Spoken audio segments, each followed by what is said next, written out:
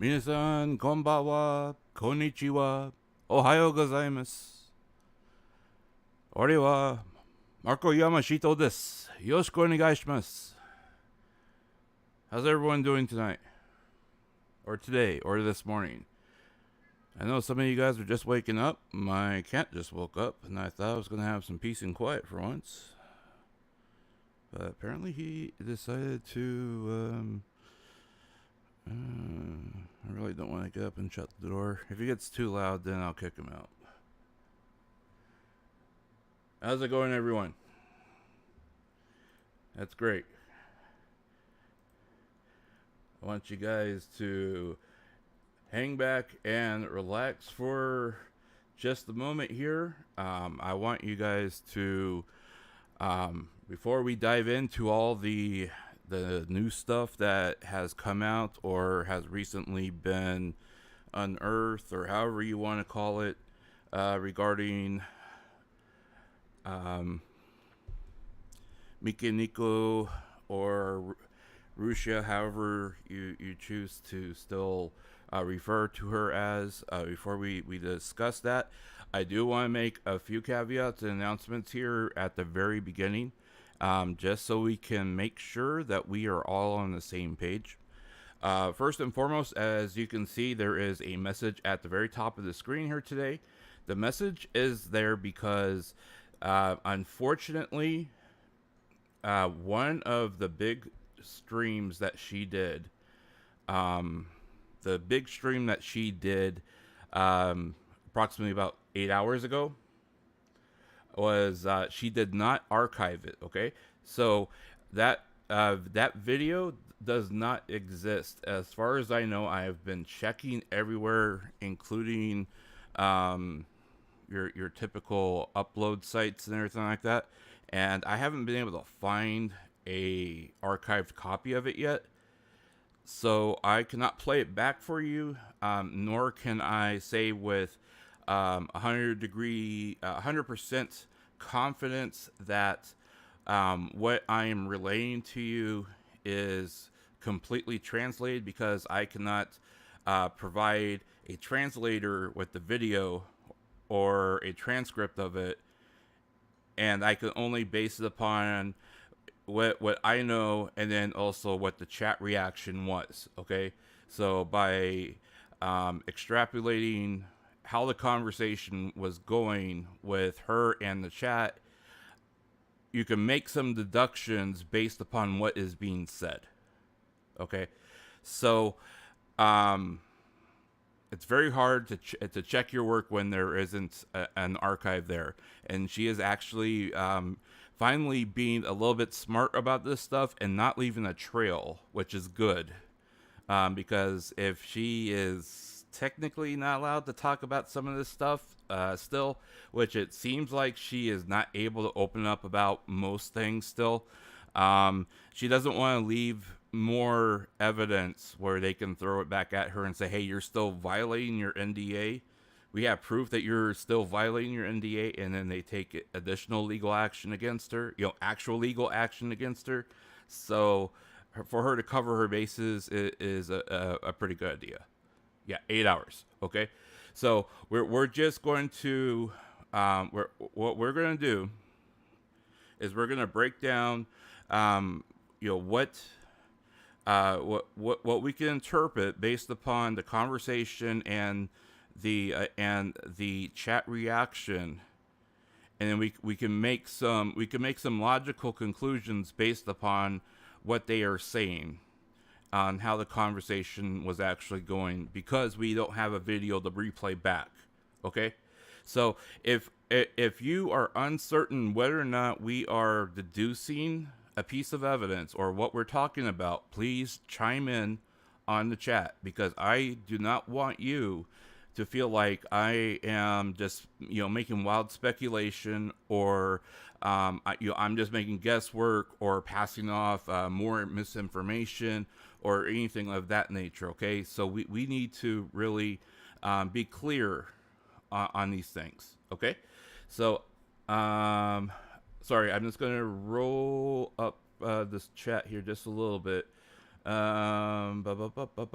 are okay. Good morning. Yeah, good morning. Good morning. Good morning. My dog bit my fiber optic. Bad dog. That is not a chew toy. Make sure you get her a chew toy. Is the Mikeneko clip really legit? Yes, it is legit. It really was her. And based upon everyone who, well, let me say this, okay? What clip are you referring to? Are you referring to her first membership stream on Twitcasting? I hate saying that. Twitcasting, or are you referring to some different clip that's in circulation? Because she did actually live stream on Twitcast about 8 hours ago. Okay. Yes, it was membership only. Yes, that is correct. It was membership only, and we will talk about that here shortly. So that's why she cannot know why Rushia.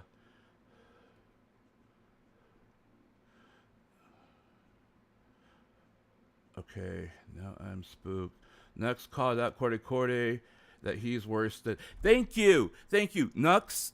I don't know. I don't know if you've ever seen me before, but Nux, if you ever see me, if you ever come to my channel or see a clip of me or whatever about, I'm really hoping that's well, no, actually I'm not. If you ever see my rant about Cordy, you know, hey, hit me up and just give me a thumbs up, man. Just let me know that you've seen it. But no, seriously, Nuts, I appreciate the fact that you're calling him out too, because that means I'm not the only one calling him out on that, okay? And someone actually bigger and legit that is within the VTuber community is actually calling that out, okay? And we're going to talk about that as well, okay? We're going to touch base on that, but we're not going to like do another deep dive into that unless, you know, someone sets me off. But I haven't been drinking tonight, so we're okay on that. Hey, look at that! The bots are here. Hey, how you doing, bot? How you doing? Nice to meet you. Yeah, you're going in timeout, buddy. Okay, so hey, Marko and Nux collab. Let's go. As long as he doesn't try to look at my my Google history, we're all good.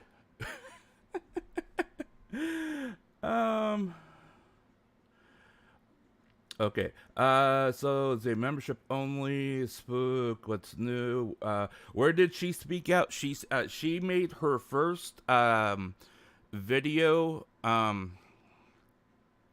She did her first video in like 3 or 4 days since since she did that audio only one, that 7-minute video.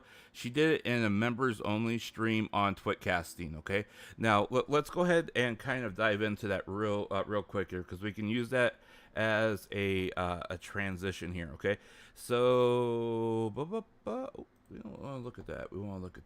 Okay, so let's go.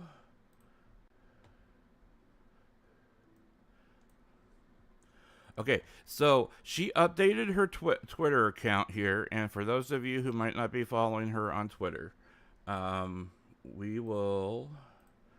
Whoop, no, we don't want that. Well, we'll move that over here. Okay. Why do I have you on both screens? Okay. I got too many windows open, I swear. Okay. Man, I keep doxing myself. I can't believe it. Okay, there you go. All right, so there is her Twitter handle. Okay, so as you can see from the screen here, she updated her profile here. She took out her Neko video link, and she put her membership here. So this is for of course, this is Google Translate, but basically this is cast membership, Twitcasting membership, and if you click on this link here, it goes straight to her membership page. And it there's only one tier here. It's 1,000 yen a month, which is under $9. Typically, like indie people, they tend to do the $10 mark instead of $5 that you would find on YouTube. But I think she's also kind of putting that mark up there because that's also another deterrent from all the all the haters out there and antis, because if you have to front up 1,000 yen to be an anti on her channel, that's pretty significant. If you really want to pay that much. Yes, my son confirmed a few hours ago she did a members only stream vid in Twitcasting, but overall I really hope she's okay. Yeah, she did say that she was okay. She did say that she was extremely mentally and physically and emotionally stressed and tired regarding this whole situation. Okay, a lot of the chat was telling her, hey, don't overdo it. Don't come back too soon. Just kind of chill, relax. Let's work through this first. Take it easy, take it slow. You don't have to rush back. We're here for you. That kind of thing. Let's see what else. I saw a clip of her accusing her viewers of criminals or something based on the translation. Where did you see the clip, Blue Orca? What channel did you see it? You're not gonna be able to post the link, but I would like to know what channel you saw it on. Okay, yeah, that may have been an older clip, which is extremely possible. I know that there has been a few clips out there that have been misrepresented of her, like you said, accusing her viewers of being criminals and stuff. And I know there was one clip going around that people are trying to portray her as saying that she actually hates her overseas fans, and that one has also been vastly misrepresented and taken out of context. So I would be wary of clippers, saying, "Look, here's proof that this is that." But if you want to, save those videos, and then you can either bring them here, or you can actually, you can hit me up on Twitter, and send me the link. We could take a look at it, and we can determine whether or not if it's recent or legit, or if it's been taken from an older archive, or what the exact context is of the video. Okay, because that's partly what we're doing here, is we're attempting to make sure that we keep the record straight on her behalf, and then also support her in any way possible. And the best way that we can support her, at least for her English fans, is to try to get the word out of what she's saying in Japanese and what she is also saying in general. So we're on the same page, because we have a language barrier here. And quite honestly, I think she's extremely skittish about, what the overseas fans think of her, because, another reason why streamers tend, especially Japanese streamers, tend to migrate to Twitcasting is, number one, it's regional. It's their version of Twitch. But then number two, you pull yourself away from a culture that may not completely understand what's going on. So you isolate yourself, even though you may be reducing the amount of traffic you're getting. So, yes, only $7.99 to 5,000. Yeah, we actually hit a slow spot today, but we were averaging 1,000 a day. But today has been more of a slower day, but that's kind of to be expected. There are going to be plateaus, and it's just a matter of whether or not that plateau continues, or if we start seeing a decline in signatures per day, that kind of thing.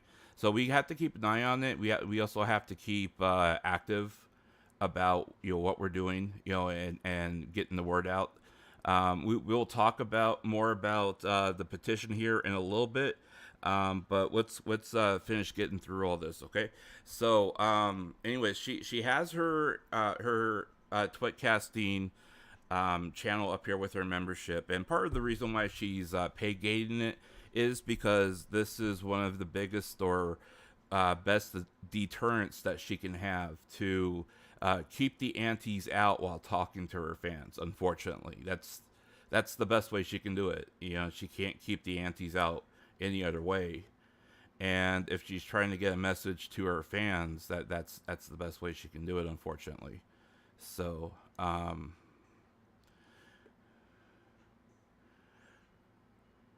see here.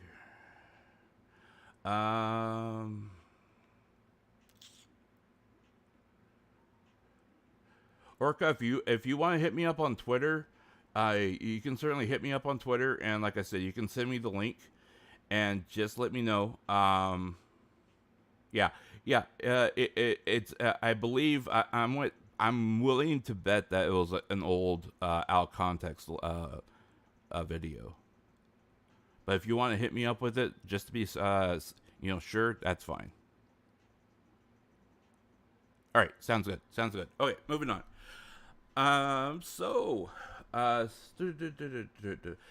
She said that she's doing fine. Okay. In the video, she said she's doing fine. She mentioned that that she had her DMs open and then she turned them off because there was just so many DMs that were sent to her that they were just she was just overwhelmed with DMs, and then she turned them back on. And a lot of people were praising her for keeping her DMs on and having the will and the guts to check them, because you basically open your DMs to the world, and she's likely bombarded with hate mail from a lot of these people that just don't have a life. But she did say that she does check her DMs, and it seemed like the conversation went that if we want to send her a message, we can send her a message with through her DMs, and that she is checking them. She may not respond to them, but she is checking them. My DM should be open.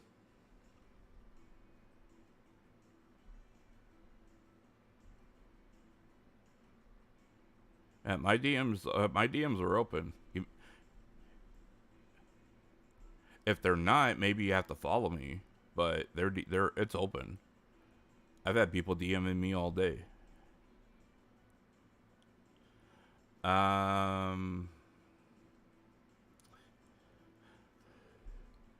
Yeah, they do.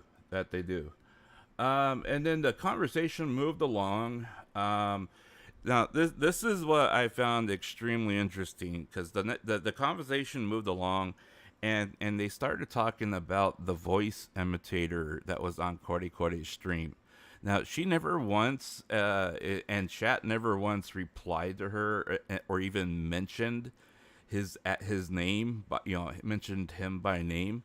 But so she actually mentioned the voice imitator that was on his stream. And see, this is what really gives me pause to wonder just how much of this stuff he's doing on his own, okay? Because there were many people that were dropping comments like, we're not gonna be fooled anymore, are we? It was just completely disgusting. I figured it out as soon as she started talking. I wasn't fooled. We knew it wasn't you saying those words. And we won't. I won't allow myself to be deceived by him.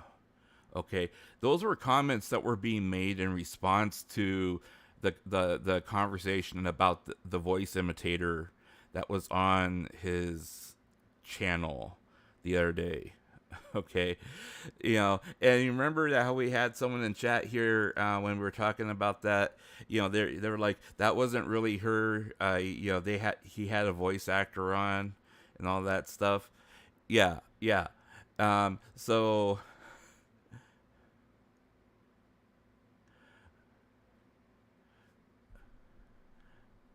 um, okay, the channel's called Mardu 8 times.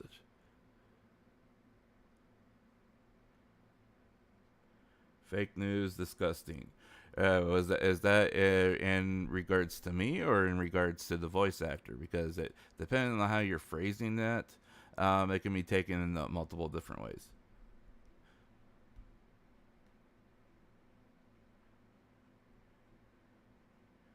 Yeah. So you remember when we played the clip back and I was showing you the different segments of his presentation with the translators, and there was one segment where he played a clip, and it was like, hello, this is Rushia. This, please stop saying mean and derogatory things towards Kore Kore. I'd appreciate it if you stop the hate and let's all calm down for a minute, so on and so forth. And then the English translator, quote unquote translator, was like, yeah, I would appreciate it if you stop all the hate and that is directed towards me, and that's it. Yeah, that part. Yeah, that was a voice actor that was hired, and they talked about that, and she mentioned it, and everyone started laughing and saying we weren't fooled about that. We know the difference between your voice and a fake voice, and I mean, the members were even saying, if you were fooled by that, maybe you shouldn't really, be, maybe you shouldn't. If you're fooled by that to the point where you're mad, you should, think about if you really should care about the whole situation, that kind of thing. So, but yeah, it was a very sick thing, and for me, I was kind of like, okay, number one, that the clip that he played was, that he played that clip, but then it repeated, right, and and started repeating the exact same thing that was being played, which means he either had his player on repeat or it was a voice actor that was doing multiple takes, because that's what you do with audio when you're doing multiple takes. You read the lines multiple times and then you pick the best take of it. And typically, they do it one after another, and then they take the best take. And some people, depending on how you do line reading, you'll do one take that as one file, and then you'll label it as take one, and then you do a second one, take two, third one, take three. But then other people will just do all their takes all in one file and expect the editor to take the best take, and they'll send it all as one file.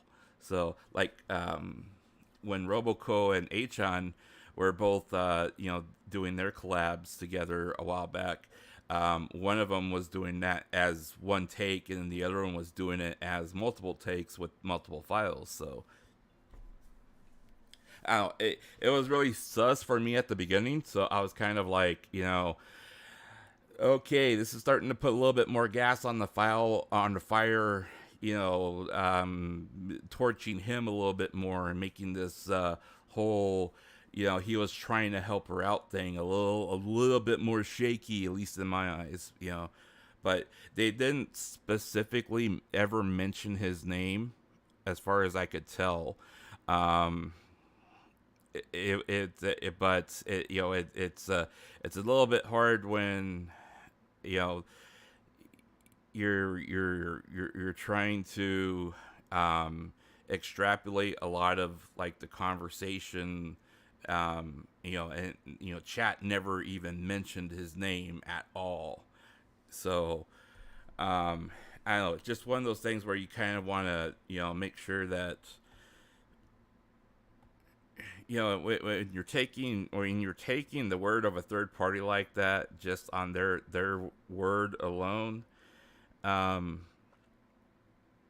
it was actually mentioned, one of them had a very good point where they said, I'm not going to listen to anybody unless I hear your side of what's going on first, or at all. If we can't hear if you're involved and we can't hear what you have to say, then why should we believe anything that's being said? And that's exactly how it should be. Why should we, believe anything that's being said unless they allow you to speak?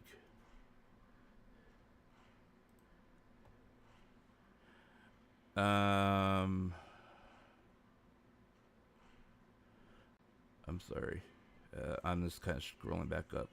Fake news, hate it. Oh my gosh, seriously. But I don't know what happened. So, Clyde, basically what we're doing is we're just all right. Let me back up just a little bit. So, Mikeneko has released a membership option on her Twitcasting. Basically, that's the Japanese equivalent of like Twitch almost. But it basically it's a streaming site that's primarily for Japanese people. And she did a live stream for the membership only on that platform. So, and we're basically discussing that stream. It was not archived. There's as far as I know, there is no there's no archive that I've been able to find yet about it, so I unfortunately cannot play it back for you guys, and I don't have clips of it yet. So I'm still looking for one. I'm sure if there's one out there, it will surface here within the next probably 24 hours, if it, unless someone has already found one. So we'll see though. And since it's a membership stream, I am also kind of weary of releasing it as well, but I would at least like to be able to look at it so I can see the sound bites of it and then confirm everything that we're talking about. Right now, I want you guys to know what is going on and what's being said in response to her and having this live stream, and we can make some logical conclusions from it. However, I want to be very clear that, unless we have the actual audio proof that we can say, look, this is what she said, and this is, and we can play it back. We should also be mindful that, there is an interpretation,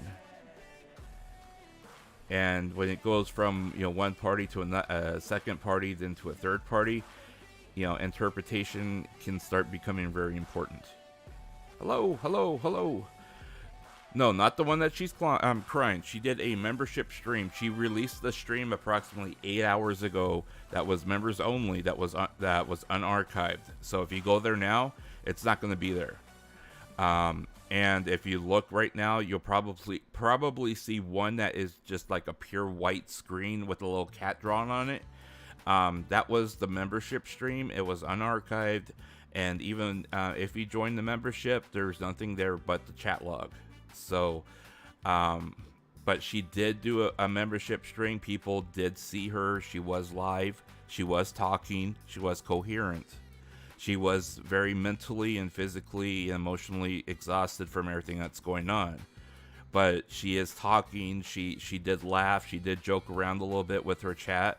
So that's very promising. She's not like completely an emotional wreck or anything like that, but she does need time to recover from this, and everyone is encouraging her, take it slow. Don't automatically just jump right back into streaming.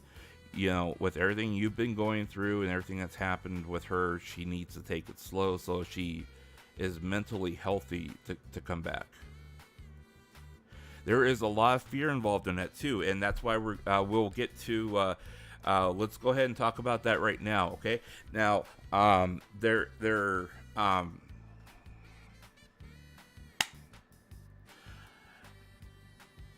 Okay, so the conversation, changed topics multiple times, and one of the topics that she had mentioned specifically was that she had created a Twitch account. Okay. Marco, read the above comments I made. It's information you might want. Ethan. It checks out as well from the name of the super chatters to how he described it happening. After that, apparently, when she was finished reading it, she confirmed that they were helping Rushia, though obviously per request. The super chatter, she didn't mention his name out loud. He explained that he told Flair in the beginning of the super chat to read out loud, which is something. Okay.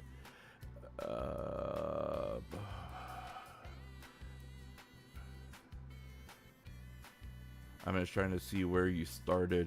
I got some info for you, but okay, there it is. Okay, I got some info for you, but it'll take a while to explain. It's about Rushia and Flair. Basically, in the last Flair stream, I heard this from one of the super chatters himself, that he had sent a super chat asking Flair if they were helping Rushia, and he even described what happened as well. He explained that he told Flair in the beginning of the super chat not to read it out loud, which when looking at the exact time, he stated it took at the stop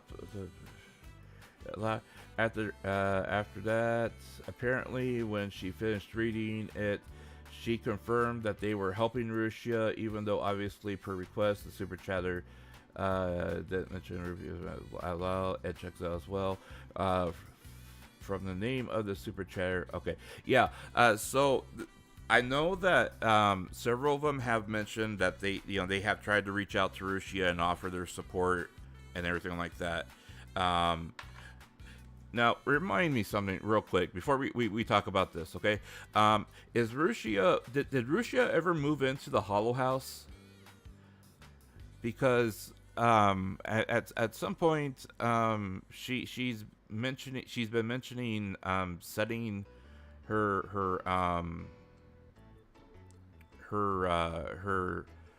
streaming setup back at home. So I know that they joked around about her moving into the Hollow House, but I don't know if she ever did or not. I know she was looking for a new place. Okay, she didn't. Okay. I just wanted to make sure, because I know they were joking about her moving into a new place, but okay. Okay. A neighbor? Okay. And it kind of makes sense if she is not going to be part of Hololive, that she might want to move closer back to family. So I guess that would kind of make sense that she would move back home unless they find she finds a place before that to move into. So, but they're she's definitely also looking at the moving aspect of things as well, unless she decides to stay there. But I mean, I would probably prefer to be closer to home with where she has support.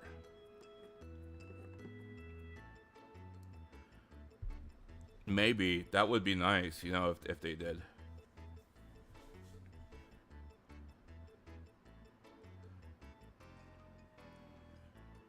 Okay, so that super chat was from today. Okay, that makes sense. Well, today would technically have been depending on the time frame, it would have been either last night or this morning. So yeah, it's pretty. But are you gonna go to Guru stream? Peace out, man. Peace out, Joan. John. Thank you for stopping by. I appreciate it.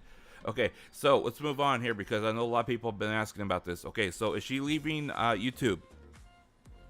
At the moment, the way she's talking, it sounds like she is not going to be streaming on YouTube, and part of the reason is because she is very, very, very concerned about all the antis that currently are on YouTube, and especially with she's afraid that with just jumping from her Rushia persona to Mikeneko, she's extremely concerned about that, and quite frankly, I wouldn't expect her to want to have to put up with that. I mean, if any of you watched Coco go from Coco to K-san, those first couple months were extremely rough for her, and I pity those mods that had to take care of all that.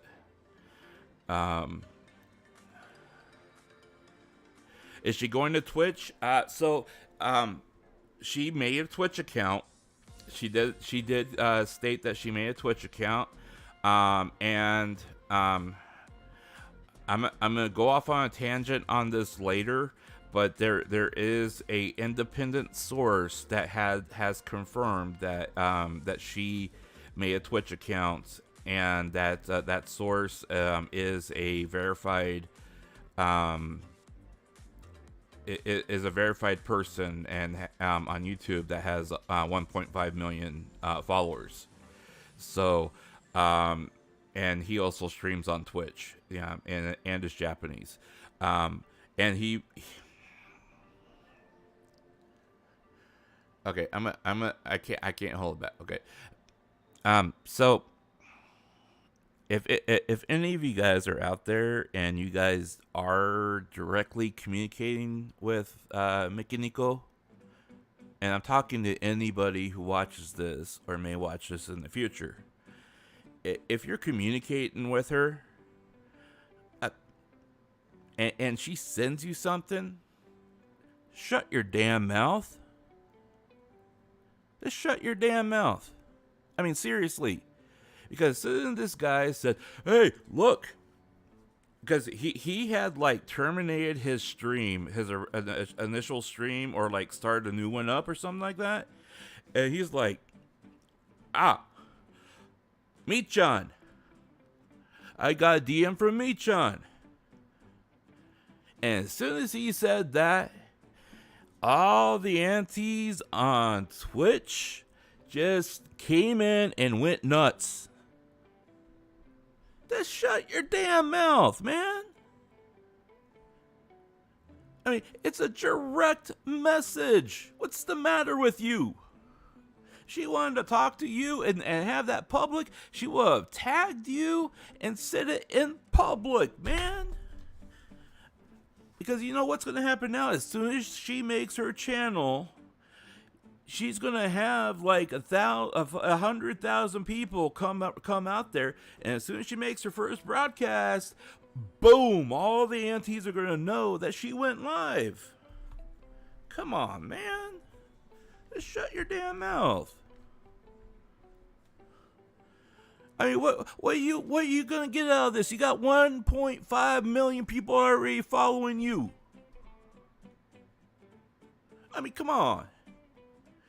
You gonna get something else? I mean, you're sitting there trying to act all suave, and I'm serious. I can actually show you the entirety of his video. He's trying to act there all suave, okay, and he's like, reading out the DM, okay. He's reading out, I made an account on Twitch. I'm thinking about starting my new streaming on Twitch. Oh, she's gonna be a Twitch noob, guys. She's gonna start streaming on Twitch. Okay, then you see him, and then he's all trying to make himself look presentable while looking straight into the camera, and he's like, Michan does not have a lot of supporters right now, and this is what he says: I want to save Michan. I want to do something for her. You want to do something for her? Shut your damn mouth. What, you think this is gonna make you a knight in shining armor? God, man, you want to help her set up her Twitch account, help her make sure that her Twitch Twitch account is completely locked down with auto mods. Make sure she has mods set up. Make sure that she has people that know exactly how to run the interface. So once she goes live for that first stream, when the aunties come in, they protect her. That's how you can save her. Jeez, man. All you guys sitting there and you see a vulnerable girl and you automatically get a hard on thinking, oh, I could be her next savior. Yes, Rushia needs better friends. Because all you punk asses out there that think, oh, I could be her savior. Well, if Mufasa, just got cock blocked, then, hey, I can slide right in there. Yeah, you know what? You just put a target on your own back. Because now everyone's going to be looking at you. And this is exactly what happened, y'all. This is exactly what happened, okay? I know, Inspector. I'm starting to get a little emotional, but I couldn't help myself. I can't help myself, yo. Okay, but this is exactly what happened. He started doing this whole spiel about being her savior, right? And the first thing people started doing was, so have you banged her yet? How was it? Are you buying an engagement ring? When's the wedding? Exactly the same thing that happened to Mufasa, yo. Alright, I'm done. That's why this is why I like my chat, yo, because you guys always call me out when I start getting on my tangents and getting all emotional. But I can't help it, man. These girls are, like I said, these girls are like my emotos, and when your Onichan sees his emotos getting bullied and being treated wrong, you can't help but get emotional.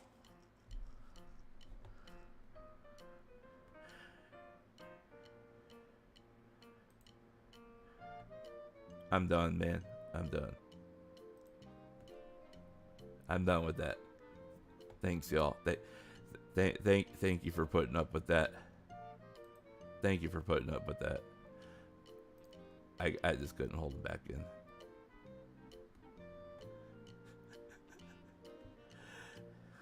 It's cool, man. Look, we don't as much as we want to lower ourselves to that kind of level. And I used to be there, man. Okay, when people used to be an ass, we would take them out and beat them up. Okay, we drag them out and kick their ass. I mean, I used to be there, yo. In a different life. But then I realized, I can't be doing this forever, because one day I want to actually have a decent life, I don't want to be living like a scumbag. I'm alright.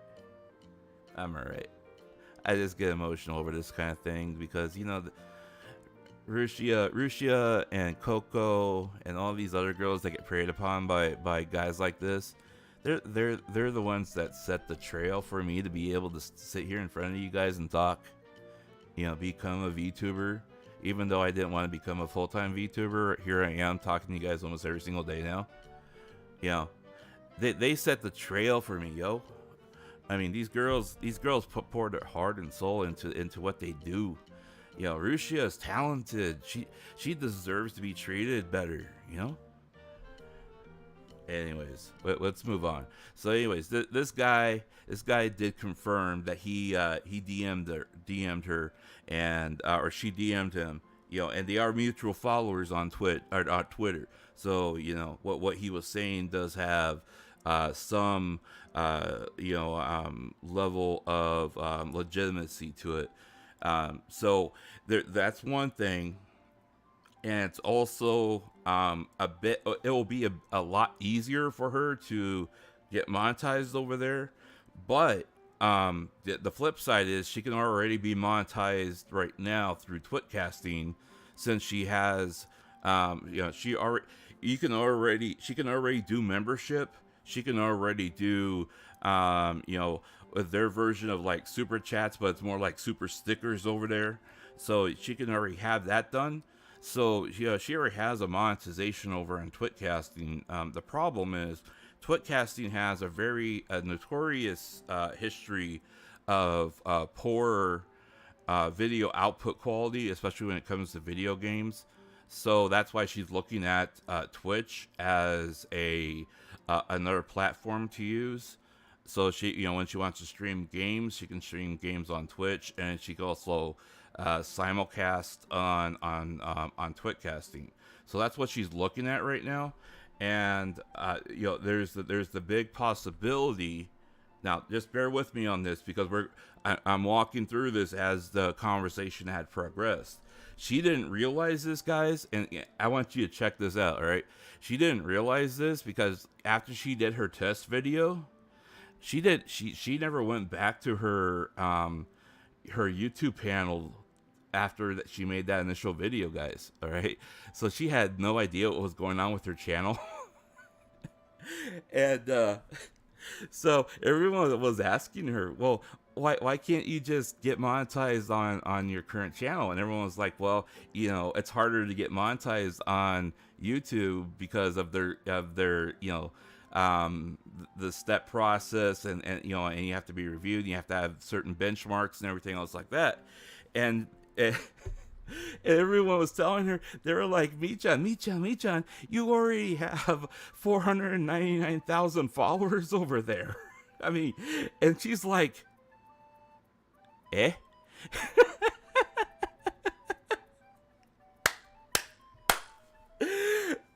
Like, yes, you're almost at 500,000 over on YouTube. And she's like, eh? So she goes and checks, right? She goes and checks, and she checks her panel, and she goes, I can apply for monetization. Between all the followers that she had gained over there, everyone that went and subscribed to her channel, right? Between all that and everyone who checked out that one test video that she did, she surpassed the 4,000 hour the 4,000 minimum playback requirement to apply for monetization.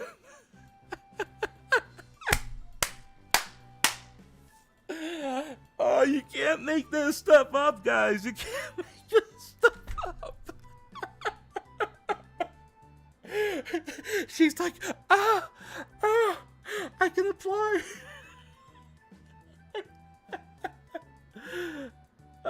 John, what are you saying, yo? People are smarter than you think. Sorry, my Streamlabs shouldn't even be moderating anymore. I turned it off. You're okay, John.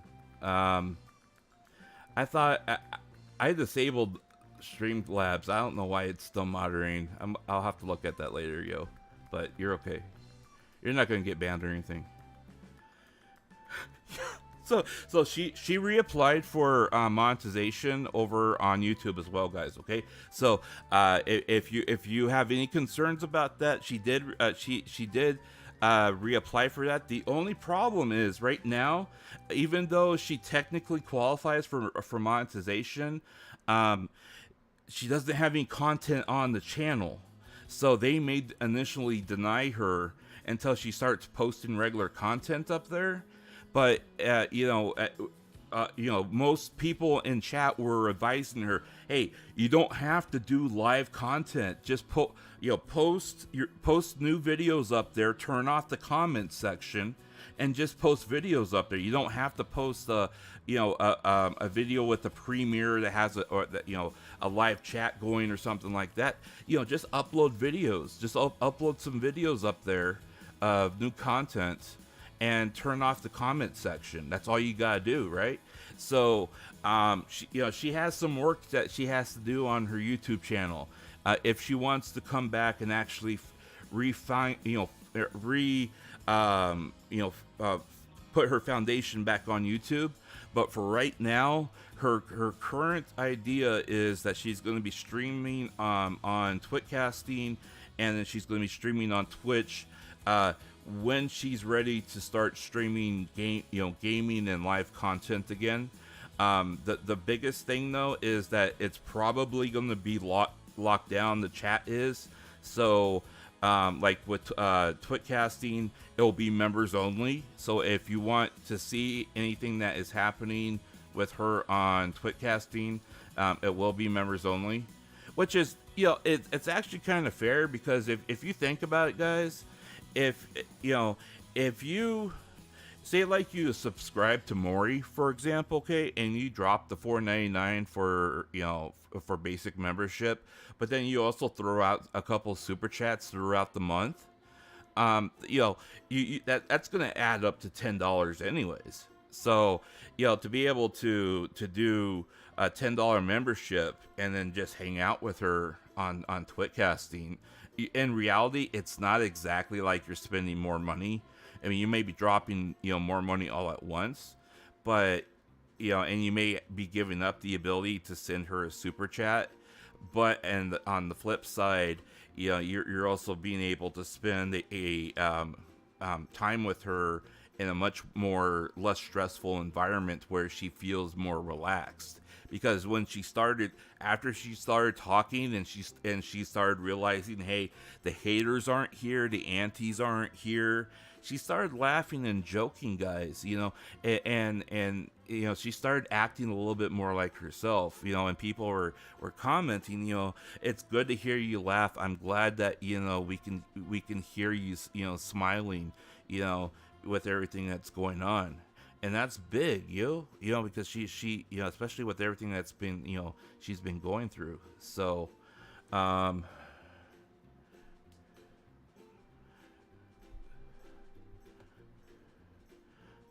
let's see here.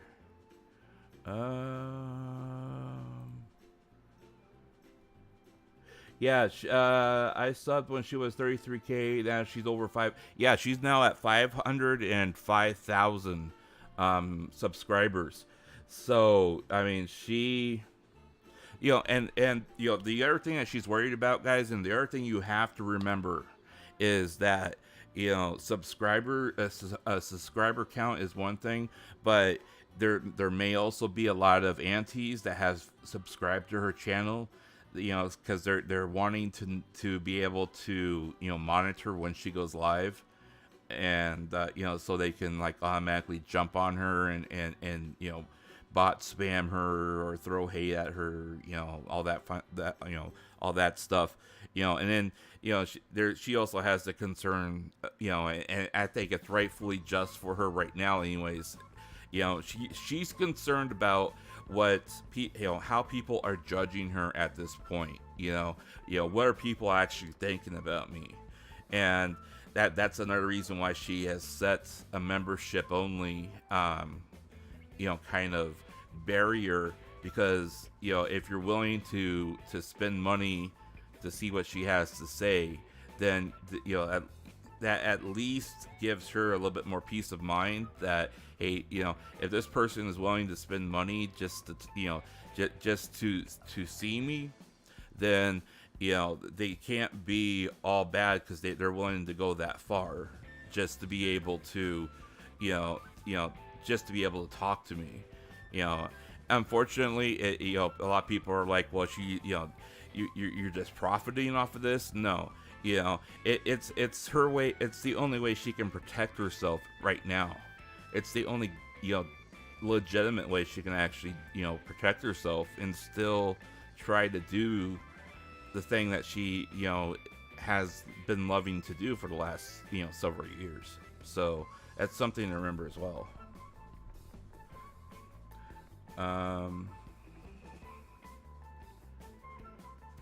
My phone put some dots. Oh, okay, you're good. You're good.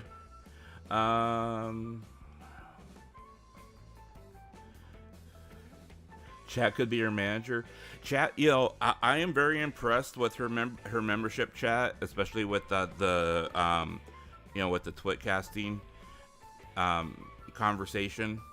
because there's a lot, there's a lot of common sense that's being spouted to him, and I'm glad that they're actually giving her some decent advice, and it at least sounds like she's starting to listen to him, or at least taking their opinion in consideration.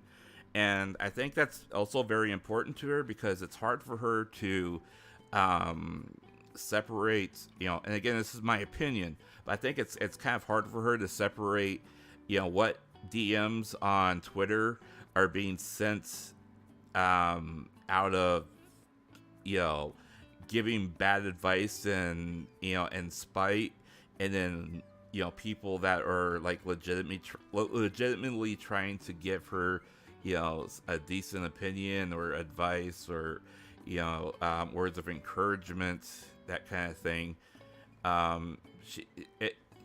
She has a huge problem with trust right now. At least in my opinion, she does.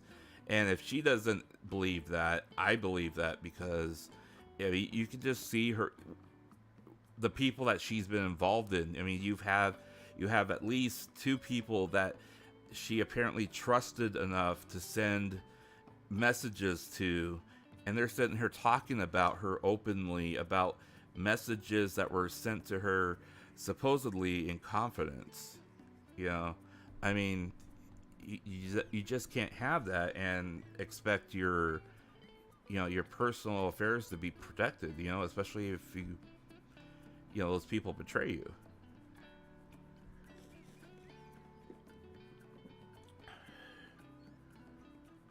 Yeah, she could post vid pieces on YouTube. Yeah, exactly. And that's what she needs to do. She needs to at least upload some shorts. Cannot be monetized as of January this year. So it cannot be considered a short video, a quote unquote short video. It has to have replay value of a certain length. At least according to my creator panel, that's what it says. So she does have to upload a few things that's probably a couple of minutes long, or at least like a minute long or something like that. But it can't be considered a short. It has to be of some type of quality that can be played back like that for it to count. I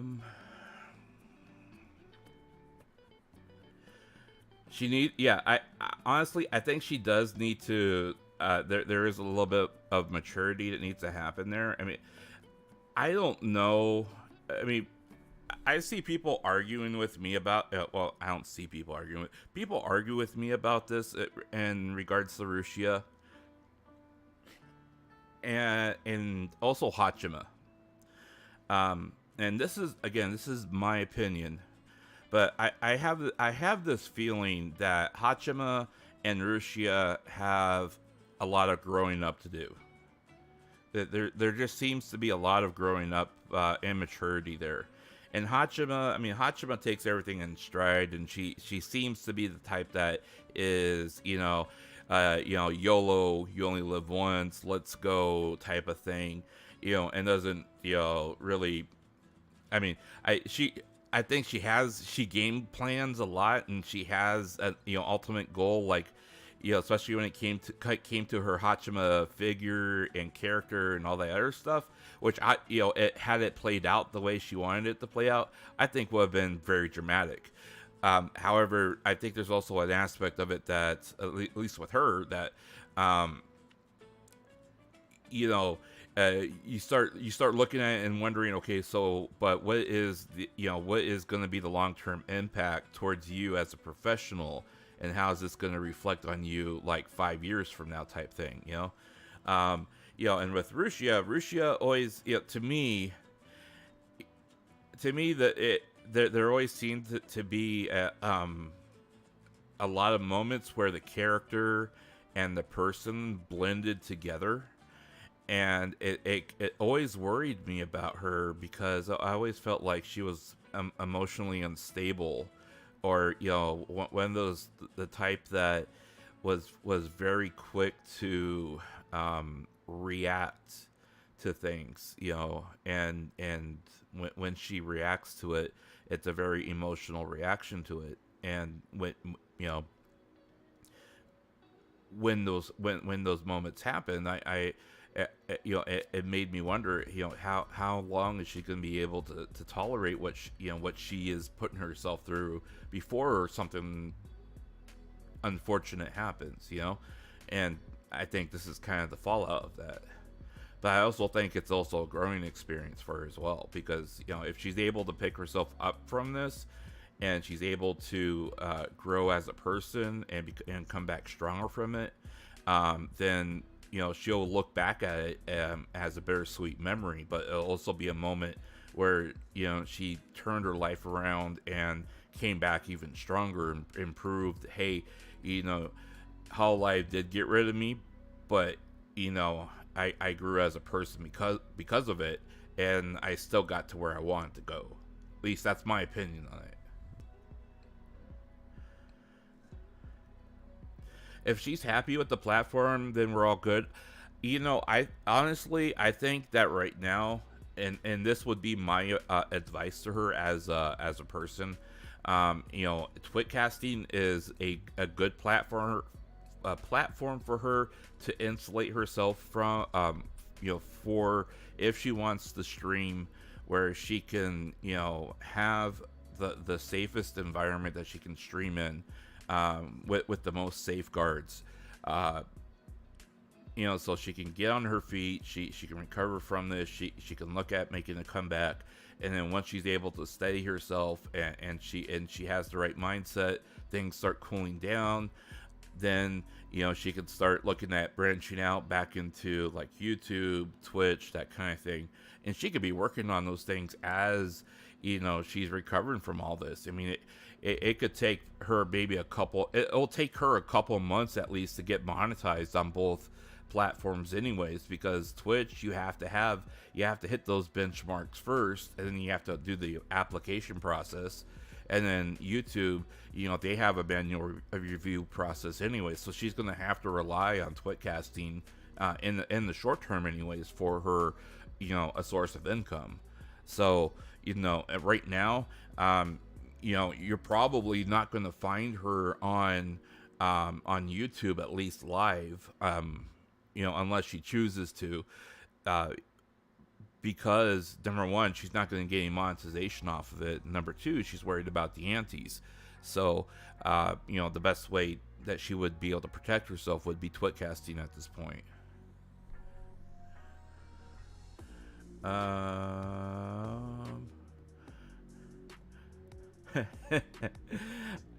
So has Hachima, has she surpassed our resident vampire as far as bands go, or is Mel still number one in that? And I know Mel's been banned at least like 4 times or 5 times now.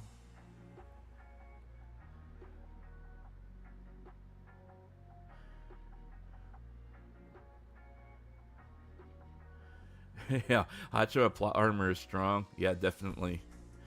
So, but in the meantime, guys, you know, I would, if you haven't looked at Twitcasting, basically all it does, it just links, you can link it directly to your Twitter account. As soon as you link it to your Twitter account, you're in. I mean, that's it's as simple as that. You know, you can use, you know, you can, Google Translate will at least be able to help you get around in the website interface. So that's a plus. And you're able to figure out things from the if you use Google Translate or another online translator. So that's also another thing. You know, if you choose to spend the money on the membership, you know, that's, like I said, that's totally up to you.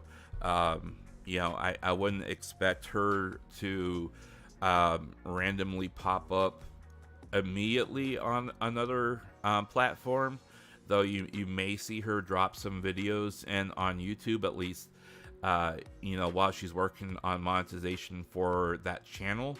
But she has been planning on and having serious talks about doing Twitch. And I think she also wants a change of pace as far as like, new environment. Maybe it'll be better type thing. Though I don't know, man. Twitch can be just as nasty as YouTube, but at least Twitch recently has worked a little bit harder on their bullies and their antis and their hate raids and all that other stuff. But I just hope that if she has friends on that side that are trying to convince her to come over to Twitch, that they make her aware of like the hate raids and how to make sure to try to avoid having those things happen and all those other things. What's going on? So if for those of you that are just coming in, Mikeneko updated her Twitch profile here today, and she updated her profile with a Twitcasting membership link, and basically that's the Japanese streaming website here that connects with Twitch or Twitter. She is doing membership over on Twitcasting right now because basically that is the easiest and safest and most efficient way for her to be able to communicate with her fans and keep the antis out. And it is 1,000 yen a month, which is under $10, but it's around $10. And it may sound like a lot. However, if you're the type of person that throws out like $4.99 monthly membership and a couple of like $2 or $3 or $5 super chats to a person on a monthly basis, that's basically what you're paying for right here. And remember when you look at this number, that she is trying to do everything possible to protect herself and also give her fans the safest environment that they can, talk to her and see her in without having to deal with fighting with the antis, that are coming in and causing trouble. So it's something to think about. Right now, she doesn't have monetization on her YouTube channel.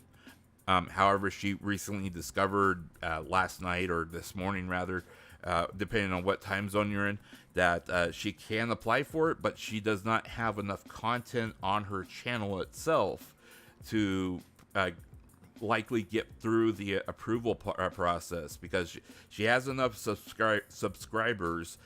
She has hit the 4,000 hour replay benchmark, but it's only on one video. And so she may not be able to use, I used to be Rushia type, use that as leverage to get monetization on the channel. So she has also created a Twitch account. She has expressed a lot of interest in using that platform as well. And she has created a channel there. I have not seen the channel. She did not share out the channel name at this point, so I'm not exactly sure what the channel name is. However, she has not, as far as I know, she hasn't streamed or done anything with the channel yet anyways. But the other thing is, everyone is encouraging her, hey, take it slow. We understand you want to get back into things, but she is extremely tired mentally and psychologically and also physically, and everyone is advising her, hey, take it slow. You just went through a terrible ordeal. You need to recover first. Make sure that you're healthy in mind and body before you come back. Mel is something different. I will agree with you there. Mel gets banned just because she's on screen and people see boing boing and they're like, that's lewd, ban.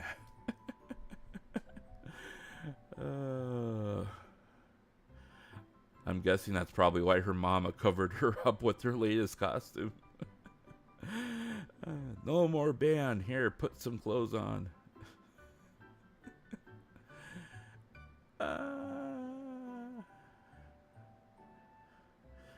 So that is the quick and dirty TLDR. You have to go. Thank you for the stream. Yes. Have a great day. Those of you that are leaving, have a great day. Mako-san, konnichiwa. Yashai.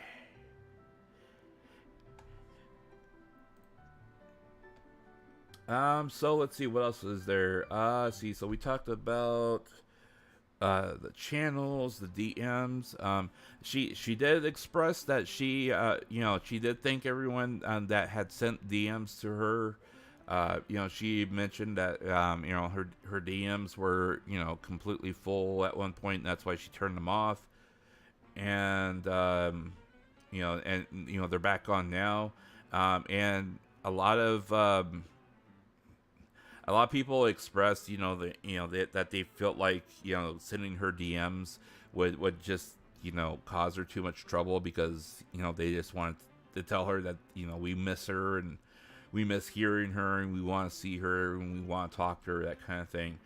And there were more people saying, hey, we just want to hear your voice and talk to you and have you talk to us.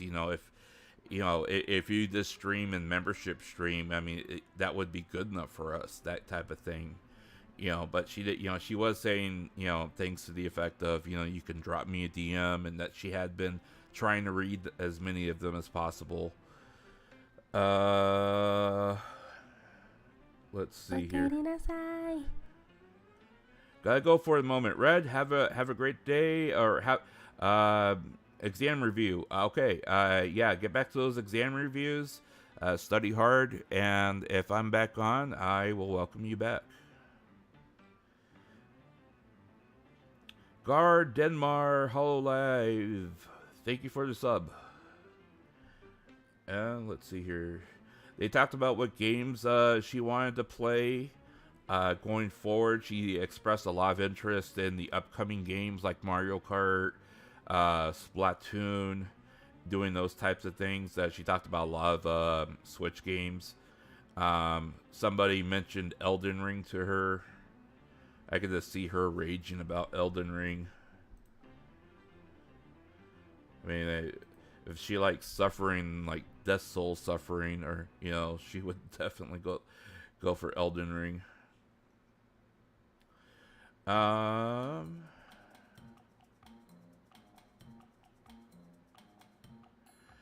about sums it up. That's about everything in a nutshell. As far as the membership stream went. Always the cutting board.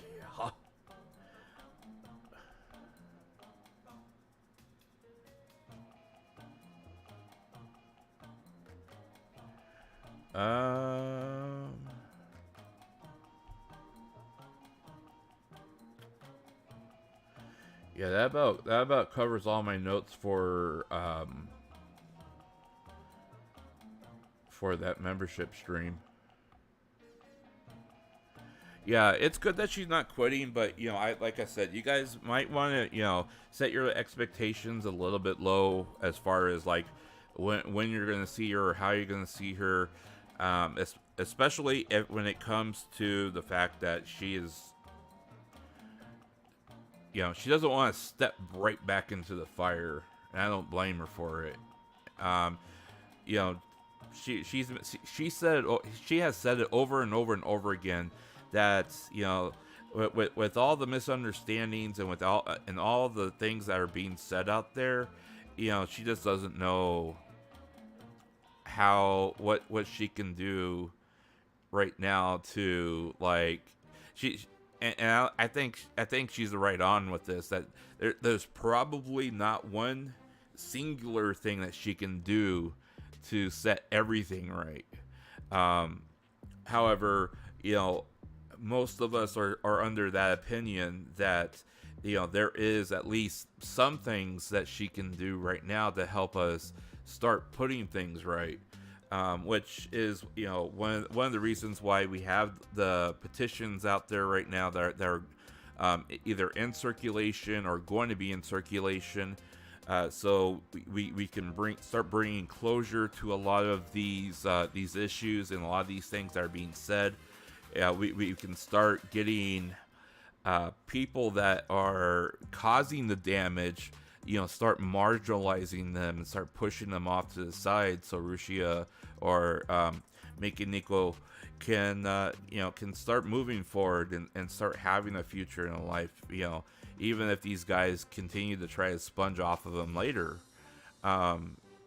if we as the fandom can at least start, opening that trail for her and give her and show her, hey, there's a path here, that because your fans are here and there are people that love and care about you, we are here and we can help, open up these paths for you so you can get to that door.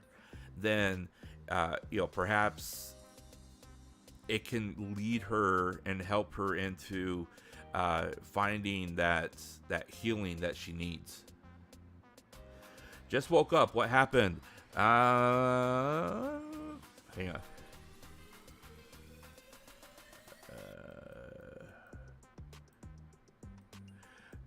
So the TLDR for you, Mr. I just woke up.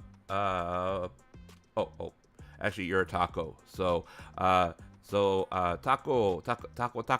Taco-san, as for you that just woke up, the TLDR is that she is currently streaming on Twitch casting. She has a Twitch casting channel that she opened up membership to. She did a membership stream that is not archived, so if you go there, you will not find it. She did a membership stream about 8-9 hours ago now, where she talked about a few things, and she reassured everyone that she is okay, that she's alive, she's okay, she's surviving, she's very tired, she's extremely mentally and emotionally tired, and she talked about a lot of different things that had been she had been trying to work on moving forward. She has applied for monetization on YouTube for her YouTube channel. However, she was not considering going back to YouTube until her chat told her that she had 505,000 people waiting for her to come back, and she didn't realize that she had that many followers on her channel. She did her test video and thought, okay, no one's going to come back and watch me, so she never went back. So once she found it out and looked, she qualifies for monetization, but she still has work to do on the channel. So she did apply for that, but for right now, the short-term thing is her only monetization will be on Twitcasting. So you can expect her probably just to be on there as far as like streaming, especially with having it membership gated to keep out the antis and the haters and all that. She has also started looking at creating she has created a Twitch account. However, I have not found her account on Twitch, and as far as I've seen, she didn't mention it, or it hasn't been listed in chat or anything like that. So I'm not exactly sure if she has a live channel on that yet. So, but she has mentioned that she created an account over there and that she's interested in streaming games over there, because Twitcasting does not have a great quality as far as streaming games is concerned. So we'll see whether or not she goes to Twitch or not.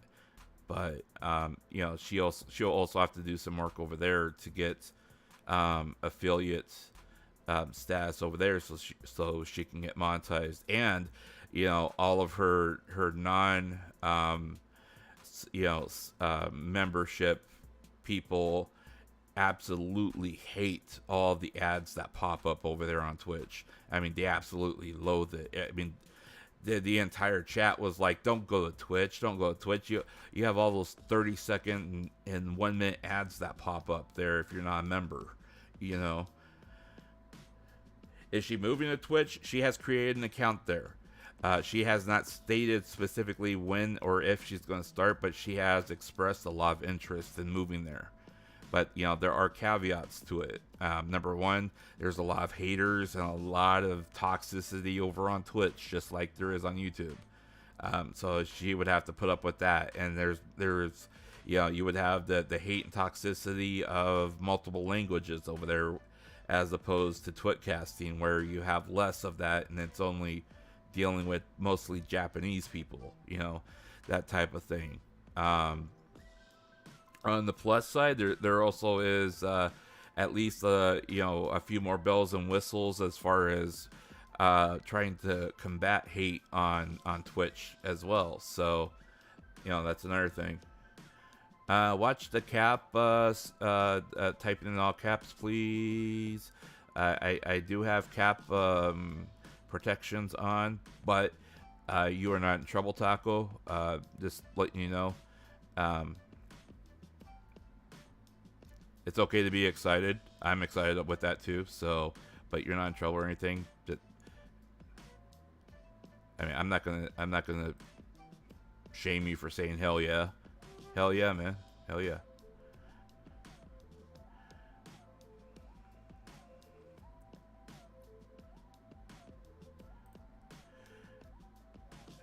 Who has 1 million of petition doesn't have the attention. Hey, you know what? Petitions are what they are. You know, they're not. People can often mistake them as a list of demands, but in reality, all it is, it's a request. Whether or not you write it forcefully or you write it cordially or respectfully, you know, all it is at the end of the day is a request to another person saying, "Hey, would you do this?" And they can say no, and unless there is some legal recourse, you know, they're not obligated to even respond, you know, unless there's some law in that country. So, you know, it is what it is. But, you know, like I tell people before, you know, doing a petition is, you know, I would rather do a petition than do nothing. Because at the end of the day, you know, if her channel gets nuked, or if her Rushia channel gets nuked off the face of YouTube, at least I can say that, you know, I did something, and you guys can say, hey, at least we tried to save it. Oh, and by the way, I did pick up a 5 terabytes hard drive, and then I have an additional 2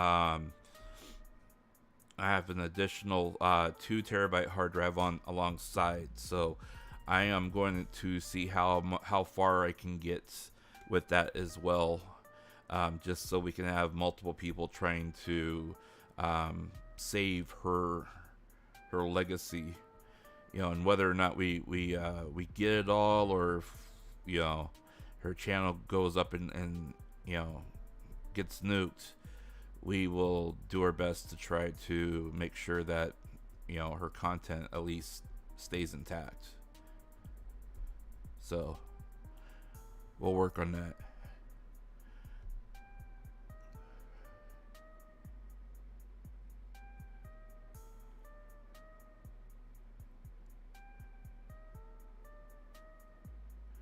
So Rushia just needs to stay solo, collabing with K-san, and just wait if K-san start a group, and that's it. Why join VHojo? A lot of people have been tossing around Rushia going to VHojo. Whether I personally haven't seen any legitimacy in that rumor. But I know a lot of people have been talking about that because, yeah, a lot of people, you know, obviously feel that VHojo has ran a lot better, and that may actually be the case. But like you said, first and foremost, she needs to fly solo for a while and get things in order, get her life in order, because obviously her life is not in order. Her friend circle has a lot of holes in it, and that's my opinion, but it also has a lot of fact in it. I mean, I just gave you a second I just gave you a second example of someone who's supposedly her friend openly sharing her DMs that she is sending him. I mean, he shared it live on Twitch. Look, he, like, you know, and he's doing it for clout. He literally did it for clout. You know, he was literally trying to sit there and this, you know, I'm going to save her. She doesn't have any allies. I am going to save her. Type of thing. I mean, come on, yo. I'm not gonna get on that high horse, guys. I'm not gonna get back on it. Okay. Yeah. I go over there. Yeah. Let me put my horse over there. Go over there. Yeah. No. Over there. Yeah. I'm not getting back on you. No. I'm not getting back on that horse. All right. You be good. No, I haven't been drinking either, guys, so don't worry about it. I'm back. What's the latest update? Welcome back, Yokun. Is this your first time tonight in stream, or were you here earlier when I started? Because depending on when the last time you were here, I don't know where to begin.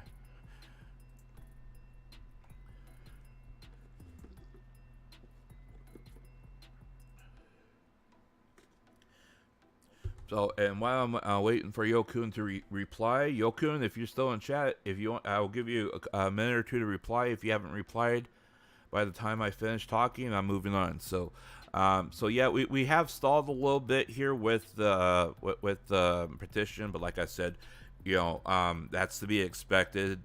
I mean, we were hitting it like really hard here the first 4 days, and you know, you typically either start slow and then you hit it really hard in the middle and it slows down again, or you hit it really hard at the beginning and then you start plateauing a little bit, and then you have to start expanding on where your voice is being heard, and then it steadily starts climbing again. So I'm gonna monitor how far and how much our supporter strength is moving forward. If it starts drying up, then we'll present it as is. Okay. Now, if Mikeneko starts streaming on Twitcasting, and she starts talking about what happened in an attempt to clear her name, then we might change the focus of the petition slightly, to shift more towards the priority of saving her content, her Rushia content, versus having her speak out, because then at least we'll know that, hey, she's speaking out. She feels confident enough that she'll be able to speak out without putting herself in legal trouble with cover or anything like that. But until we have that confidence or she's able to express herself on stream and help us bring closure to a lot of these things, I'm going to keep the petition the way it is right now, the way it's worded. But like I said, if things start shifting, we may shift the priority of it slightly. So the other Yokun, I was here earlier about 30 minutes ago. Okay, so we haven't moved on too much, Yokun. So you haven't missed too much. I basically have been recapping for the last couple times, because some people have been coming in, some people have been leaving. So we have been mostly recapping a little bit. But the other thing I want to update you guys as far as petitions go, the Chinese and Indonesian petitions that are being worked on in conjunction with mine, those will be done within probably the next 24 to 48 hours. and as well as the Japanese one. So those petitions will start being in circulation here in the next couple days. And once the petition owners or creators have those set, they're going to give me a copy in English, and then I'll share it with you guys, okay? And then what we're going to do is we're going to run, like I told you guys the other day, we're going to have these petitions running at the same time to bring awareness to the fact that, hey, there is a vocal group out here. Now, like I said, if mine dries up and we start getting really slow on it, I'm going to submit mine as is, because we need to at least start having the formal submission start, so Cover realizes, hey, this is for real. People are out here, wanting us to save her stuff. People are wanting or not wanting her to like be erased from YouTube, that kind of thing. And then we can keep their momentum going by us being first. Even if we don't get a reply, it doesn't mean that we are giving up or that we failed or anything else, because now we're starting to become part, if not the leader or the point man of a bigger movement that's happening, guys. Okay? So just so you guys be aware of that, is that we are not by any means, failing or starting to stumble just because we're slowing down on signatures or anything else like that. Okay? Hello, I'm back. Welcome back. Welcome back. It's calm here, so it's not too bad. Kason and Project Melody are good friends. Are they? I didn't know that they were good friends. Consider this too. Project Melody wouldn't be acceptable to join Hall Live and Cheesewood Fish. Yeah, Project Melody. I didn't even know who Project Melody was when I first found out about VTubers. And then like I saw Gura, and then I watched Mori, and then I saw Carone, and then I kept hearing people talk about a Project Melody. I'm like, who the heck is this Project Melody? And so I Googled her, and of course the first thing that popped up was like, Project Melody on Pornhub. I'm like, whoa, what the? Then I started reading into her history, and I'm like, is this for real? Oh man, Project Melody. Oh, what a girl. What a girl. And then I discovered Nanners, and then I'm like, oh, look, it's such a cute cat. Oh, she's so cute. And then she started swearing and dropping F-bombs and stuff. Oh, Nanners. Yeah. What a round experience that was. Okay. Justice for Rushia. You know what? We will try our best to, we'll try our best within the means that we have. Have they? I've never watched. I never watched that collab. I've never seen that collab, so I didn't know that. Mel is Mel, and I love her. Mel is,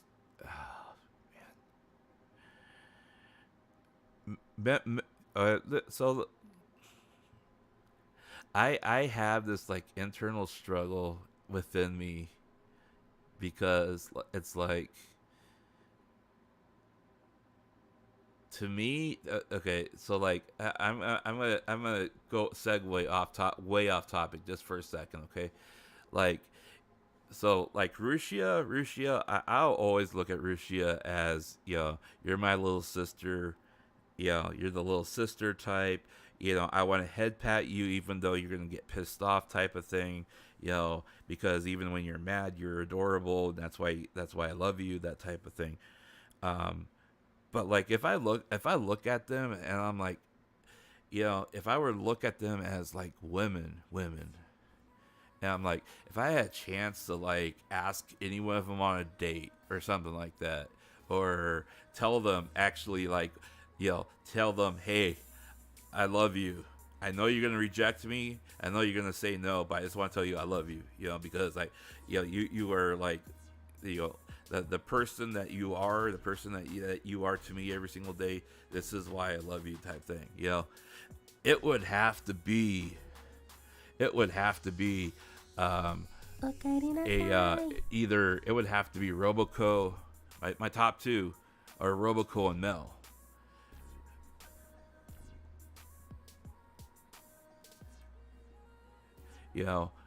And the reason for that is, Roboco, I could sit there and listen to Roboco talk all day long, and like,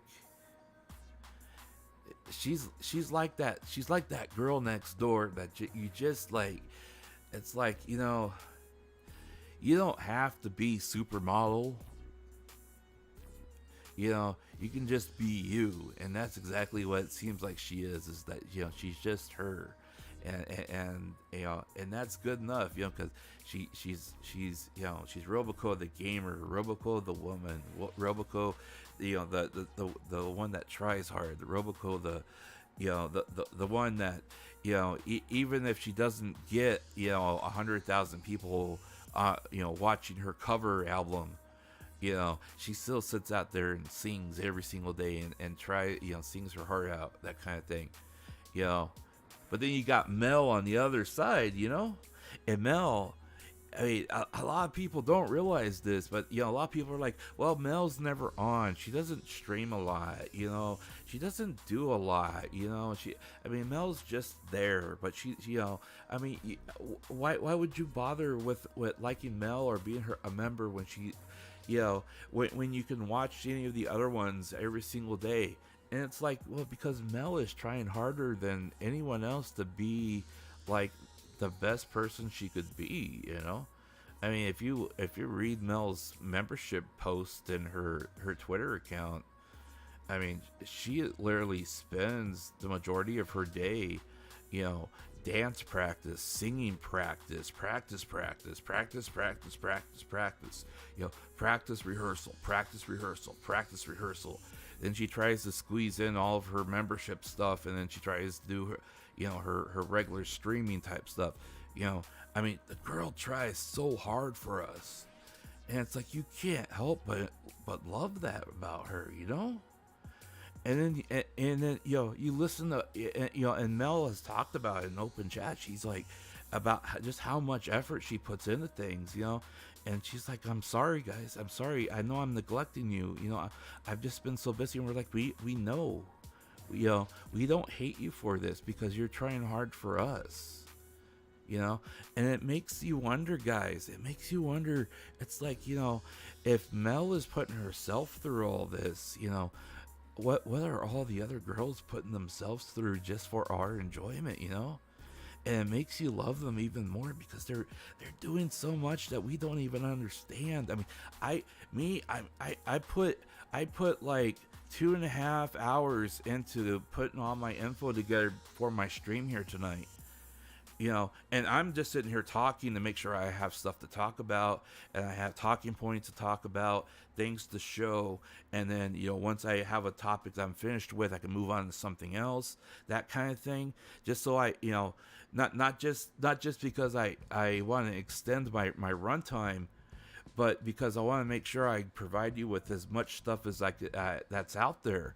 But for them, they're trying to present you with, with a product that, and they're trying to sell themselves, because they, number one, they're their own brand, and number two, they don't want to be boring in front of you, So just imagine how much stuff that they put themselves through, and then they got their singing to do, and whether or not they're practicing for an upcoming performance, and they're doing motion capture and all that stuff.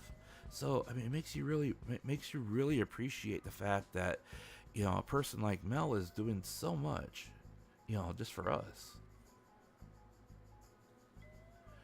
Got rejected twice, gonna be feist. No simping, please, mate. I'm not really simping, I'm just telling you how it is. I'm just telling you how it is. I I personally I love every single one of these girls in Hololive. I if you really want to know who I want to simp on and who I will simp on, you can check my Twitter profile, because that's where my simping is. I'm not gonna sit there and like stalk her and like spam, love me, love me, love me, or anything like that.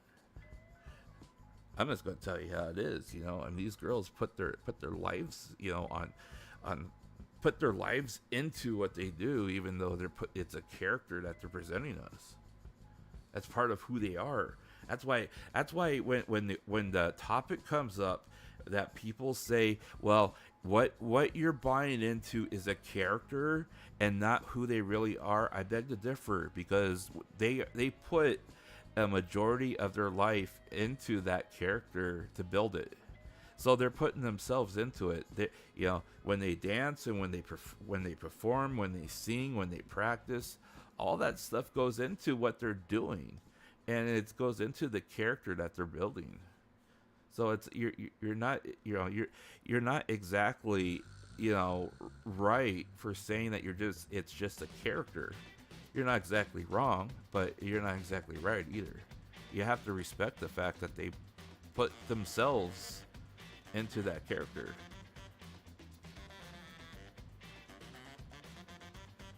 It's gonna be hard for her to try to get into their company since NDA. I think so, but at the same time, if she threw like if she's able to present herself in a way that that she is she's learned from the experience, I think it'll be easier for her to do that. And I think probably the best way for her to present that would be to go out on her own for a while, prove that she can stay out of trouble, prove that she doesn't get herself caught up in any more controversy, and then once she's able to prove that by being on her own, she'll have a history of work that she can go back onto and say, look, this is what I've done while I was by myself after everything happened, and I stayed out of trouble.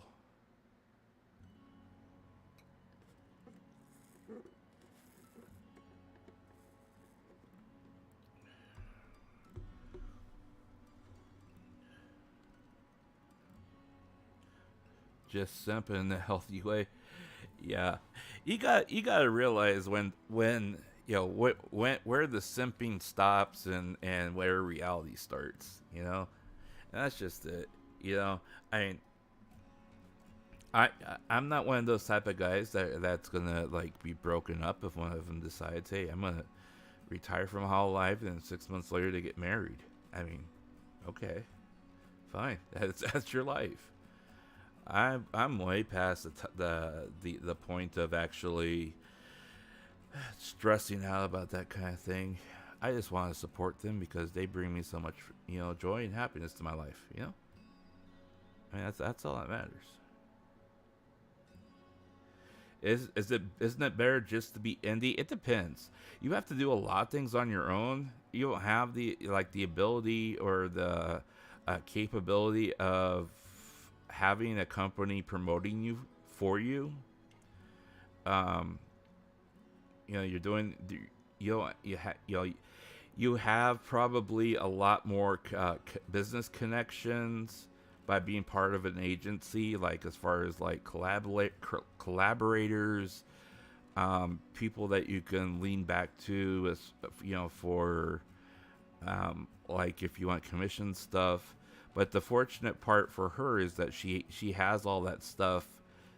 She had all that stuff before she had to walk away from Hololive, so she still has those contacts. And her mama, for example, isn't contract bound as far as I know to be to never talk to her again or anything like that. So it's not like she can't tap on those people, especially if they have individual contracts with specific companies and they're not specifically bound by those contracts to only work for people that under the Hololive umbrella.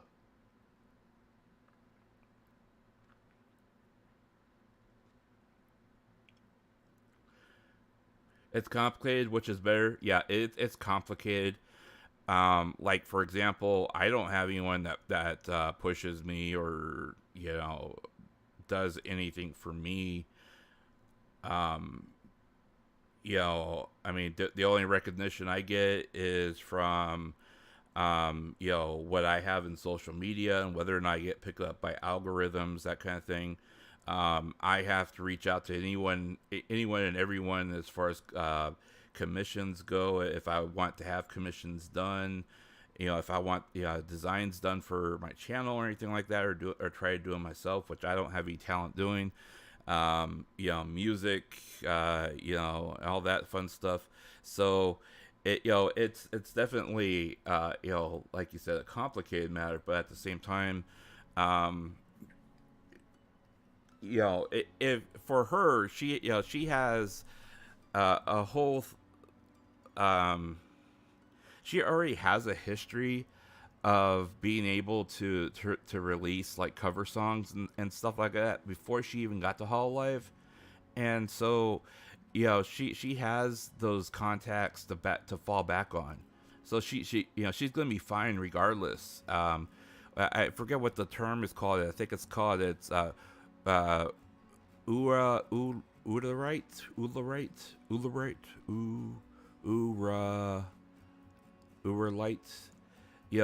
A singer that specializes in specifically in cover songs.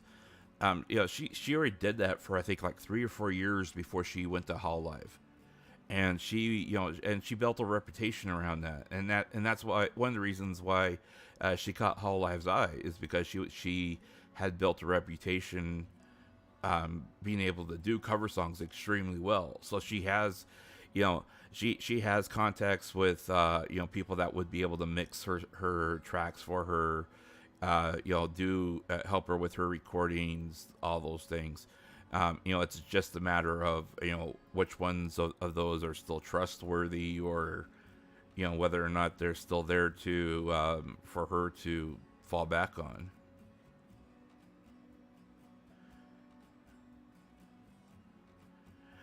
So as far as super chat money goes, the numbers are very deceiving about super chats. Okay, because the thing about super chats is Twitter, YouTube automatically takes like approximately 25% of every super chat, of every US dollar that is given. And then after that, you have probably like the agency fee that they take their cut, and that cut is, from what I've heard and from what I've seen, that cut can be anywhere from like 15 to another like 25%. And then you have the income tax of Japan. And according to the latest income tax scale I've seen, that can be anywhere from 15 to like 20% of what's what the gross income is. Yeah, I already said agency. Yeah. Yeah, so I mean, she would probably see anywhere from like 20 to 25% of any income that comes in. So like if you take that 1.6 mil, she may see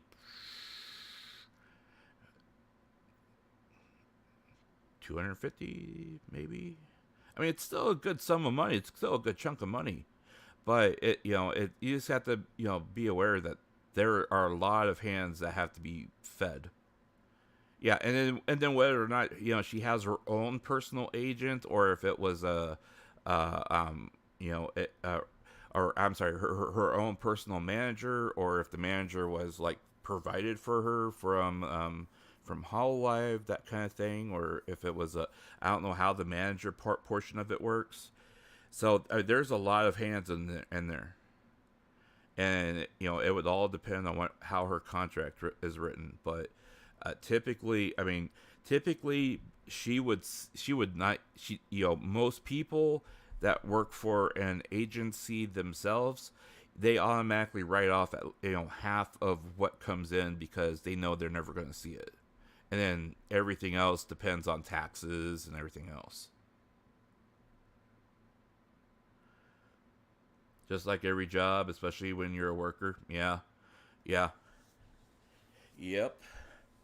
And that's another, like you said, that's another perk about being, independent. You don't have to worry about all those things. I mean, if you can hire a manager, and I know a lot of people that have managers, but they don't work for an agency, but the manager helps them with, promotion and all that other fun stuff. But it all has to be self-managed, and if you're self-managing yourself and you are trying to make yourself known beyond the web itself, you are essentially paying for them to push advertising for you outside of the web, and outside circles. So, what the heck?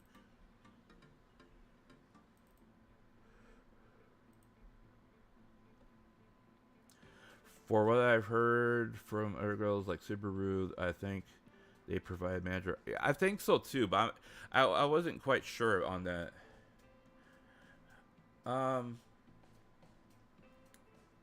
So I also wanted to just kind of touch base on a few other things here real quick. When Achan did her monthly stream, she did touch base on the whole Rushia situation here.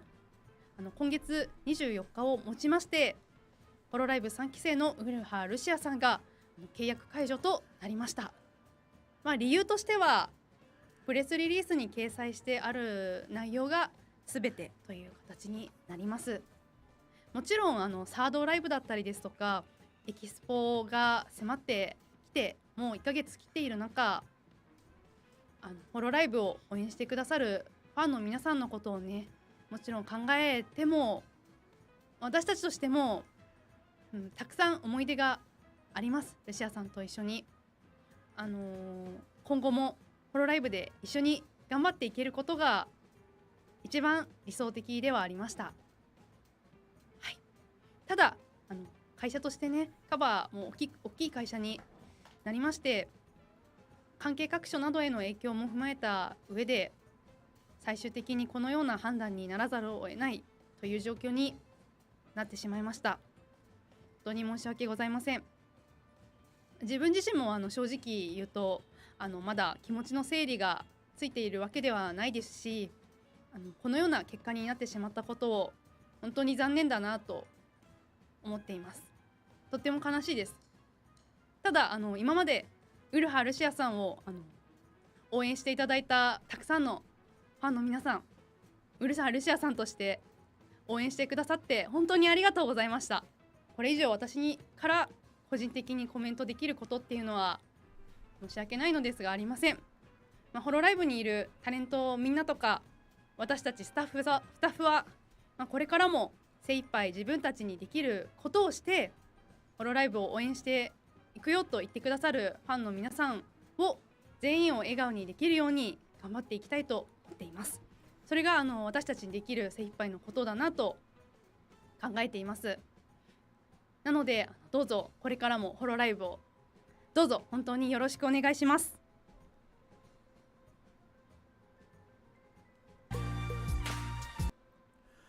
So I feel very, my heart goes out to Achan because number one, I know she cares greatly about talent themselves. I mean, just her relationship and her friendship, off and her off time with like Roboco is just, I mean, they talk to each other, on their off time. They hang out with each other on their off time. They go out and eat together on their off time. So I know that she has a lot of bonding with, and has done a lot of bonding with the girls there. So, Hey, well, welcome in, welcome in. Thank you for stopping in. So we are just right now. We have already moved on from our main topic here. We're kind of moving on into some of the other topics here. However, just to give you a recap for those of you that are coming in, you heard he's a bad clipper too. He is a bad clipper. However, the translation does seem to be correct, as far as I can tell on this particular clip, so which is why I'm showing it. Sorry,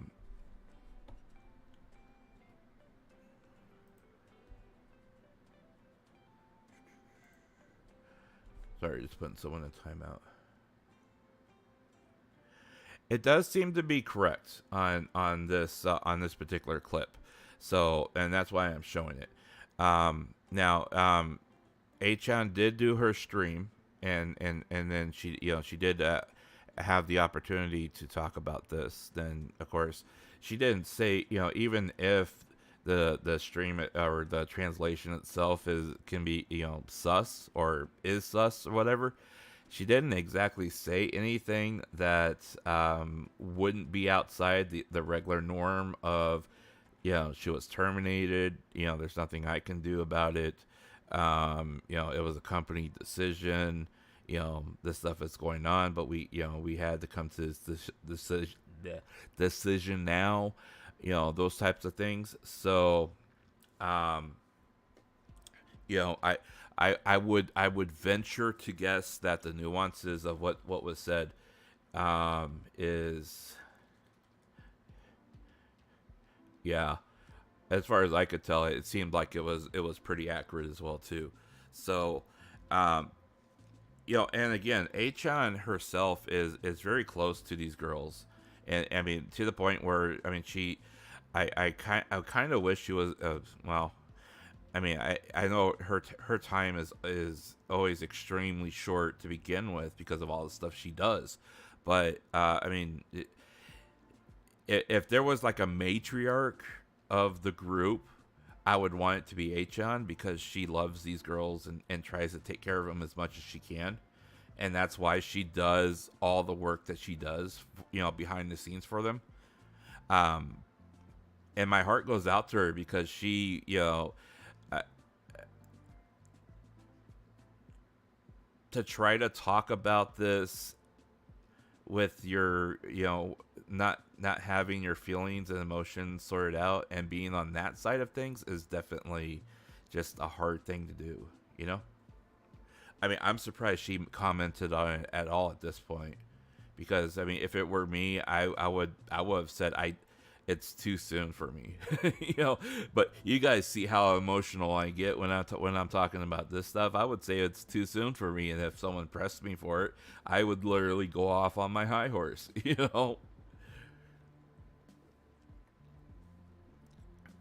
I just love how the clips, the suggested clips on his video here stopped on Matsuri shocked fans with her sensitive topics about beep. I just realized that. And then we got Mel Mama on the top here. Okay, we're moving on. So next, Kiara also commented. The day where everything fell apart was not a good day. Yeah. Let me tell you, I agree, how my day went on that day. I didn't get much sleep, first of all, because I had to go to physical therapy pretty early.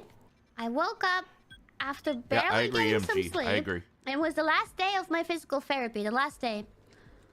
And I woke up like as giddy last minute as possible to get to my therapy, because I just wanted to get as much sleep as possible. Every time I wake up, I just take a quick glance at my phone, but I wouldn't have had much time because I needed to go get an Uber as quickly as possible to get to my therapy. But I wake up like really sleepy, really feeling already not so good. I look at my phone and I see these hints that something happened. And I'm like, what? And I go on Twitter and I'm like, what? What the fuck? What? I literally just woke up and I was like so confused and I was like, what the fuck is happening? What? No.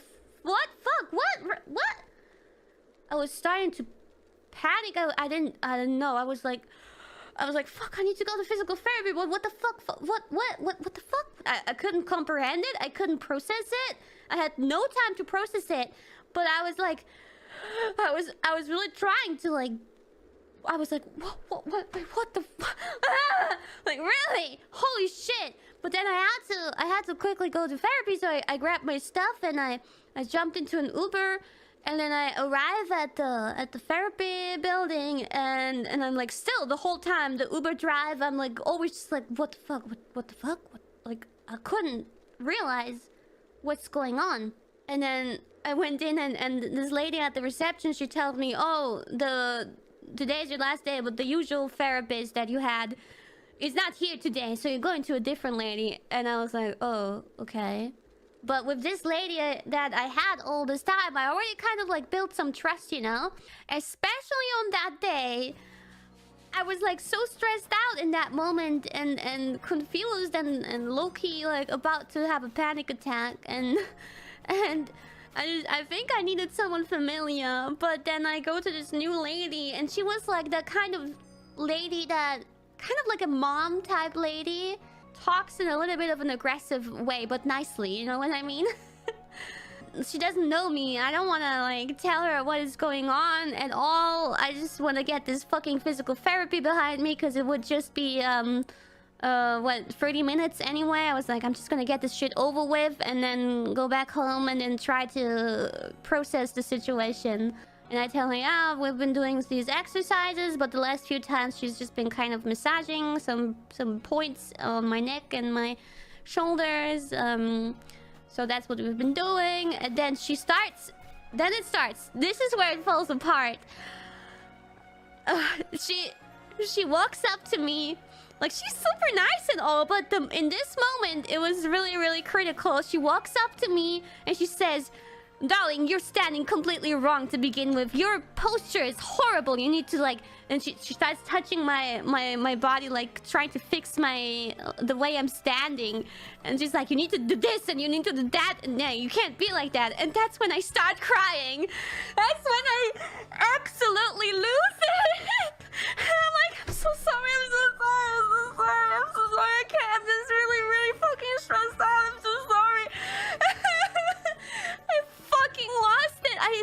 I broke out in tears, and then she's suddenly so nice. She's like, oh dear, what's wrong? Oh, it's okay. It's your last time, right? Let's just lay down here. Just lay down on the massage table. It's all good. We're not gonna do any exercises, okay? And I'm like, okay, thank you. Like, she also asked me like, what's going on? When I was like, I can't really say. It's something at work. I just didn't have time to process it yet. It's like it happened like less than an hour ago, and she's like, okay, calm down, just calm down, lay down there. And then she gave me 30 minutes full, like not a physical therapy massage, but like a legit relaxing massage. I think she just really wanted me to. I'm so glad she understood instead of like forcing this on me. She just realized that I really need to chill right now. But yeah, she gave me a proper nice massage, and that was my last physical therapy session. I could not say goodbye to the lady that I had until then, but it really helped. I really needed that.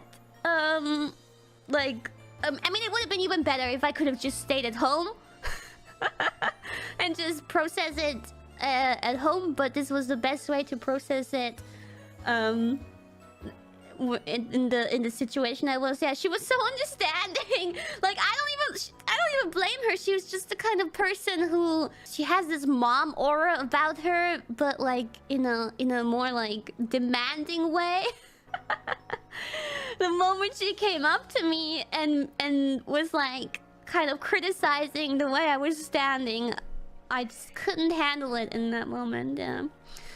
So then I went home and I was trying to find someone to talk to, but only Genma was around, so I talked a bit with Genma to process it. And then because I had a real huge lack of sleep, I took a long nap after that, and then I woke up and it literally felt like it was all a dream.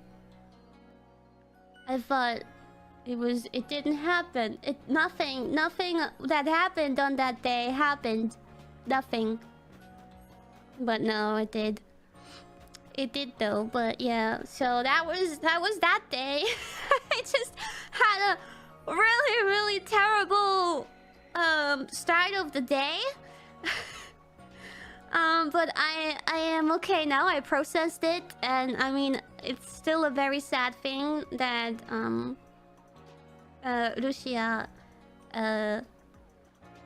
Russia's contract has been terminated.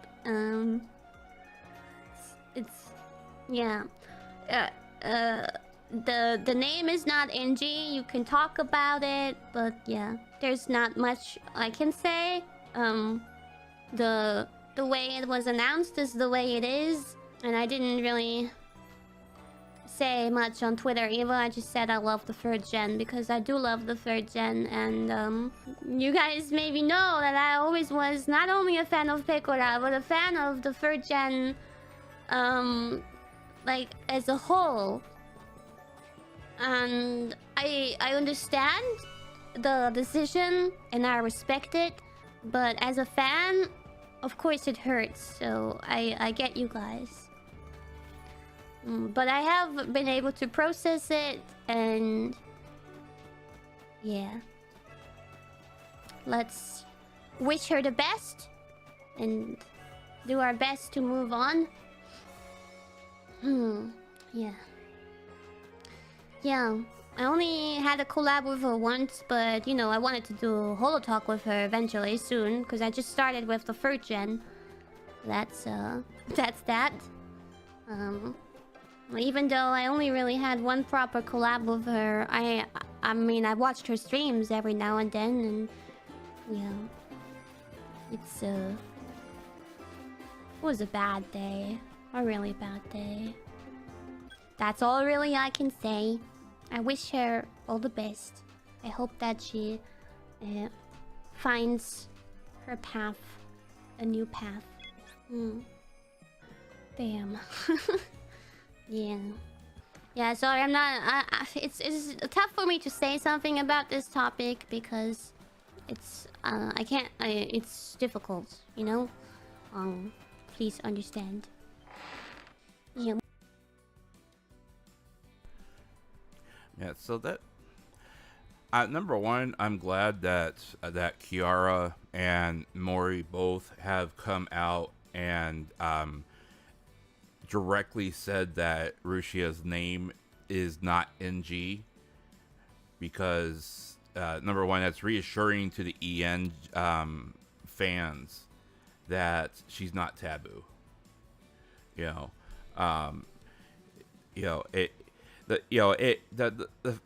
fact remains that on the JP side, they may be a lot more quiet about talking about her, but one of the concerns that Rushia has is the fact that she is really hesitant and really confused about what she believes the English speaking audience, or the overseas audience, thinks of her. And I've been trying my best to at least drop her updates on Twitter. And show her, hey, look, you have fans over here that care about you. Look at the numbers of the petition. We care about you. We're trying our best to show you. Look at your Rushia tags. Look at the fan tags that you have out there. All the English posting out there that are getting likes and retweets and everything like that. People doing fan art about you. We still love you. we are here and we still love you. We're waiting for you on the other side. So, um, I don't think that anyone out here, especially in my chat right now, feels differently about that. If you do, that's up to you. However, for like Kiara and for Mori to come out and talk about how they feel and the fact that, Mori, in her own way, her, don't be weird about this type of way. I mean, that's just her, Gat Moe type of talk for, look, this is really difficult for all of us, and we all are struggling with our feelings right now, and them most of all, they still have a job to do, and they're trying to do their job despite what they're feeling, and it's harder on these girls more than it is on us, the fans, regardless of how we perceive that relationship between us and Rushia. If we were fans, or you have those delusional types that you stole my waifu away from me type people, there's still people out there that feel that way. And all I gotta say is you gotta wake up.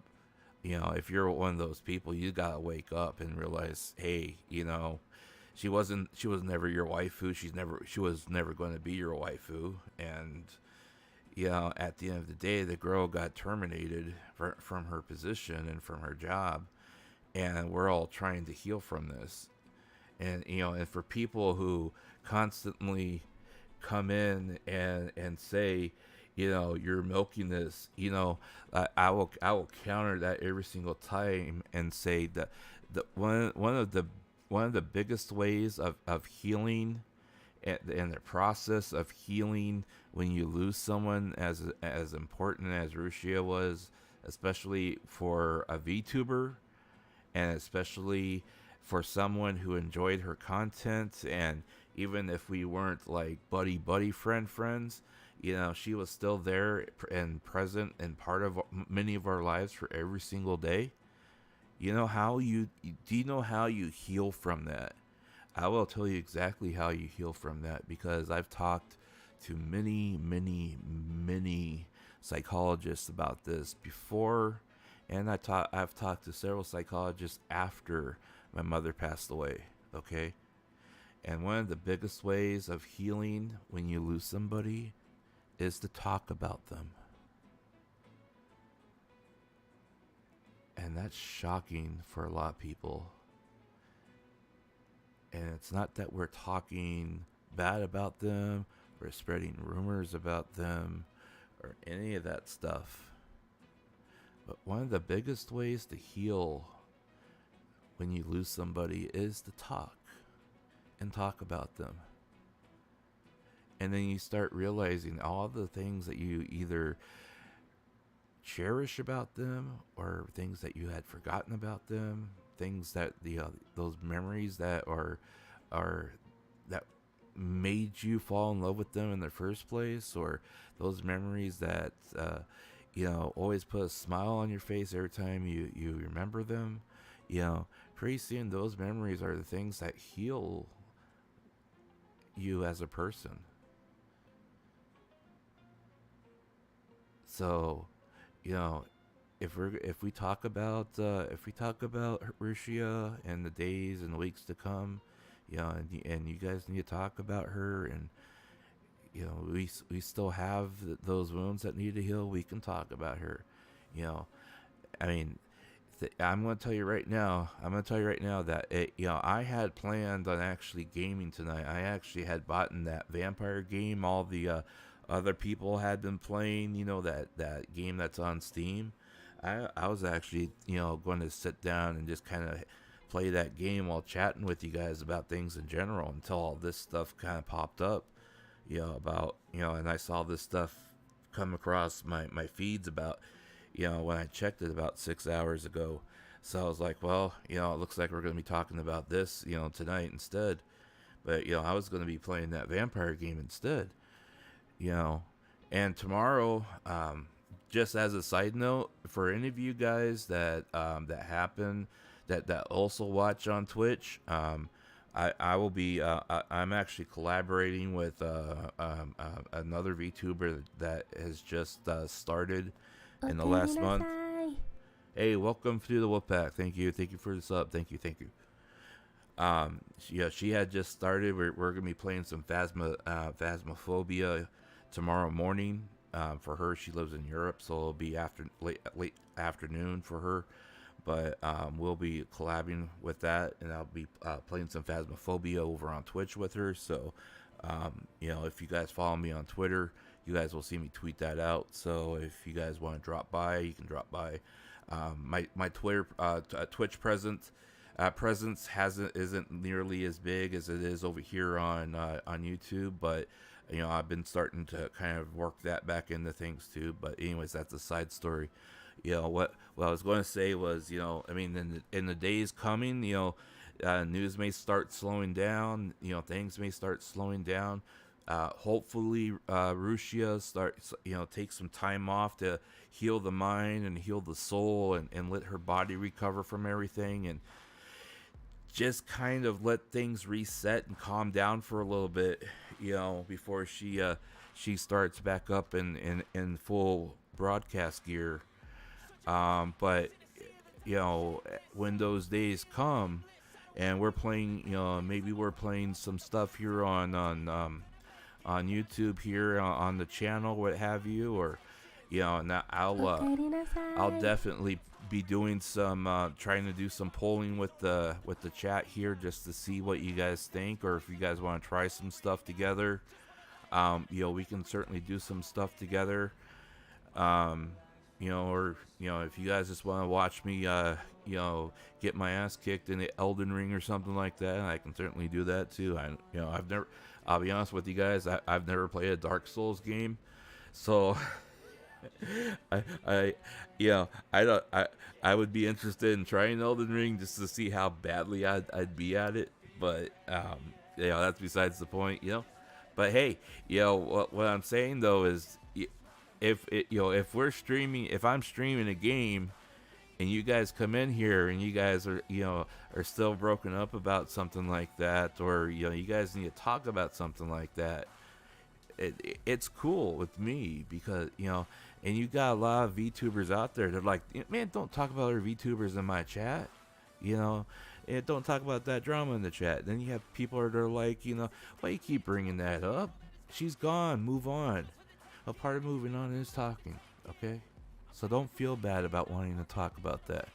Now, if you come in here and you start automatically start dropping accusations, and you start doing that kind of stuff, I'm gonna drop what I'm doing and not get back on that high horse. I may go in the other room, but if you want to come in here and have a civil conversation about how you're feeling about this, and that's cool with me, because like I said before, and all you guys here in chat, that are here or that watch later, I want you guys to remember that my chat is relatively open.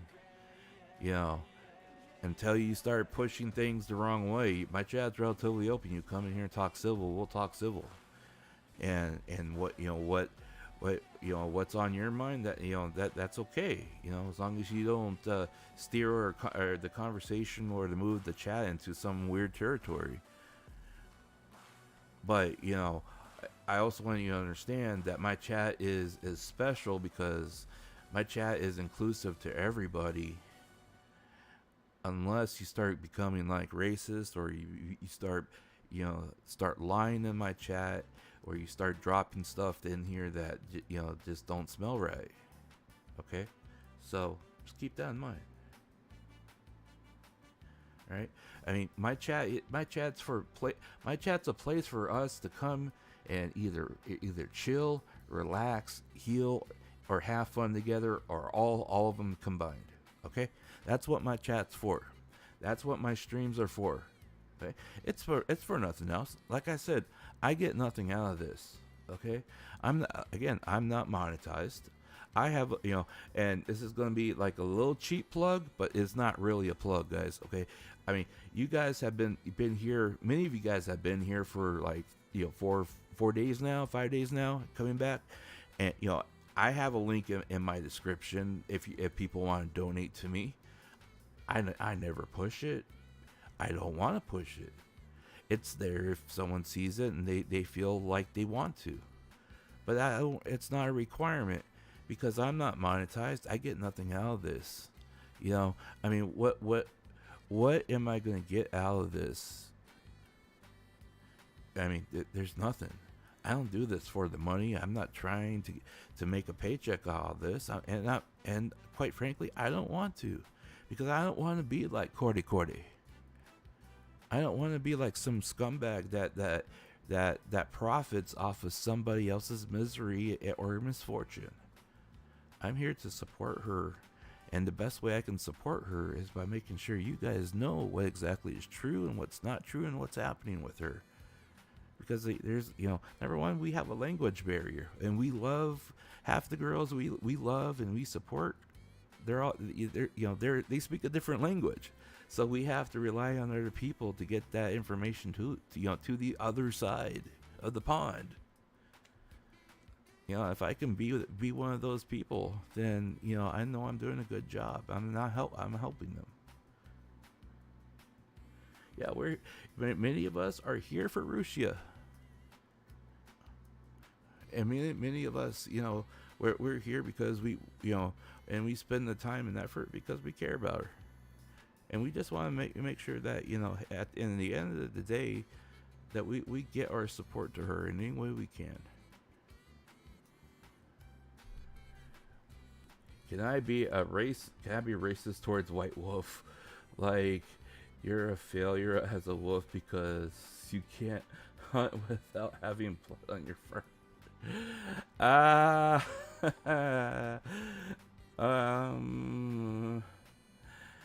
don't know. You might hurt that white wolf's feelings. You don't read the translation text of her last Twitcat. Foxgun, which stream are you referring to? Are you talking about her membership stream, or are you talking about her the 7-minute stream that she did publicly?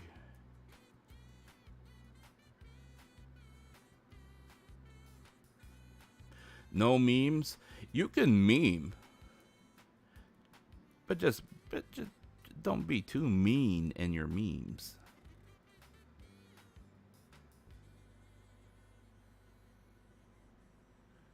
Thank you for the sub, Little Inkling. Thank you.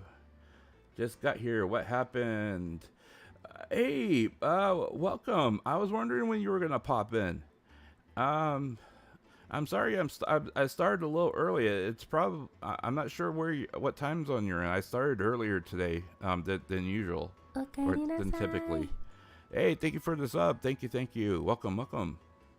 The public stream, Foxgun. So yeah, we did cover the Maury, I'll get to you here in a second, okay? So we did cover the public stream, the 7-minute stream that she did. We did cover the translation of that here. I think it was like a day or two ago. We did talk about it, and we did. We did try to reinforce the main points within that public stream, where she stated, when she's able to talk about it, she'll talk about things. She'll talk about as much as she can. So we'll and that's kind of where we're at today. She opened up membership for her Twitcasting account, and part of the reason why she did that was because that's probably the easiest way for her to ensure that she or try to keep the antis out that were that haven't given her trouble. Right as of right now, she has talked specifically about streaming on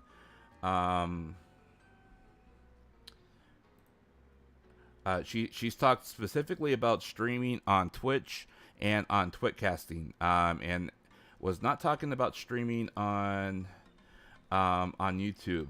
And part of the reason for that is because, number one, she wasn't monetized or anything like that, so it would be very hard for her to keep out the antes on YouTube without being monetized or anything like that.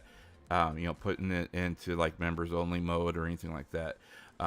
However, what she didn't realize was that, like I was telling chat earlier, what she didn't realize was that while she after she dropped that little test video that she did, she never apparently she never went back and checked her dashboard, because she didn't realize that she had over 500,000 subscribers to her channel. Because I think when she put it up there, she probably had maybe like 26 or something like that, or if even that. And so she never went back, and her chat started telling her during this last stream, hey, you do realize you have over 500,000, or at that time it was 499,000 subscribers on your channel, right? And she was like, eh? So she went back and checked, right? And she had like something, I think like what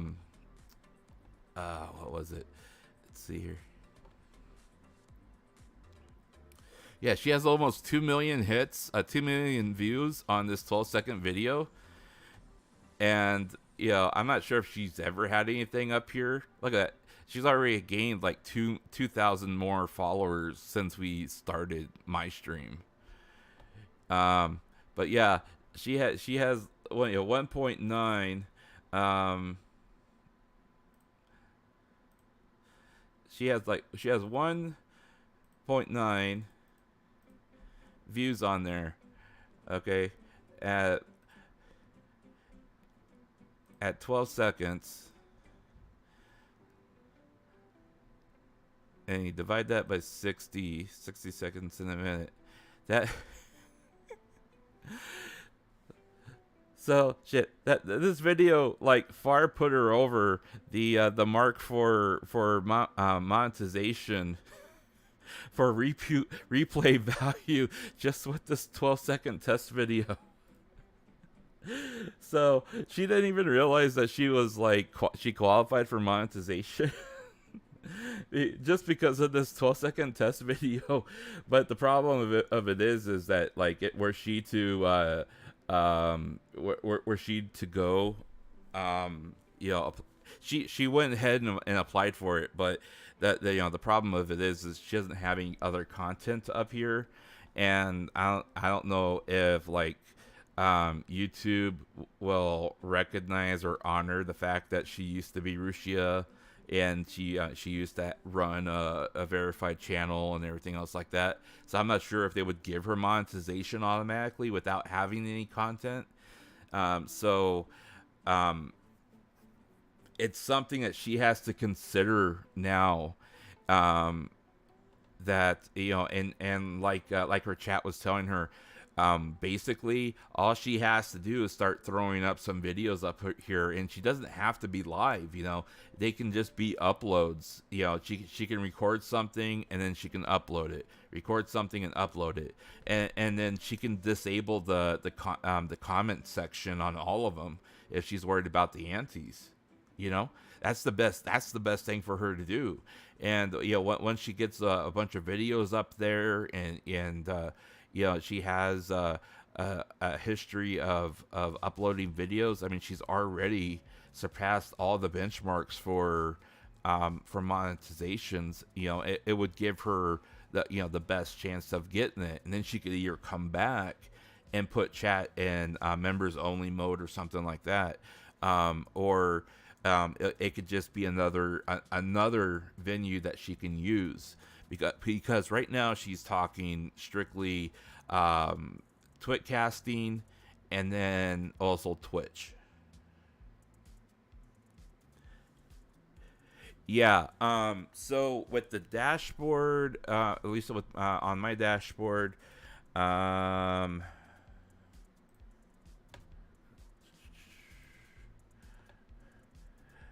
see here. You have to have so public hours. Uh, bu- bu- bu- bu- bu- bu- bu- bu- bu- bu- yeah, you have to have um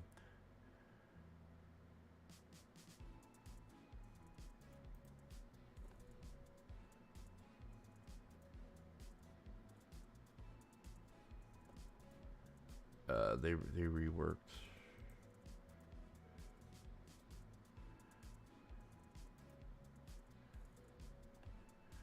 Oh, I hate this. They reworked the entire thing last time I looked at it.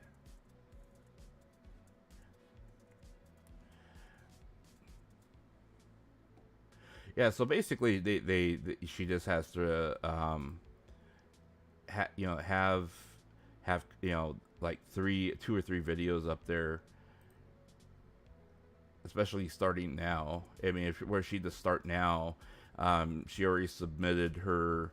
She submitted the or sent she pressed the submission button, this morning or this evening, yesterday evening for her. So were she to start uploading some videos now, she'd get like 2 or 3 or 4 up, in the next few days. I mean, that would be fine as long as each one of them were getting a couple thousand hits a day, which they would likely get, anyways. She would get monetized. So it really this depends upon how active she chooses to be with YouTube, because right now she to be honest, it sounds like she is really really weary of coming back to YouTube with the amount of hate that she has felt with the last incident.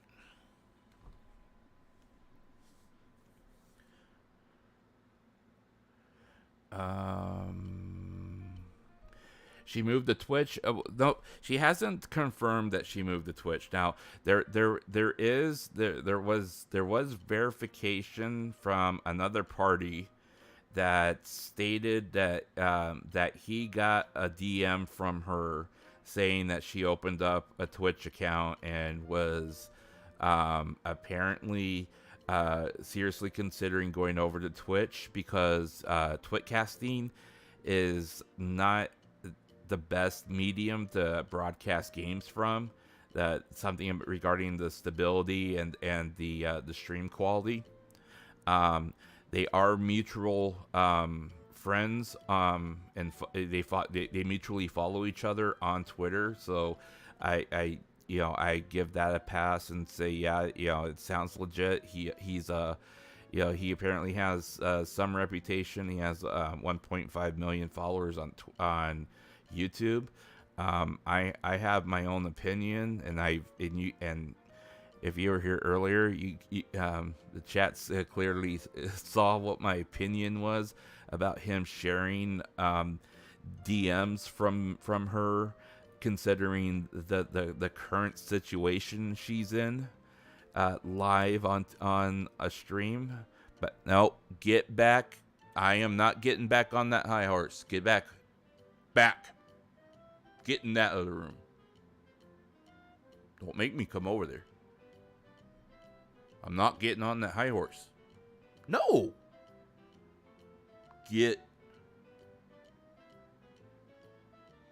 I'm watching you. Okay, I'm done. So anyways, yeah. If she wants to turn off YouTube comments for a while, that would be fine.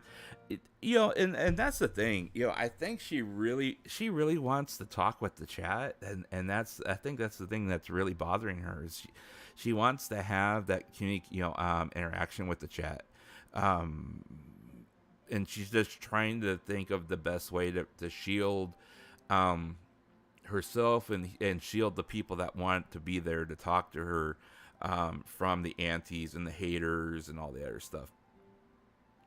So and then, like you said, if she were to, turn off the comments for her videos, that would be the best thing. I mean, you see like a lot of church, you see a lot of church organizations. They turn off the comments in their uploads because you have a lot of anti-Semites, or you have a lot of church haters, or you get like people like hating on Arabs and Muslims, and then vice versa. You have people hating on Christians, and so on and so forth.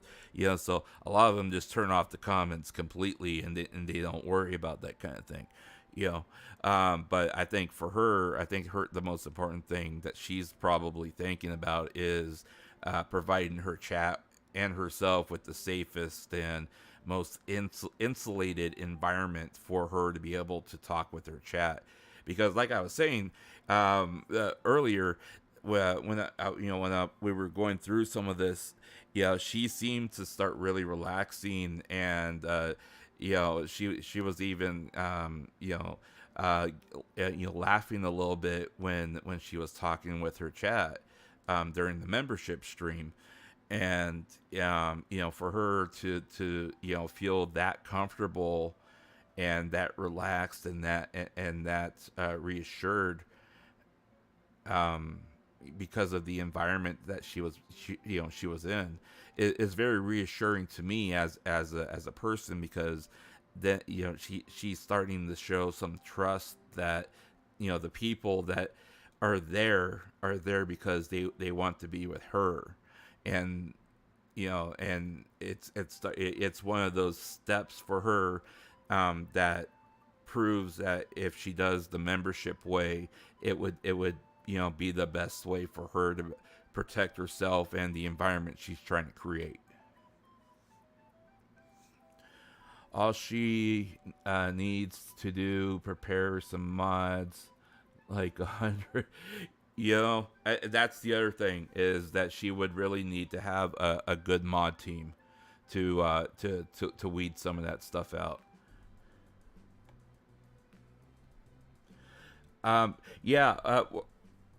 There was some chatter, and I didn't quite understand the conversation completely, but there was some chatter there about her moving. And I'm not sure if the conversation meant that she. It sounded like because there were several comments about her moving back home and setting up there.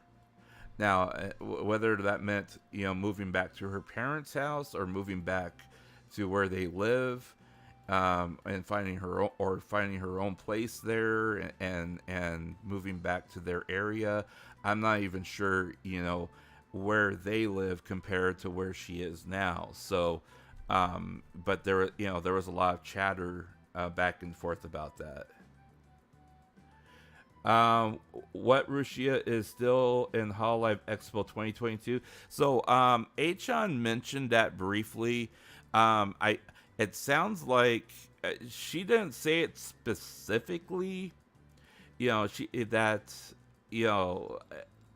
not sure exactly what's all going to be at the expo. I haven't looked at it, but Achan did mention that in her stream, that they had to terminate her now, and even though the expo is coming up here really quick. So I'm almost wondering if like her character will still be present at Expo, but any presentations or like any type of like concerts, of course she wouldn't be there. I'm not sure exactly what they're doing at the Expo.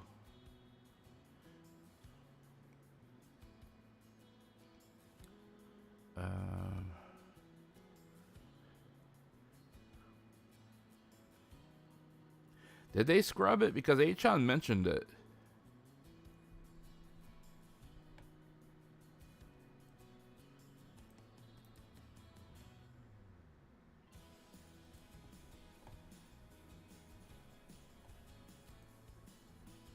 Or do you mean that they scrubbed her from it?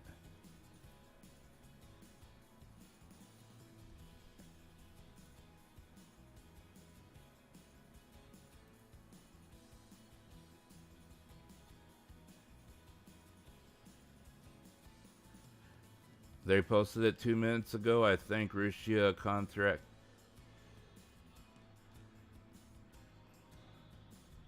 Posted it where? Emperor Kira. On the Hall Live site? Or on Twitter, or where? Oh, okay. So let's look. Hollow Live. Oops. I need to learn how to type. Hollow Live. Hollow Live TV. Super Expo. 12 hours, 7 minutes.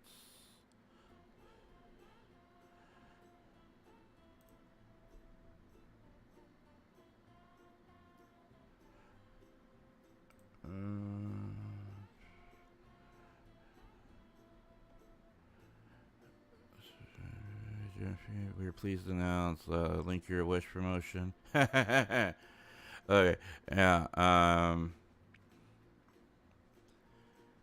The first general event, Hall Live Super Expo 2022, Hall Live Third Fest. We are pleased to announce that the Link Your Wish promotion all over Japan Connected Hall Live will be held March 1st, Thursday.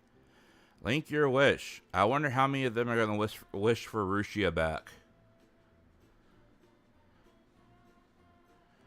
In order to lighten up the event, Super Expo 2022, Hall Live Festival, Link Your Wish. We started all over Japan, connect to Hall Live promotion. Hashtag connecting Hall Live from all over Japan. Blah, blah, blah, blah. Okay. Apparently her picture is still here for Hokkaido.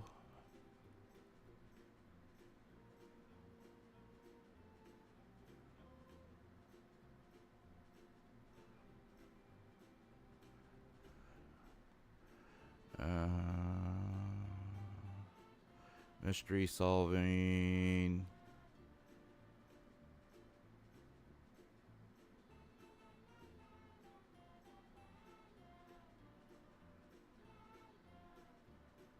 Did they have a press release on this? So I can show you guys in English, I wonder.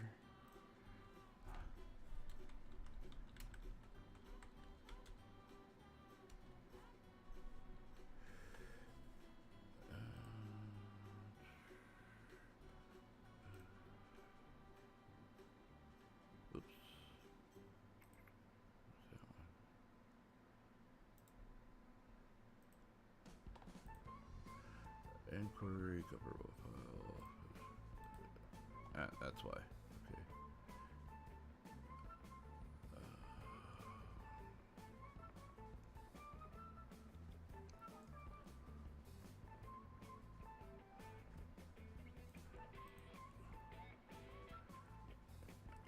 Let's check their EN one. No, they don't have it on EN. They are still using her model, so I don't know if there's a chance for her to come back. Yeah, that's what Achan kind of alluded to, was that they're still using her model, but there's, you know, she's not going to be a part of it. At least that's what she alluded to. Live press release.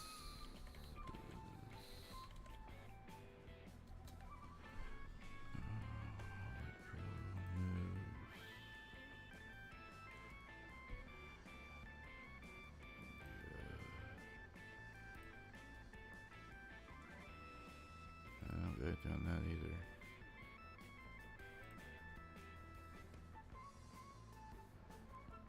And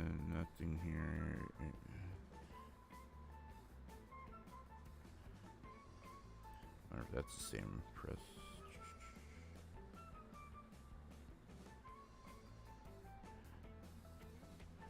And that kind of looks similar to everything else that was posted out.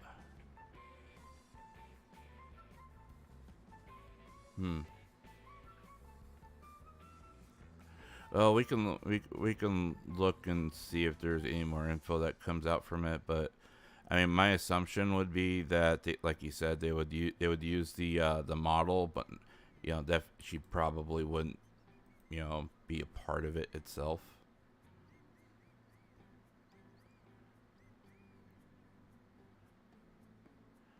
I mean, the press release reads almost the same as the other page that we were looking at.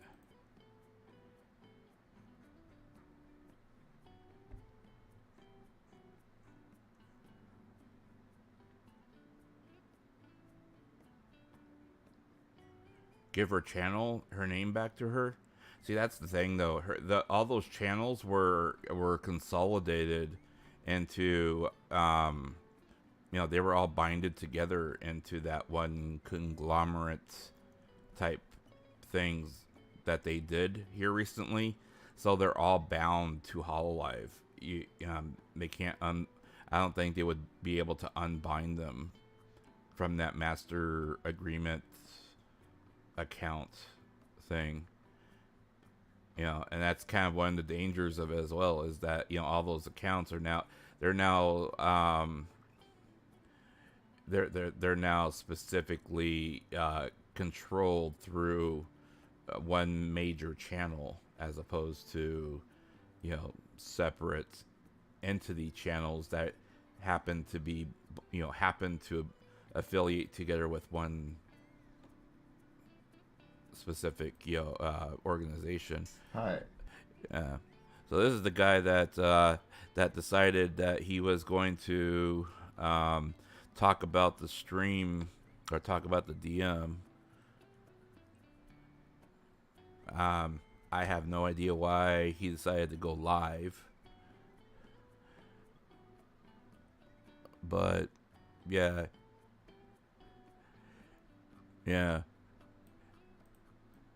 I'm not going to do him the justice of actually seeking this out, but if you want to watch it, you can just search for that title.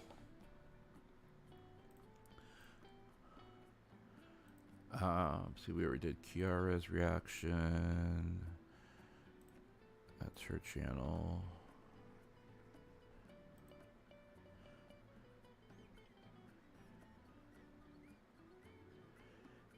You know, I think at the end of the day, I think there's more people that want her back, or think that you know, the way things were executed were what was overly critical, as opposed to the way things are, you know, the way things played out.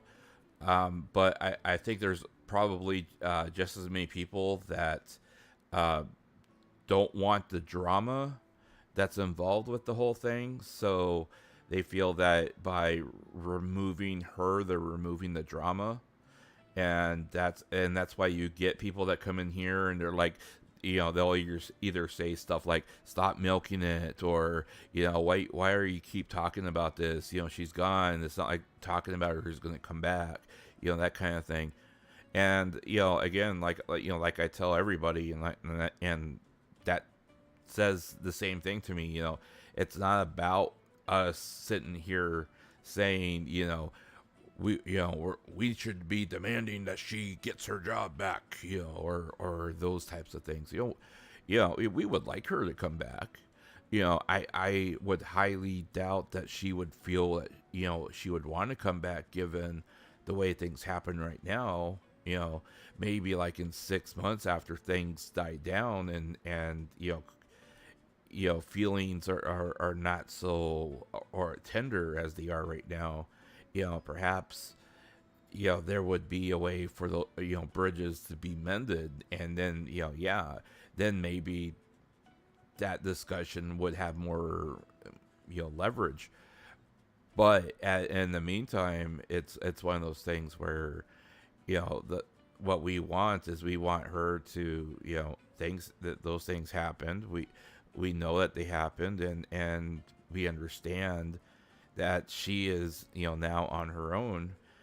And, you know, number one, we're heartbroken about it. Number two, you know, we have, you know, most of us that were fans of hers, you know, we have feelings that need time to heal.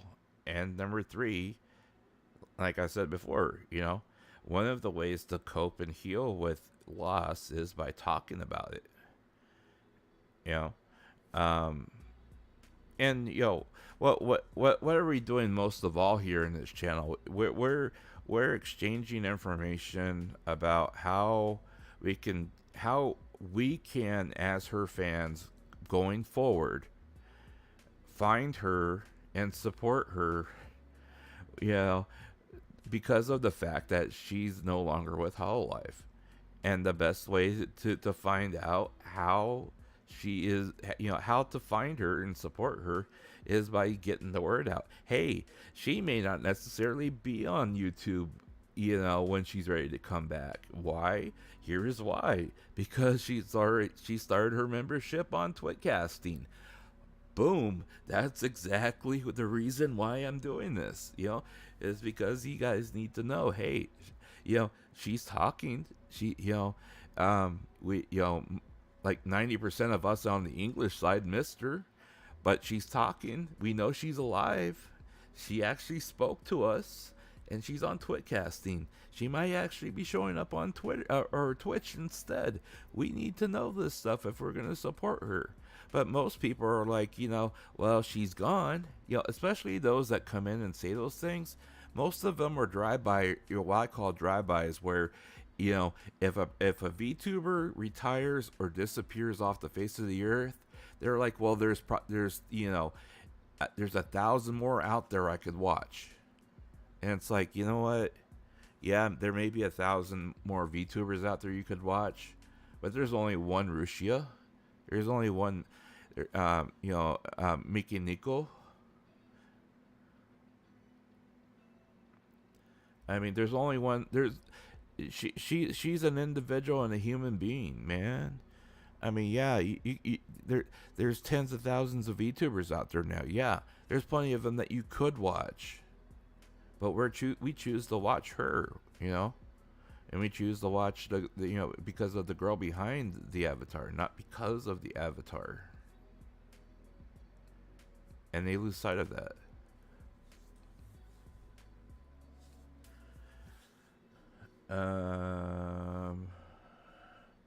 Saw a Nuts video throwing a couple of stones. That guy, wait, earlier. Oh, you mean throwing a Nux was tossing a few what was being real about Cordy? I'll say I kind of hope they do go the route of deleting everything. I hope they give her back. I hope they give her a backup of all videos and her VR model. Even now, it's all their property. They would never give her the model. Unfortunately, I mean, I understand where you're coming from, but they would never give her the model. I mean, that those you know, that digital ownership of property is something that they really hold on to, unfortunately.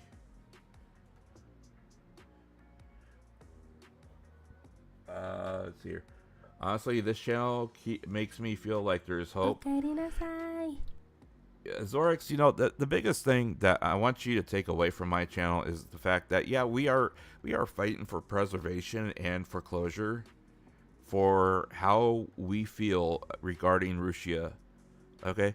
Now, I don't want to install false hope that, you know, what we're doing is like will lead to like revolution and like we'll get like everything that we're requesting and all that stuff. Okay, the biggest thing that I want you to take away from my channel, and especially this topic itself, is that we are attempting to bring closure for ourselves.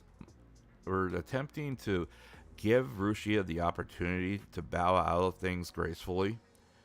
And most of all, for those of you that want and that are that feel that data preservation is important, to ensure that we have a protected version of her channel that we can look back upon with fond memories.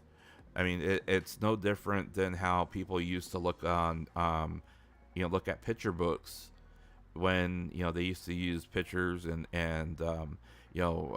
regular old-fashioned cameras with film and stuff like that. The pictures were the way that they recorded memories. Now everything's digital, so you can kind of scroll back on your iPhone or whatever on that stuff, or go on the cloud and look back on those pictures. But what you find nowadays is that, especially when it comes to these types of things, people realize that in the digital age, it's so much easier for those things to simply disappear into the ether, and you are never ever able to find them again, because it's so easy to delete them and for those things to disappear. And people don't want that. People want to be able to go back to it and look at it,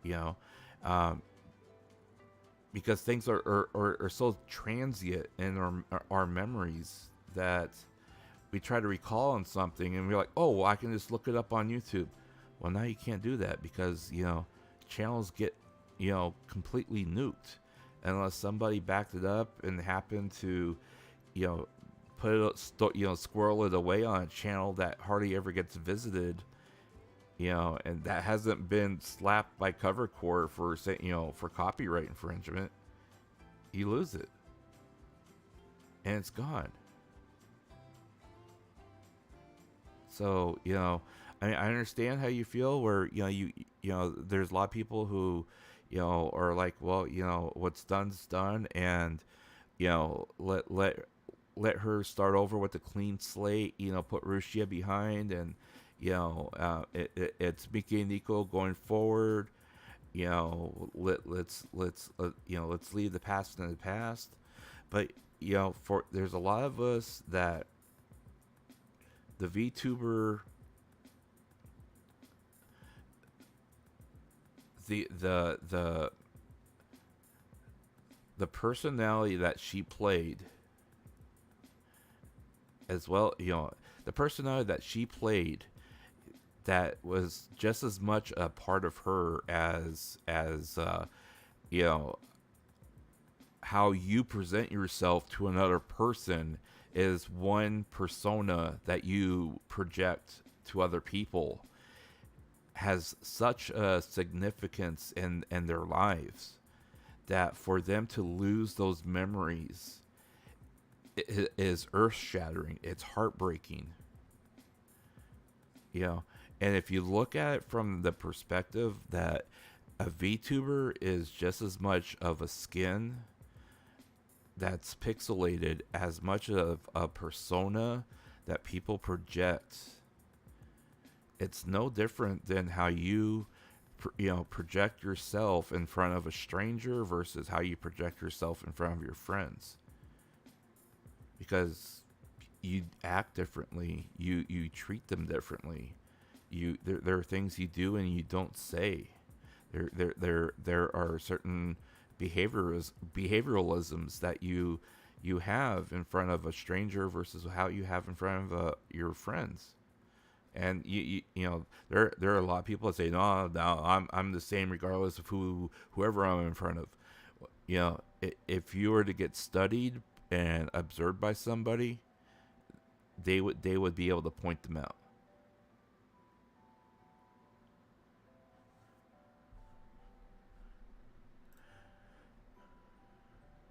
Nux throwing shade. Yeah, I imagine Nux throwing shade, man. Foxgun, thank you for the sub. Thank you, thank you.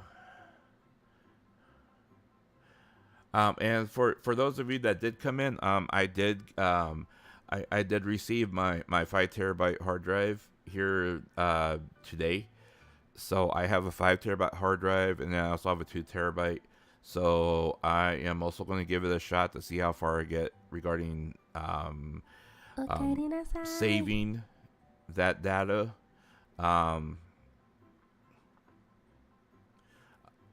I think I should be able to try to get 1080p, but I need to do a video count first and then try to guesstimate how much space that would use if I did 1080p for every single video. So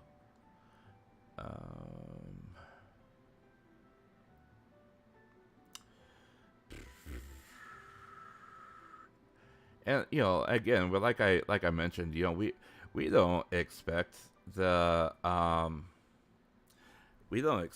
expect cover to say, oh yeah, let's give her a 3-hour graduation as like Coco or whatever. Just allow the girl 15 minutes to apologize, tell everyone how grateful she is for the opportunities that she's had. Thank the people that, have helped her along the way. Tell her fan base everything's going to be okay. I mean, people don't realize just how much of a difference it makes for somebody to tell you, especially somebody you trust or somebody that you care about a lot, to tell you everything's going to be okay. It's going to be all right. I'm okay. You're going to be okay. We're going to be okay. We're going to go forward. That's all the difference in the world. You get that from somebody you trust and someone you love or care about. I mean, a lot of times that gives you the energy and courage to take, just one more step.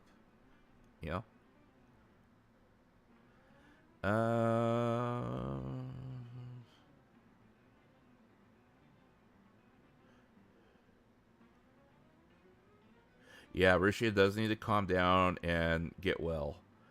And I hope she gives her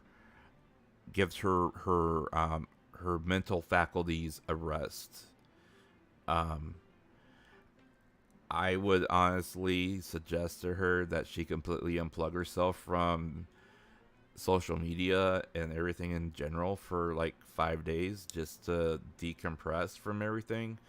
But I know that's a very tall feat to ask anybody in nowadays.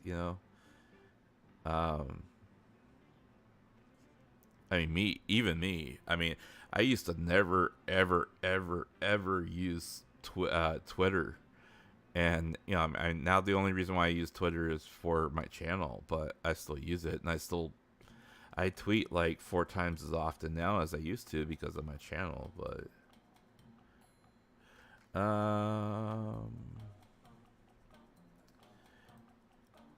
Molly, thank you for being a bot and giving me one more view. I appreciate it, man. I appreciate it. Thank you. Let's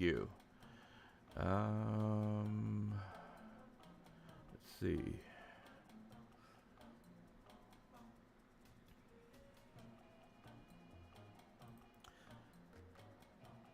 And Jonna, quick. Thank you for being a bot and coming into my channel. Thank you for the extra view. I appreciate it.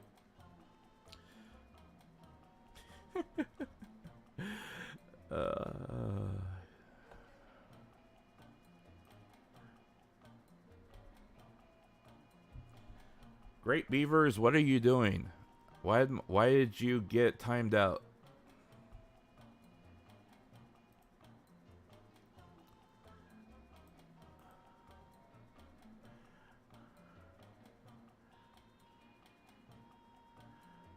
Oh, my bad. I timed out the wrong person. Sorry. Your comment was right above the bots. I'm sorry. Sorry. Hang on, let me try to untime you out. Sorry, my friend. Sorry.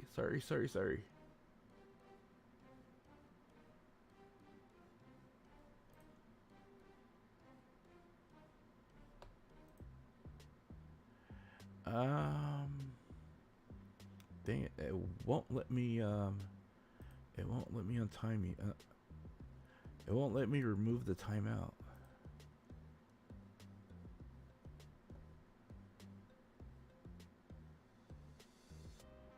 Yeah, the rules, the rules. Yeah, Jewel, that's another thing that's in our, and I know I've been talking about a lot. That's another thing that is in our petition here.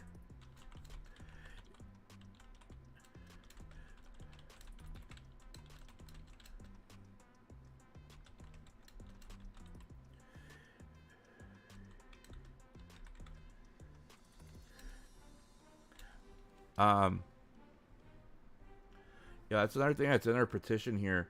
That we're asking Cover Core and we're asking Hololive, please, start, actually being more proactive about these things. Talk to these girls, provide them training, provide them with information. Maybe even put some guidelines out there on, so you can start being more preventative about incidents like this happening. If they're going to share stuff like how Coco was sharing stuff out, how to be careful about international type of things that are happening, so you don't show Taiwan as a country, or anything like that. If you're literally reaching across borders right now, so you have to be a little bit more culturally aware of how to interact with other countries, especially if you're part of a corporation or an entity or an agency, that kind of thing. Like for me, I'm an individual, so I don't have anyone to listen to, and I just use my best judgment or my worst judgment, but I use my own judgment. But that judgment could be flawed. I try not to have it be flawed, but I do try to use judgment to know how far I can push things before that's enough. They should really consider having those types of things in place, so they know, and they can talk about how whether or not they can they should even consider having their digital communications together or separate, that kind of thing.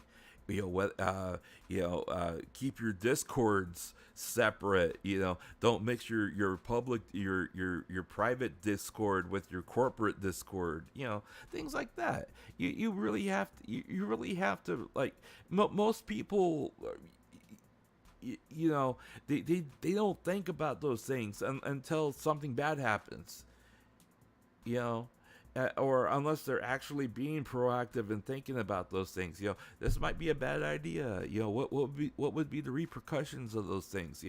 For many people that may be overly harsh or maybe overly critical, but yet as soon as something like this happens, you start asking those questions. But it always takes an incident for something like this to happen before you ask those questions. That's why you have to start thinking more proactively about it. If Cover can be so swift to terminate Rushia for breaking NDA, why can't they do the same with scumbags like Hololive Historian? Okay, so let me answer that question. Very good question. If Cover Corps can be so swift to terminate Rushia for breaking NDA, why can't they do the same for scumbags like Hololive Historian and Researcher and the like? Okay, so number one, from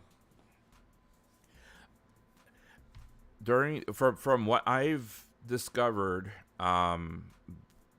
based upon also looking into that, Number one, they don't own the they don't own or have the authority through YouTube or Google to remove videos that involve any of the Hololive girls that are strictly their face reveals or like their old videos. Because they don't own their face. They don't own the person's face.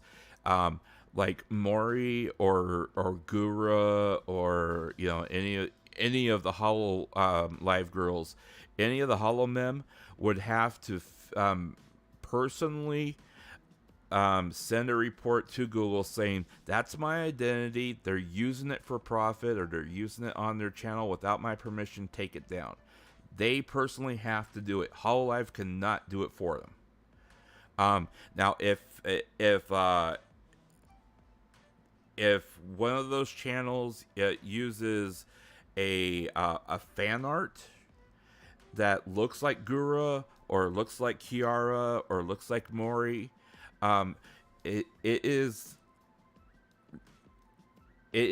within Hololive and Covercore's legal rights to claim ownership of the character, and because the character is owned by the company, and because it is fan art is literally an interpretation of the character, they can say this has not been approved by us. This is exposing our talent. Take it down. Now they still have to go through the entire process from with YouTube and with Google about the takedown process and everything, which entails somebody either having to report it or somebody having to go out and look for it. And then the owner of the channel itself has a strike policy that they have with themselves with Google or with YouTube. So unless it's something like a major breach of breach of TOS, like they're invoking terrorism, or like they're pushing like hardcore porn or something like that on their channel, unless it's something like that, they can't automatically have their channel wiped or nuked from YouTube. They have to have their 3 strikes or however many infractions it is. So that's kind of how that sits. And unfortunately, I mean, I spent there for like 2 weeks after Coco was did her graduation, and that's all I did. Every morning I woke up for about 4 hours, and I vanity search, well, not vanity search, but I Coco searched and Kason searched, and reported. I reported, hundreds of videos on behalf of Coco to Hololive, and then I also submitted YouTube reports because I was sick of the antis, And out of all those videos, they nuked most of historians, and they nuked a lot from several other accounts, but they didn't take down any of the Kason ones from her regular real life face. And I got one response back, and they said that Hololive does not own Hololive does not have any ownership of this person or this personality, and they would have to contact them directly.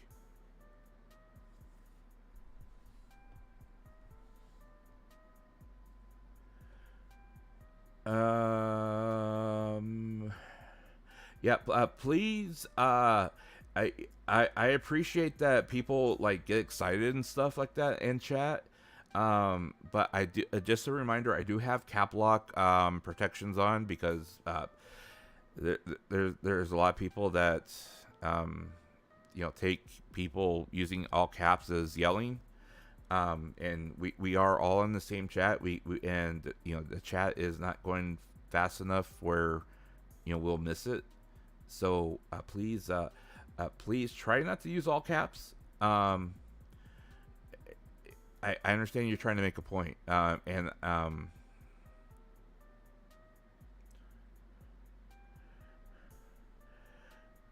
but yeah, so that's the petition signature there. If our petition link there, we as a group and a community, we definitely want to see change on that front, and Hololive should really be doing a better job if they want to have an environment where these girls their identities are protected. They also need to be proactive on their end and say, okay, if you guys are, if we're gonna protect your identities, this is how, best practices. Let's start here. Let's look at best practices. So, you guys can use that knowledge and say, okay, this is what I'm doing wrong. This is how I need to protect myself. This is what I need to do so I keep myself protected so I don't end up like that. And, and they can start reevaluating how they do things, because otherwise it's going to keep happening. If we just like turn our heads and keep on walking and don't do anything, the same thing is just going to happen over and over and over and over and over again, and we don't need that. They don't need that. They don't, and we as the customer, we don't want to keep going through this. We want to enjoy a stream without having, this kind of controversy happen. So, I mean, it affects us too, and we have a right to be able to ask that of the company that, we're supporting. So if you're interested in that kind of thing, we do have our petition. We are trying to push it. We are trying to get them to recognize and say, hey, look, there are people here that are speaking out, and we're all trying to, we're all signing an agreement that this is what we believe in. We want you to entertain this idea. Please entertain this idea. Please, contact us. Let us know, at least if you're considering this, or if you're going to give us 5 minutes to look at this, that kind of thing. I'm definitely, as the creator of the petition, I'm constantly, trying to keep up on social media with that and make them aware that this petition exists, that we're hitting mile markers. The more mile markers we meet, the more mile markers we can claim on social media and saying that we're hitting these markers, we're hitting these goals, we're hitting these milestones.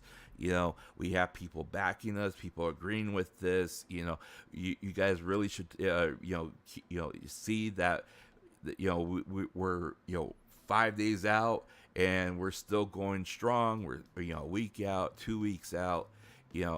If we make as much noise, in a good way as the antis do in a bad way, it gets attention. It will get attention.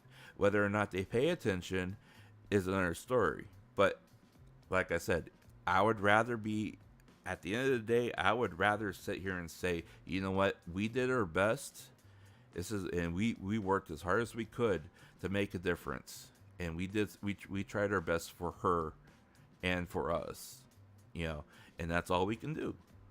That's all we can do, whether we fail or not. Don't be afraid of failure, guys. Don't be afraid of failure, because it's better to try and fail than not try at all, and then sit there and say, I could have done this, I could have done that, I could have tried this, I could have tried that. Let me tell you a story, y'all. I'm going to tell you a little story, and I'm sorry if I'm going to go off on a tangent here, but this is something personal. This is something personal, and I'm going to be real with you guys for a second, okay? Now, before I became an okami, and I came down the rabbit hole into the VTuber world, and I was in the real world, okay, and I was just a young guy in high school, and I was hitting on the ladies, and I was just chilling, and I was just trying to make sure that I wasn't getting acne on my face, and trying to dress nice and trying to impress them while I was at school, but yeah, I was sleeping through class and everything like that. Before I was when I was back then, I was actually kind of a shy guy. Okay, I I tried to act the part, but I couldn't really like just close the deal. I was like, I would try to dress nice. I tried to take care of myself. I mean, back then, we had this running joke in on the football team where we'd all like we had this like all pro star all pro all state a football player that we were like, oh, he's gonna make it to the pros, he made it. He entered into the University of Nebraska and everything like that. He was like number one state, number one state, and the man always wore Brute cologne, the green bottle, like the $15 Brute cologne, right? So we all used to always wear Brute cologne in honor of him. We were like, yeah, man, we're just like him. Yeah, we're wearing Brute cologne, that kind of thing, But we all, they were always, I was always like, just, wanting to chase the girls. But I never had like the guts to actually go out and like approach them. So, I mean, I always waited for them to kind of approach me and start talking to me. Okay, so like I probably missed out on some pretty good opportunities, but I didn't realize it until like way later, like after we graduated. And I'm not gonna tell you how many years later, but I didn't. It was enough. It was enough years for all of us to at least go through college, and then start families, and that kind of thing. Some of them started families, some of them didn't. Just like me. So, some of us didn't want kids or nothing like that. So, we and of course, we hooked up later on. Back then it was Facebook, and then later on it was Instagram, and then Twitter and all that stuff. And we all started talking and stuff like that. And catching up with each other. We had been several years, and we would talk about the good old days. Back in high school, and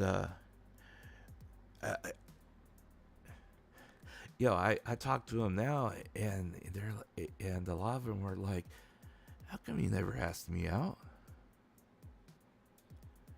And I'm like, "What are you talking about?" I mean, we were good friends. I mean, what do you mean? They're like, "I knew you liked me. How come you never asked me out?" And I had to stop for a second. I was like,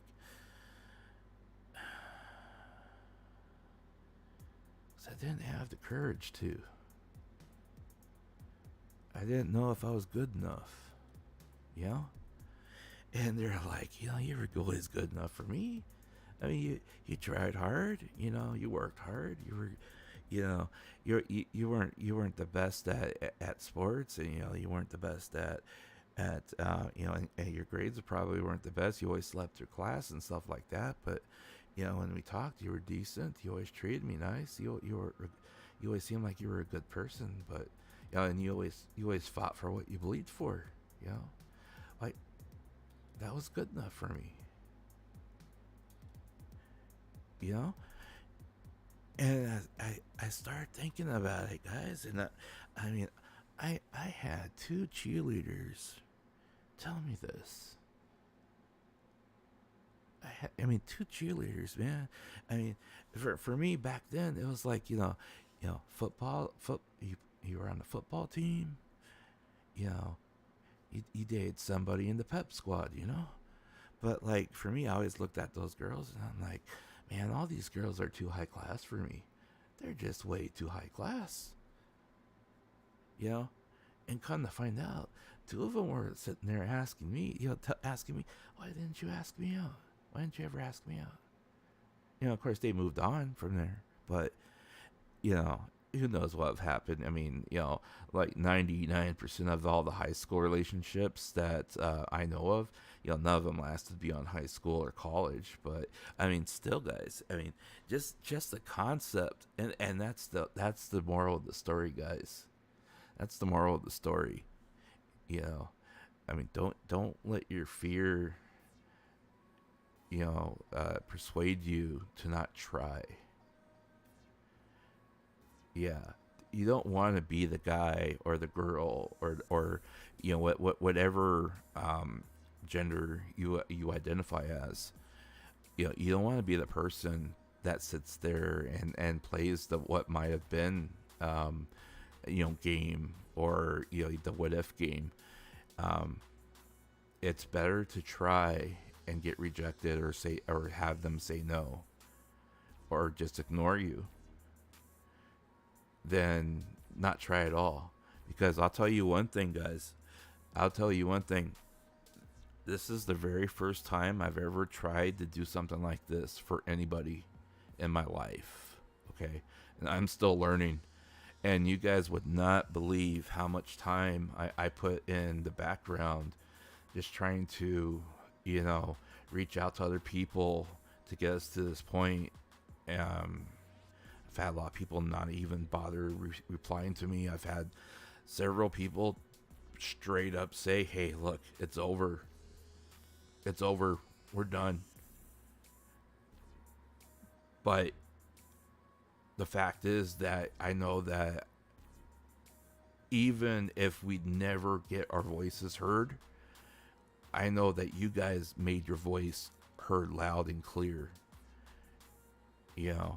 If not to her, to each other, and that we're here now, and we are actually helping each other through this, because we're here and together as people that care about her, and about each other, because we're all hurting inside.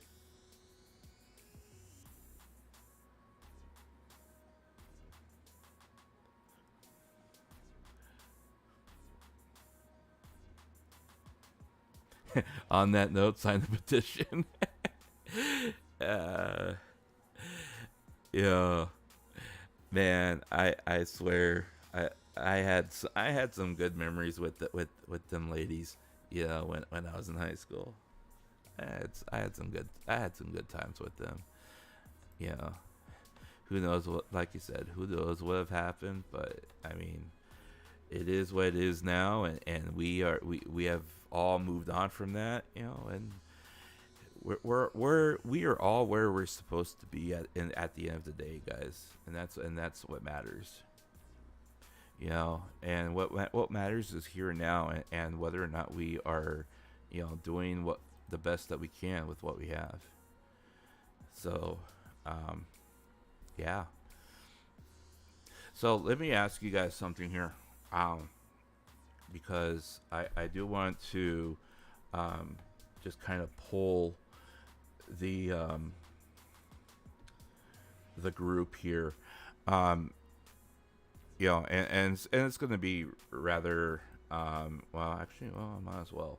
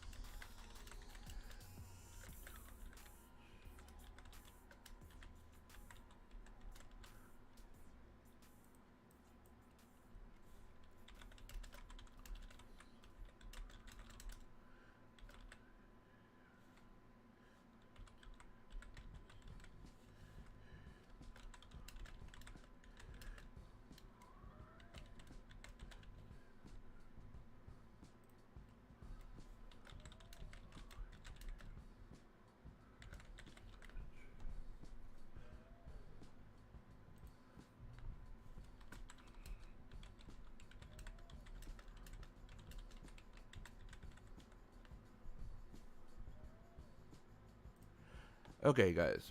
Putting up a poll now. Let's kind of get the pulse of the room here.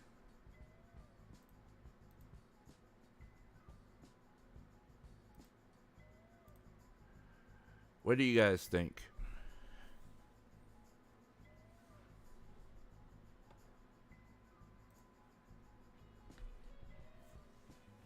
So I think it's very important for us to know exactly, you know, where we're gonna, you know, stand on this, because I think that, you know, it, and it's not to call anybody in particular out on the situation. It's more because I would like to know,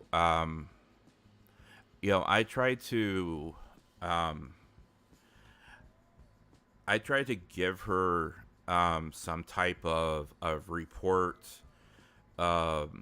you know, of either what my chat is saying, or what, you know, what I'm finding on the internet that the English speaking audience is saying, you know, and hopefully she sees it at some point, so she has an idea of how things are being perceived from, you know, the English side of things. You know, because you know, I think that she has a very big concern and worry that her English audience might not understand where things are at, or, you know, of course, I think a lot of us are confused and reaching for answers. But at the same time, she's also trying to figure out how best to address those things, because she doesn't seem to quite know how to reach out to the English audience.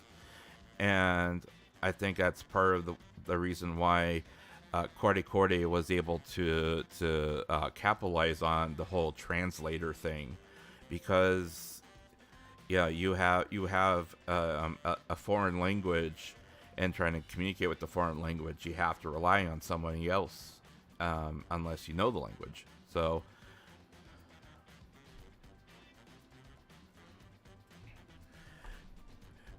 you're a YouTube resident, you know, and that's perfectly fine. I think a lot of people feel that way about a lot of places. I know a lot of people that are Twitch only. I know a lot of people that are YouTube only. It's usually one or the other. Like me, I used to be YouTube only, but then I have a few friends that are on Twitch, that I happen to meet, and I'm primarily on Twitch only for them, and nothing else. So yeah, and I think that's probably why my Twitch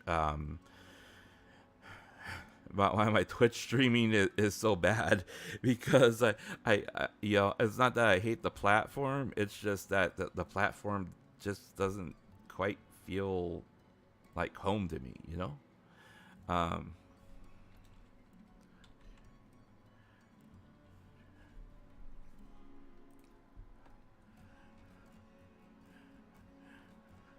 Yeah.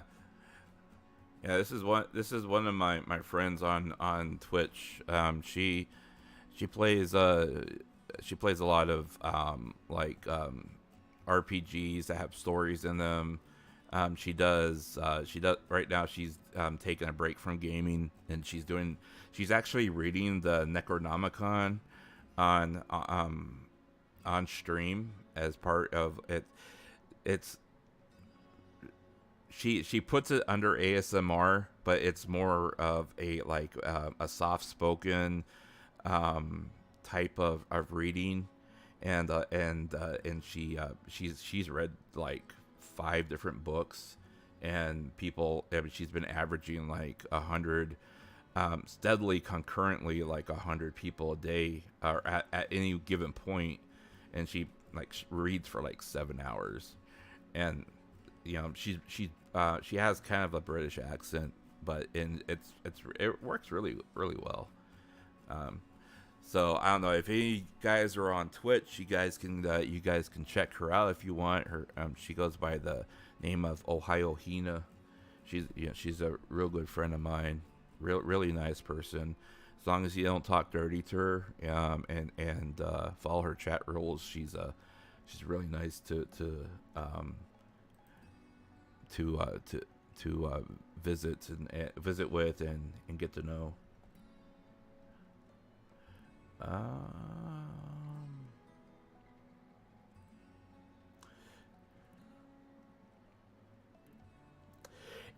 She the Necronomicon, of course, would be more of a cult, but with for her, she reads all different types of books, so it's not just that she reads like horror books or occult books. Like the next book she's reading, what is the novel that inspired the movie The Thing. And then after that, she'll be reading Alice in Wonderland and Through the Looking Glass. So, thank you for the sub. Thank you. So she reads all types of books, and as long as if they're public domain books, she prefers those. But if they're not public domain, she basically will read them upon request, and the stream just doesn't get archived. But a lot of people enjoy listening to her read because, number one, she has a really soothing voice that's almost like ASMR, and then it's a comfy type voice where, like me, there's a lot of times where I'll sit there and just listen to her read, and it helps me relax so I can go to sleep. And she's perfectly fine with that because she, when you're reading, you typically don't stop to chat with people, and break the cadence or interrupt the story. So, she's a very comfy type person that, if you want to listen to her talk, it's so soothing. But yet, when you hear her talk, it's almost like she has a very mischievous voice as well. That's why she has a cat person type of persona for her VTuber model, because she has this kind of like devious type mischievous laugh, and her personality, you can tell that she has a mischievous personality behind her sweet, innocent, persona. So yeah, built differently. Yep, built differently. Let's see. So it looks like we got a good amount that are hoping for her return on YouTube. We got a small percent that are going to support her on Twitcast, which is fine. I wouldn't expect people to necessarily automatically jump in and say, yeah, I'm gonna pay $10 a month for this, that type thing. Especially if they would just prefer to get a as long if they feel like just knowing that she's okay and that she's on the mends, and that she's working on coming back, or going to a platform where they can watch her without paying, I can understand that and respect that. And then support her on all platforms, which is great too. That would be awesome.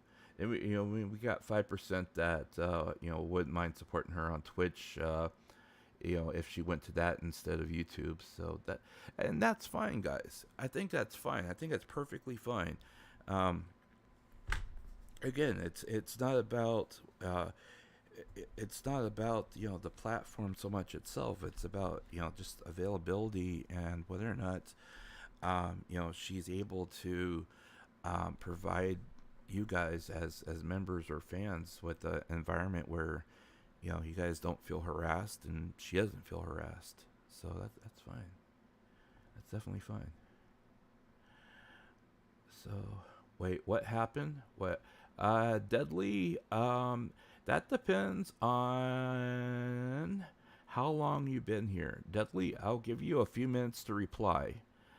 So Deadly, if you are in the chat, please let me know exactly when you entered my chat so I can tell you exactly what happened based upon how much you've heard or how much you haven't heard.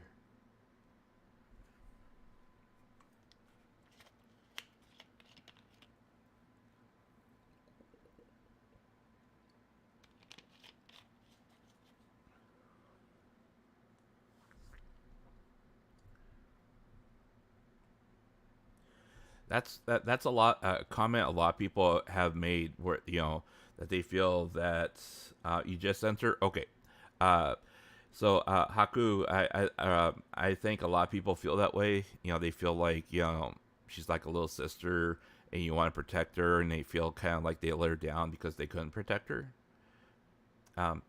Deadly, what did you say? Haha.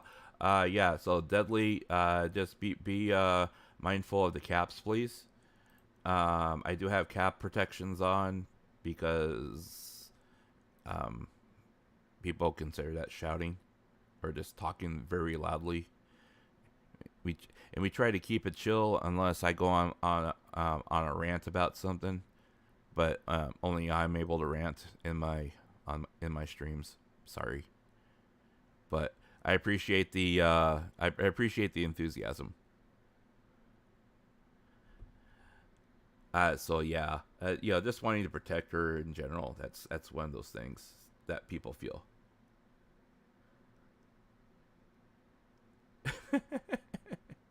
So, you're okay, man. You're okay. I just have cap protects on, so just so you know that the reason why it got deleted was because of that.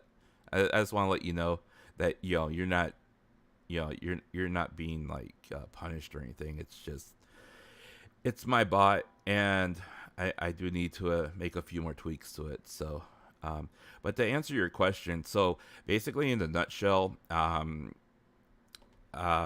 Rushia or Mikeneko and posted on her account here earlier that she has opened up membership for Twitcasting, and she has done one stream, one live stream since doing that, and she it's 1,000 yen, or roughly around $10 a month, and she's putting a membership fee involved in there because that it's one of the biggest ways she can deter haters or spammers or just anything in general from disrupting her chat and getting being a general nuisance like the bots that are coming in here now. So that's one of the big reasons why she's doing a membership here. Now she did also mention that she was going to she created a account over on Twitch, and she was considering streaming on Twitch, and she didn't realize that her YouTube channel, her current or her old YouTube channel had already achieved the monetization threshold. So once her chat told her that she hit 500,000 followers, and then she went and checked, she realized that she had hit the threshold, even though she only has one video up there. But the problem of it is even if she applies for monetization over there, they will likely deny her unless she starts uploading videos, and that may take some time. So in the meantime, look, monetization wise, it looks like she's at least attempting to do Twitcasting for monetization with the membership, and then she's also been heavily looking at Twitch as an alternative. And I think probably because a change of environment, trying to avoid the antis, trying to have more less problems and more control over things, thinking about moving to a different environment. I don't think she realizes just how toxic Twitch can be, but that's a different story. But at any rate, likely it will be a while before she would stream live on Twitch or YouTube, anyways, depending on whether or not she takes the advice of giving herself a rest and taking a break so she can recover mentally and physically and emotionally. So, but at least in the meantime, she does seem to indicate that she's going to use her membership streams on Twitcasting so she can talk directly to her supporters, and that is the main reason why she has these kind of safeguards in place. Because number one, even though a lot of the aunties are Japanese, she also has the insulation because she doesn't quite know how the Western world, the overseas world, thinks of her. So she feels more insulated by being on Twitcasting, and also she's also gated with the $10 membership. So that tends to keep the aunties out unless they give her money to bully her. So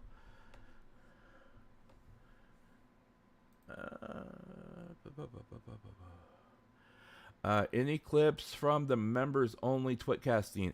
As far as I know, I have not. Well, when I started streaming, I had not been able to find any clips from it, nor had I been able to find anyone that happened to record it or archive it. So that may be different now. I've been going on for almost 4 hours now. So maybe someone had done it 4 hours ago within the 4 hours, and they were able to or they had saved it. They just hadn't archived it or saved it or uploaded it or seeded it or something. But I hadn't been able to find anything about it yet. So yeah, I mean, right now, since it wasn't VODed or anything, it was a one-time stream and then deleted. So let's see, do you know this channel?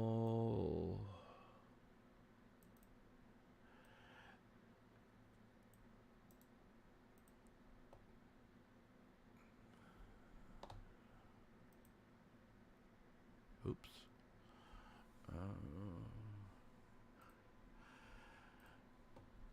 You guys are gonna get to see who I'm all following on Twitch. Hey, Nanners is on. Gosh, she has 7.8 people. 7,800 people are watching her play Silent Hill 2. Wow. That is not her.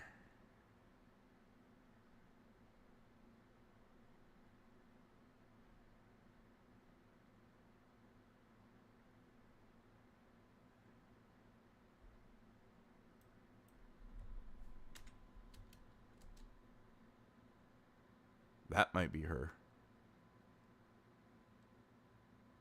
But it's hard to tell. But you got the face scratched out there, but I mean, that could be her, but it's kind of hard to tell. Then again, this could also be her too, since there's no picture.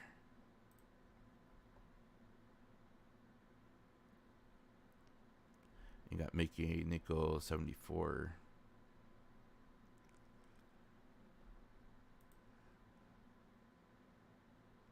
So it's, there's a couple of possibilities out there. Her channel just, I mean, I don't think it's, if she created it, she probably hasn't done anything with it yet.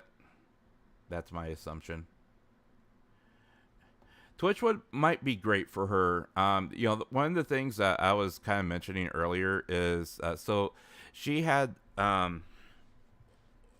one of the reasons why I know a Twitch account had been made is number one, it was mentioned during that members only stream, and then number two, it was also independently verified by somebody who is mutually follows her and she follows him on Twitter.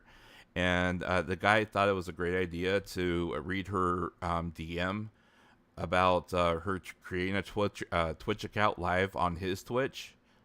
And as soon as he mentioned her name and that she DM'd him, like his chat literally immediately started turning toxic.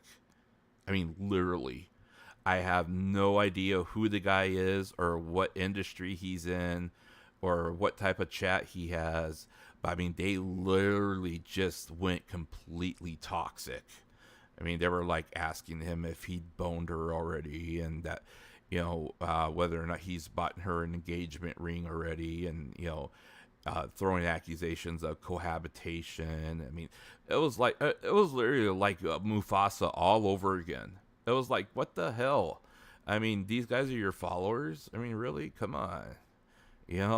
So, I mean, I'm not going to go on that rant again.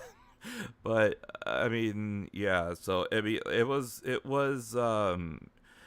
verified by a third party, which, I mean, they're mutual followers, and so that's one thing. He has 1.5 million followers on YouTube, and he basically verified what she said, or what was heard during her membership stream. So, what was said during her stream was accurate. She did create an account.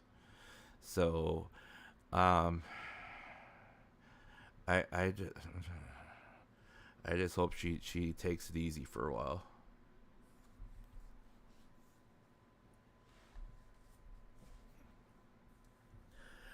Nanners.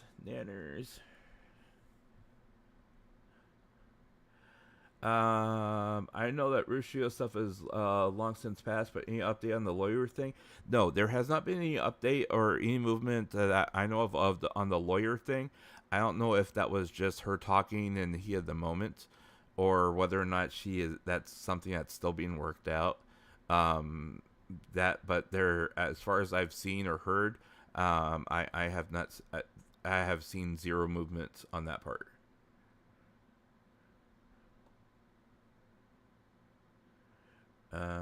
Anti is insane. Yeah, antis are insane. Can a VTuber truly unplug? It's hard. It's very hard.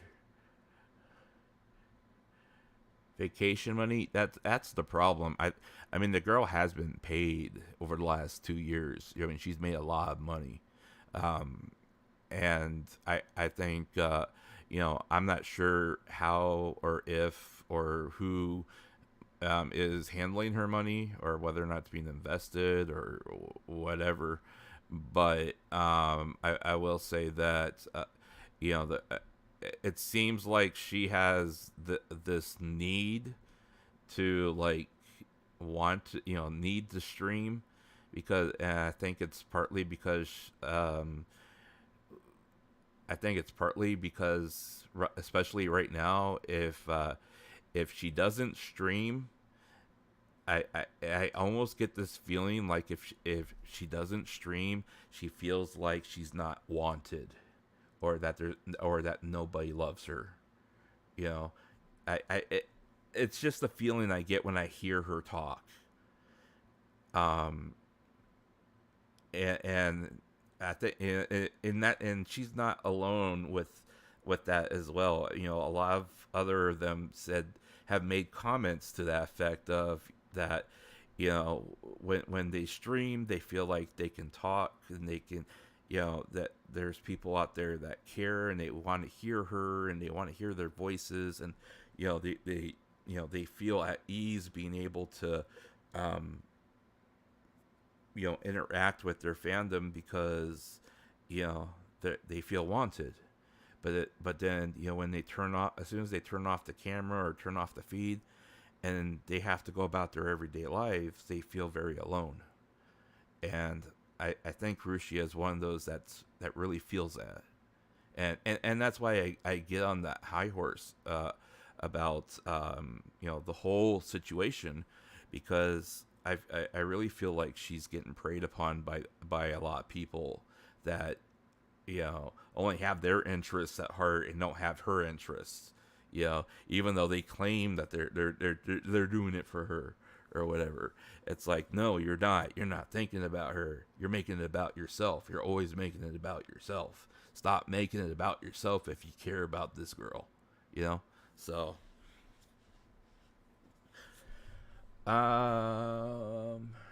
bro, you still streaming Respect +1? I did not even realize how long I've been streaming. I was sitting here just like, okay, man, this is gonna be a short stream, and then I realized, hey, it's been 4 hours. I was like, wait a minute, what happened to my short stream? Yeah. I feel for Hollow CN.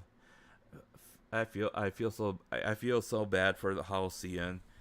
And to be honest, a couple of the Chinese people I've been in contact with that are doing their own petition to try to save Rushia's channel.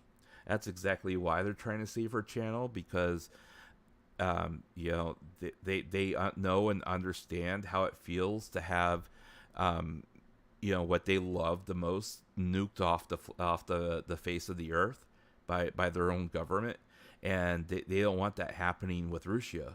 Rushia is something special to them, and they don't want that taken away. It's something that's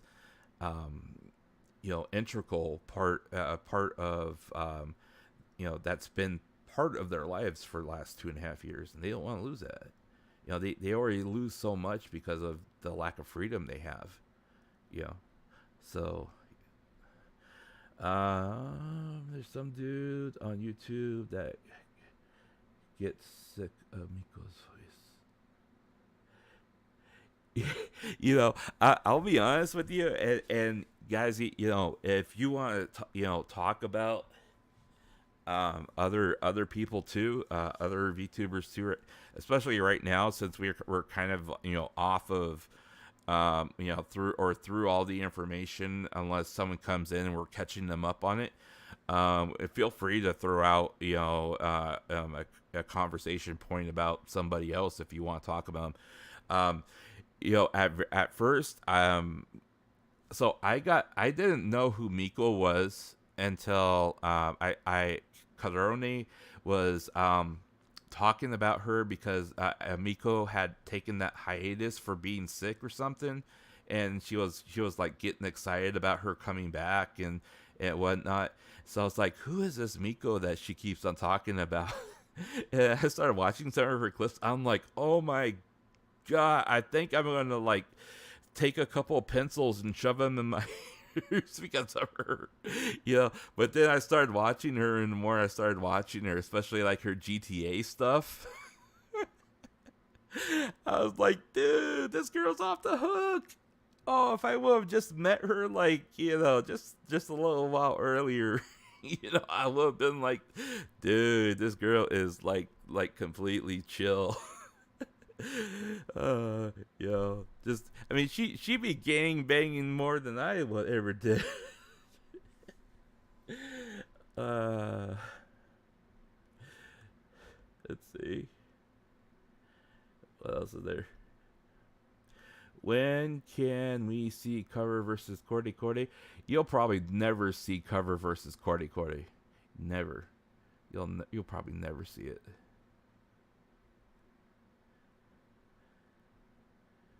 You'll probably never see it because they don't want the controversy. They don't want to be in the headlines. And that would be the best way that they would be able to protect their brand, is to let him go and let him do what he does. And that's the end of it.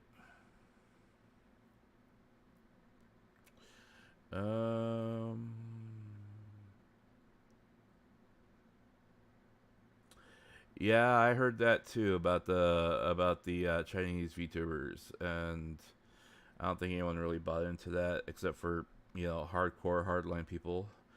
See, money may please the body. Money may please the body, but not the soul. Yes, exactly. Money does that. If not anything, money corrupts the soul.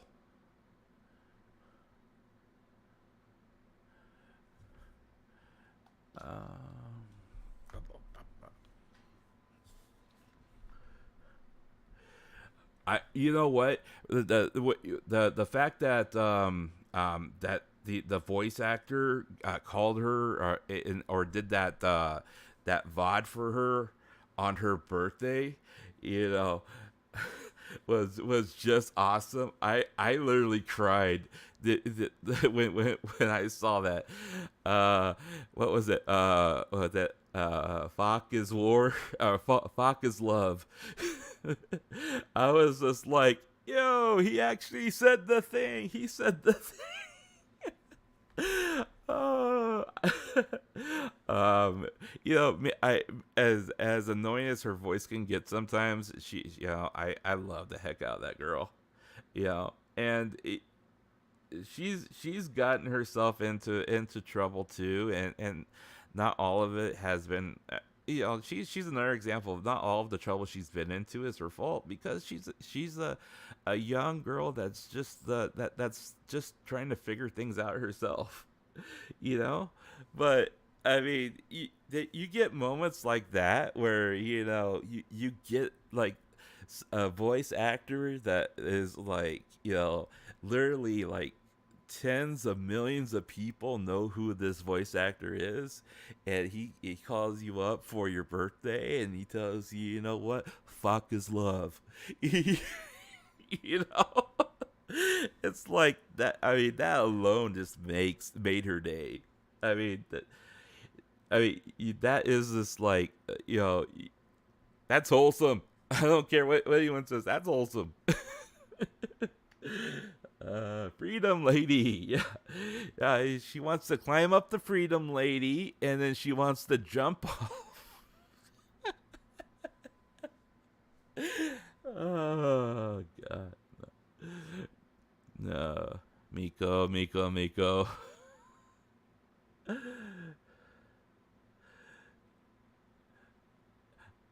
I think she did send him a video at some point. I don't remember exactly when she did that. I heard that she might have done something like that, but I did not. I did never see it. I don't follow her enough.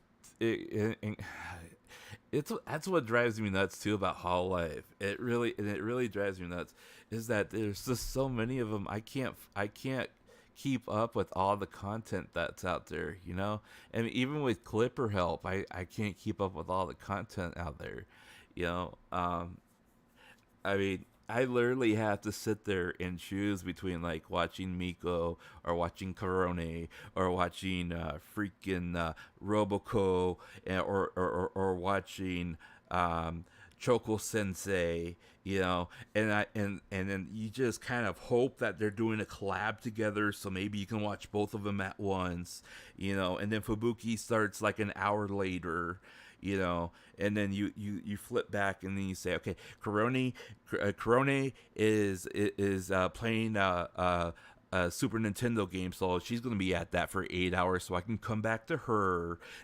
and then you jump back up and like, okay, so look at that, Toa's playing now. Okay, so we got Toa over here, and I have like 4 different windows open, just trying to watch all of them at once. But then you have like 12 of them streaming at once, and only 2 of them are maybe collabing. So I mean, you just can't keep up with it, and it's like, I mean, and I'm kind of glad that, you get this kind of lull during one time where during the time that, for me, it's the middle of the day where you get this kind of lull where you can kind of catch up on that stuff.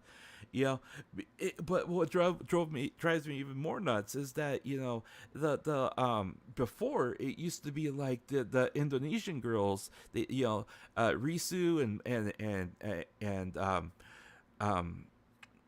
Mona and gosh zombie girl, she they used to all like stream like a little bit later, so once JP was done, you could check them out later, and but now their times seem to be different now, so I always miss them. I always miss I always miss Mona, and I never I haven't been able to watch Mona at all in like several months. And Risu, I mean, I used the last video I've seen of Risu was when she played Stickman. Yeah, Ollie. I used to like watch. I used to go from Roboco to either Choco Sensei or Toa, and then I would try to catch like Fubuki in the middle around there, and then maybe like Mel, and then like if Mori was streaming, then I would watch Mori, and then I would go from Mori to Ollie, and and then if Risu was in there somewhere along the lines, then I would watch her too, and I'd have them on one screen and one on the other. But now it's like I don't know what happened. I don't know why they kind of changed their streaming schedule, or if something came about that. I just I'm not sure. But yeah, all the girls have really gone nuts over Arc. I noticed that too. All of them just like really went nuts over it. It's kind of like how all of them were playing all of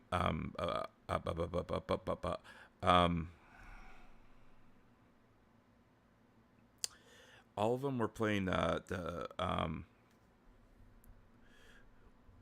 Monster Hunter. It's like when all of them like literally just like went full throttle on Monster Hunter for like a month.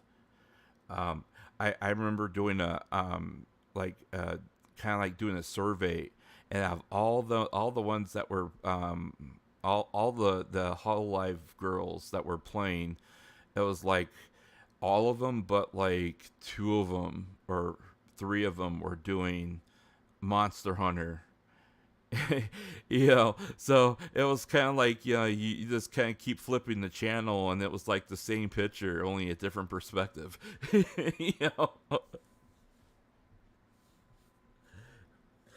Yeah, that I used to love watching Anya. I mean, she used to play games I used to always wonder about playing. I used to always love. I have like 100 games on my wish list, and I put them on my wish list because I want to I'm curious about them, but I want to see somebody else play them or get their opinion of it before. And Anya used to play a lot of games that were on my wish list or end up coming up on my they used to come up on my Microsoft Game Pass account, and I can never seem to catch her anymore. Anya is super underrated.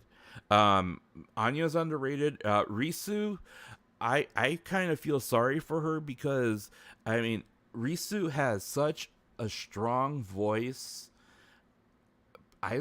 People just underestimate her singing ability.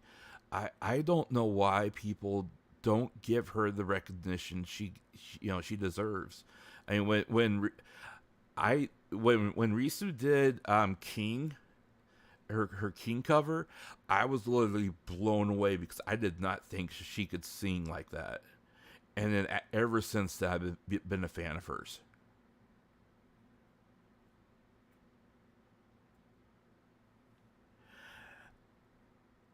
Yeah, I've used that, and I've talked to a few people, and every so often when they do updates to that website, it kind of plays with the metrics of the viewer metrics of the streamers that you're watching.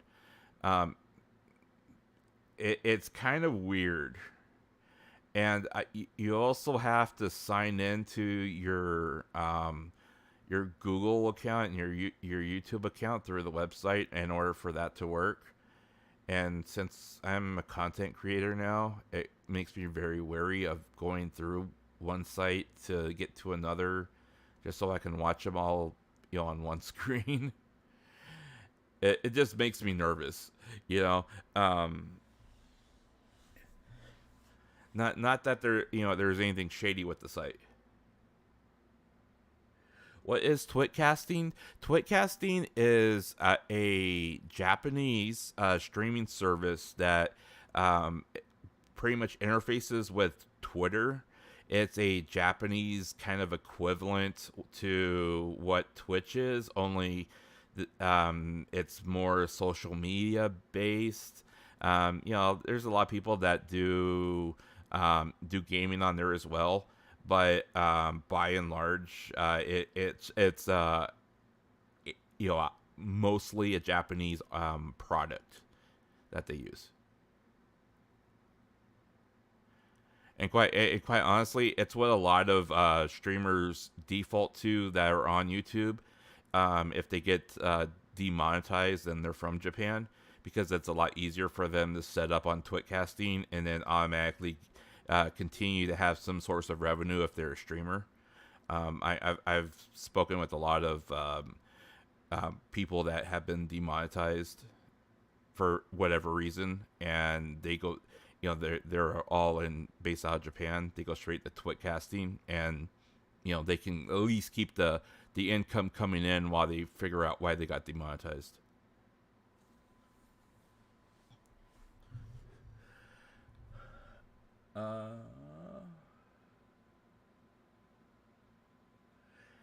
Yeah, that's kind of a bummer. They did pay attention to Mona at first, and then especially when Mona did her Ring Fit, and like the interactions between Ollie and Callie. But by and large, yeah, you're pretty cool. Correct.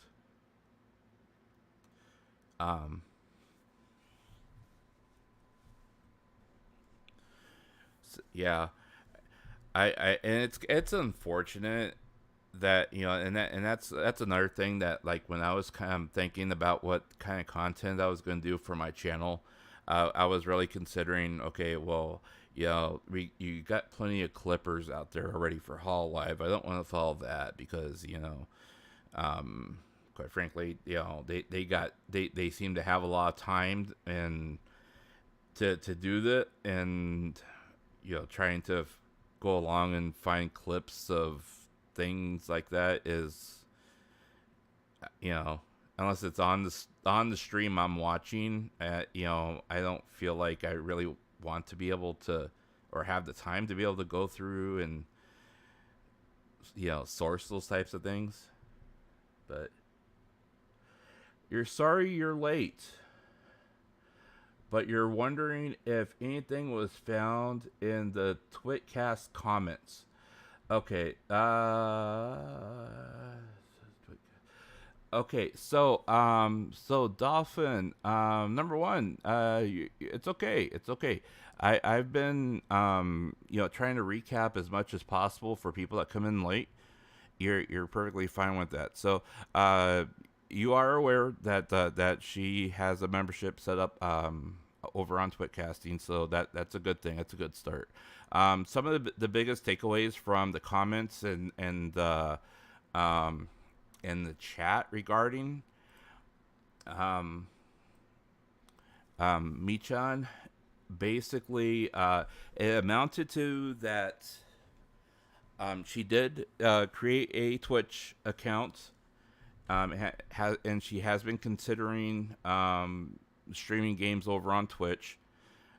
She thanked everyone for all the DMs that were sent to her, and she said that she has been trying to read as many of them as possible, but she's obviously been swamped with them, and then of course all the antis and spammers and everything like that.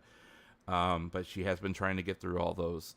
She did mention that she is going to try as hard as she can to, when she wants to talk to, her fans and everything like that, she'll likely do that through Twitcasting for the, near term.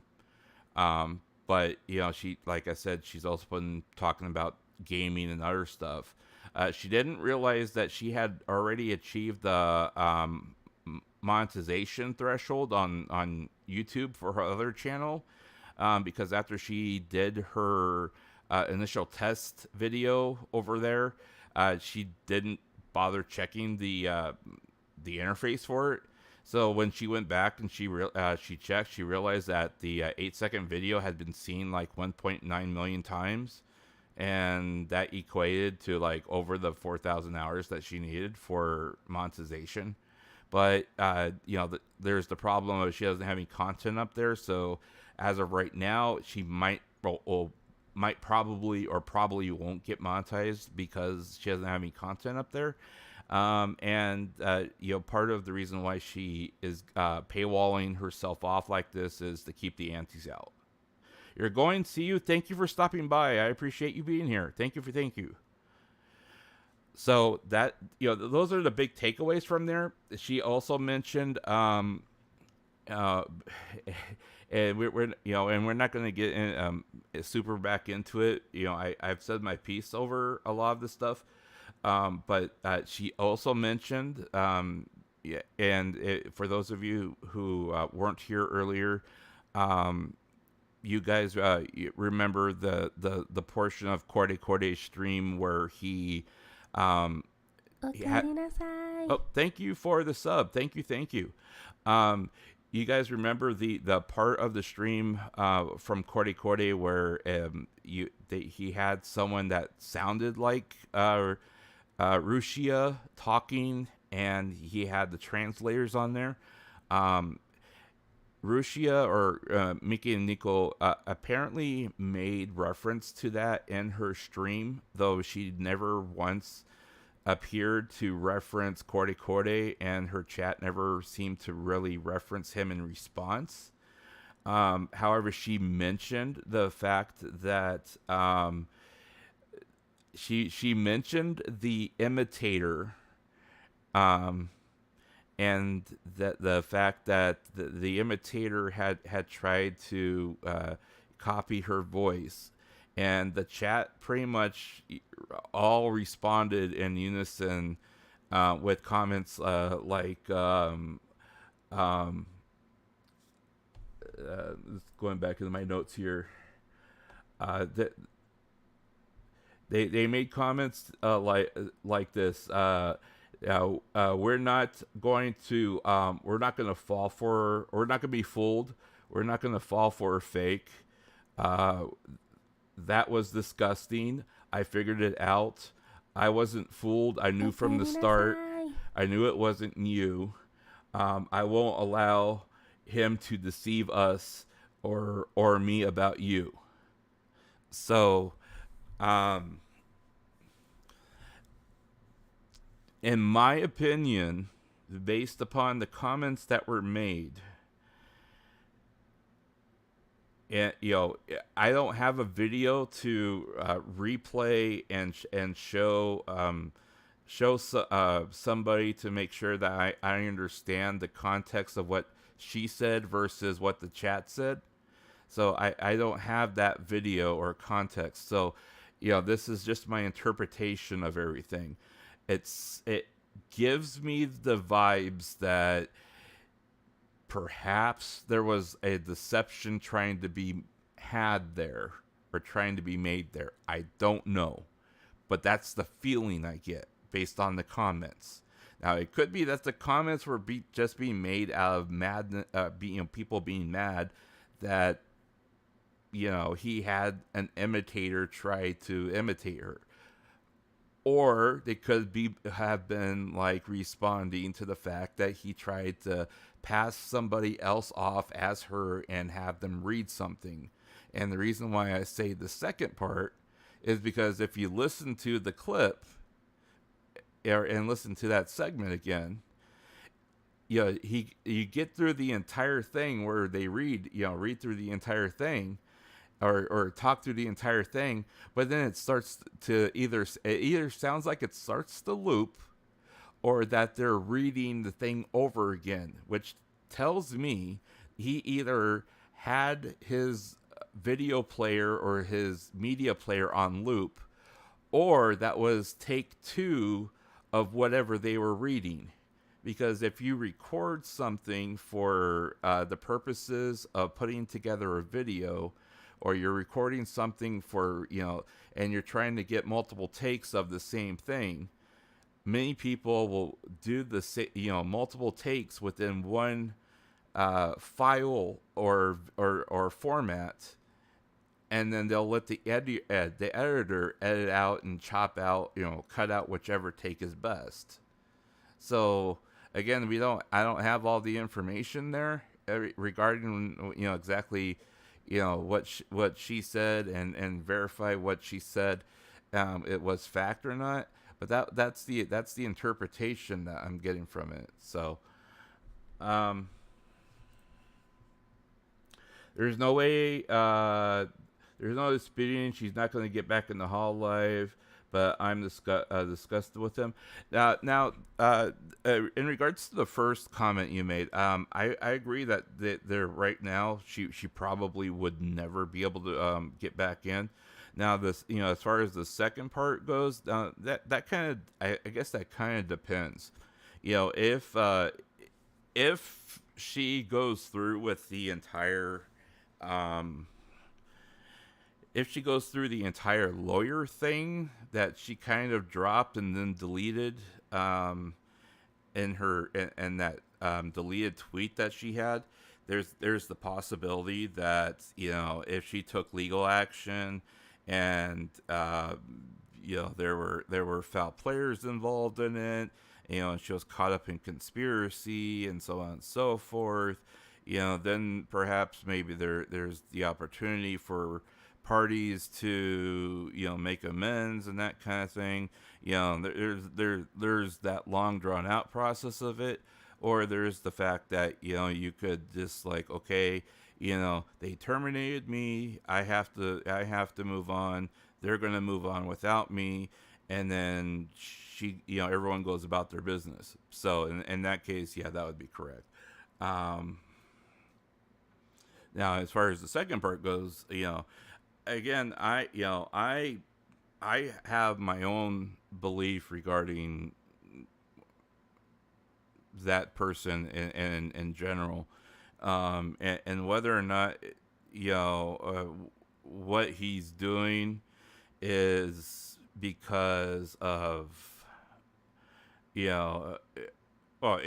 actually, what he's doing is because it gets him clicks, it gets him likes, and it increases his profit margin. That's not disputed.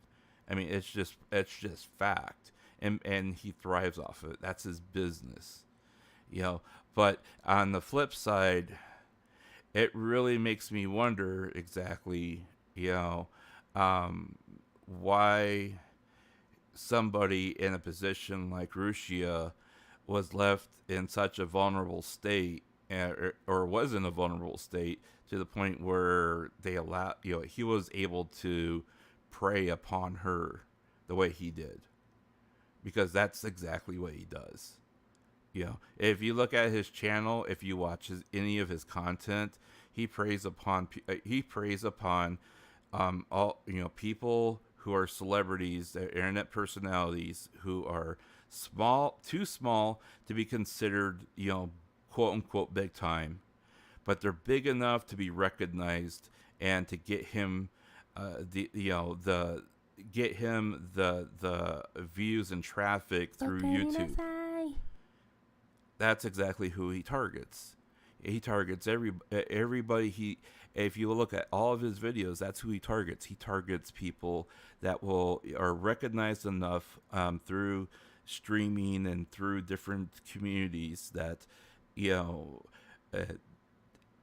all of his quote unquote emergency broadcasts are, you know, about you know, scandals or whatever involving streamers, or, you know, famous, quote unquote famous people who do cover songs, or, you know, they're you know, regionally known models, or, you know, whatever, you know.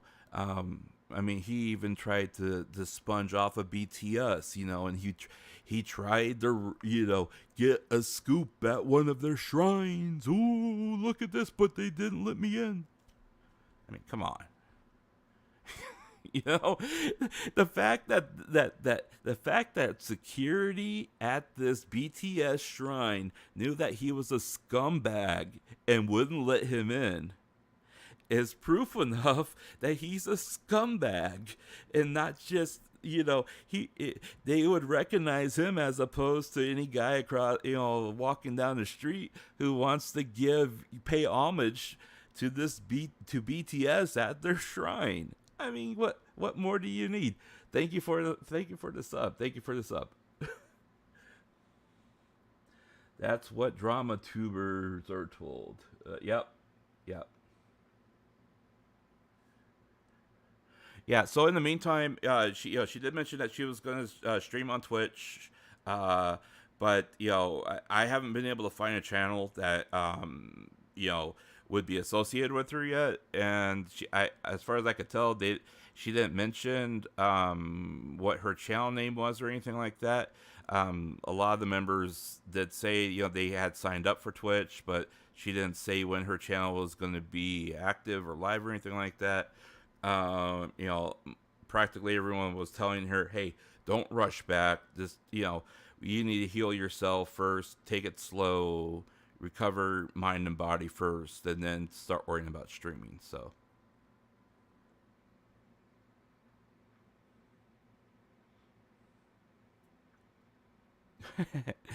Yeah, the thing that you know, the thing that kind of ticked me off the most was that, you know, you have this other streamer that you know, basically verified that that she did or was thinking about jumping over to Twitch and everything like that, and he did so by reading out the DM that she sent him on Twitter.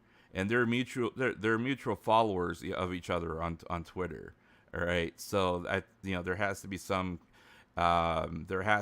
credibility there, and he has a 1.5 million followers on YouTube. So, you know, I would think that he's probably telling the truth, but, you know,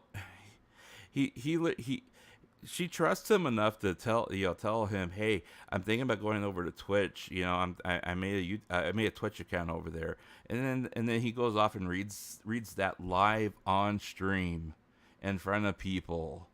You know, and then he had the audacity to sit there, and he's like all posturing himself and straighten himself up, and, you know, he's trying to make himself look like a hero. You know, do a pose for his hero moment, and he says, "Mi-chan does not have a lot of support right now.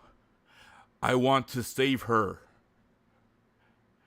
And it's like, bro, you just sold her out. I mean, come on. You just sold her out. You just told the whole world that she is going over to Twitch. Come on, man. How is that saving her? And literally everybody, his entire chat, guys, his entire chat went from, like, just talking cordially and talking normally. They went from that to completely toxic, yo. I mean, they went from talking normally to, oh, so you're banging her, huh? Oh, so how was sex with her? When did you buy her an engagement ring? When are you getting married? Are you the one cohabitating with her? Like, you just sold her out, bro. Yes, exactly. Exactly.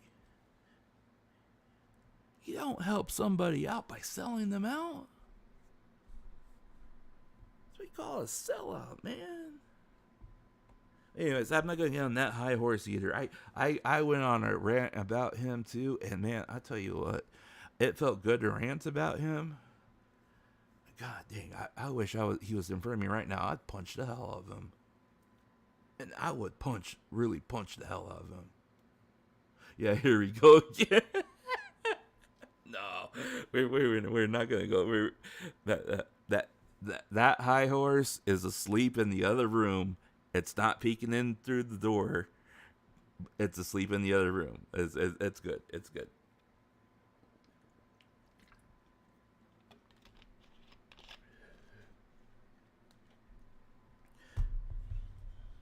Did he seriously? He ruined 2 people's lives, put Cover in trouble, and now he's sitting on the throne. Why isn't he charged yet? You know what? I don't know if Japanese law prevents him from being charged. Because if that information in fact was given by free will to him, and then he publicly shared it, because that's his job, I would assume that's probably I would assume that would probably bypass any libel laws that they may have, but I don't know, honestly. Bunga, what did you say? Arda.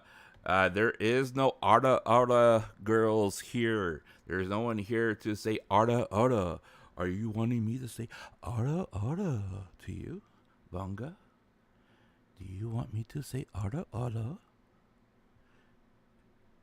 Would you like me to ASMR Arda?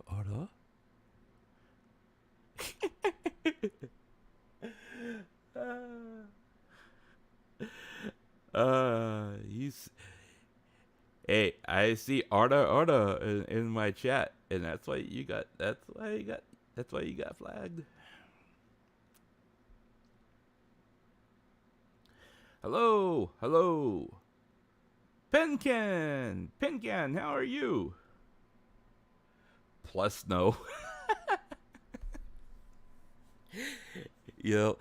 I actually had someone come in on my debut, and they're like, "Can you say Arda?" I'm like, "Really? You know I'm a guy, right?" I'm shocked. Thank you. I die now. Thank you forever. I'm having goosebumps. I can't even spell. Oh man.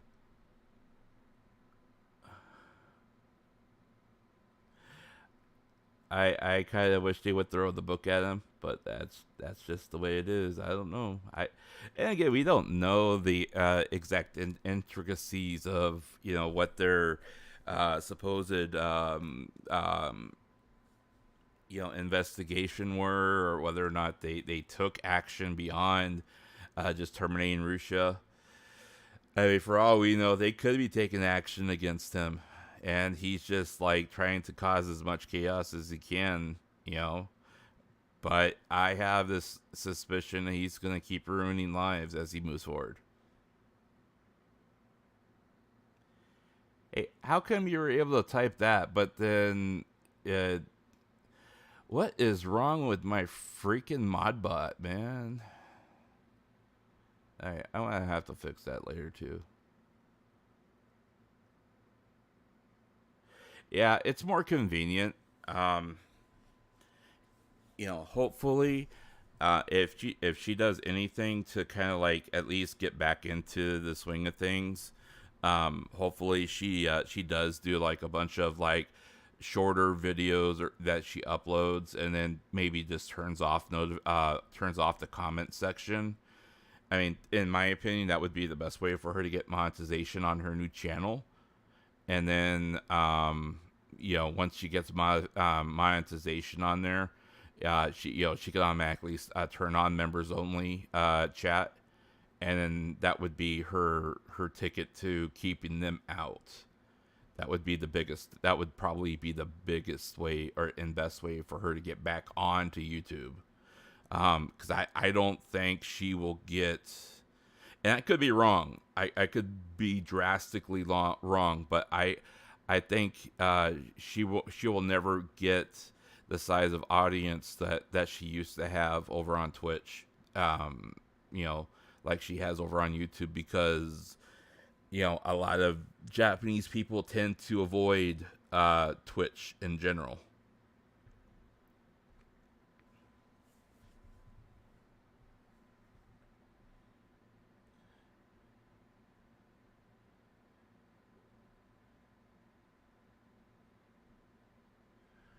Translation extension on YouTube is a must for Japanese, yes.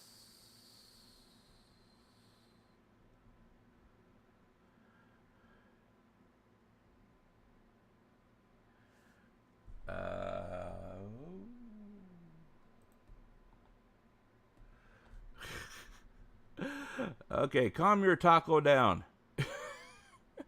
Calm your taco down. Calm your taco down. But why? What's wrong with Twitch in Japan? It seems like a lot of them just, they don't care for the platform for one reason or another. They just seem to kind of avoid it. They got Twitcasting over there. That's their like equivalent. Plus they seem to be more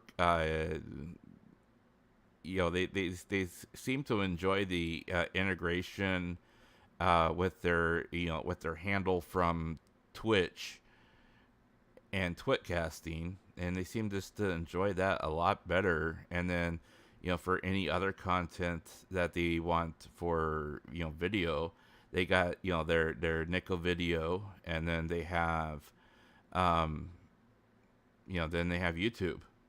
So that's why you cap the cap monitor is on. So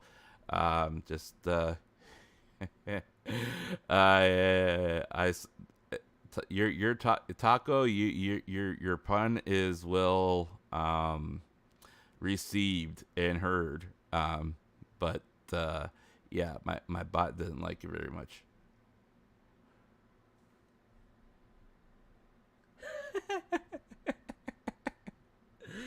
You're good.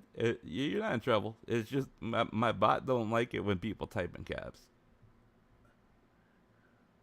Thanks for the info. I wish change positions were more effective. But again, the change.org petition is exactly that. It's a request. It's simply a request. And though, more often than not, it amounts to nothing. It is at least something, and we are trying and to utilize every option that we have available to us to help her. And at the end of the day, we will be able to say that we tried to help her every way possible. So thank you for stopping by if you're leaving, and if you are staying, thank you for staying. Otherwise, thank you for checking us out.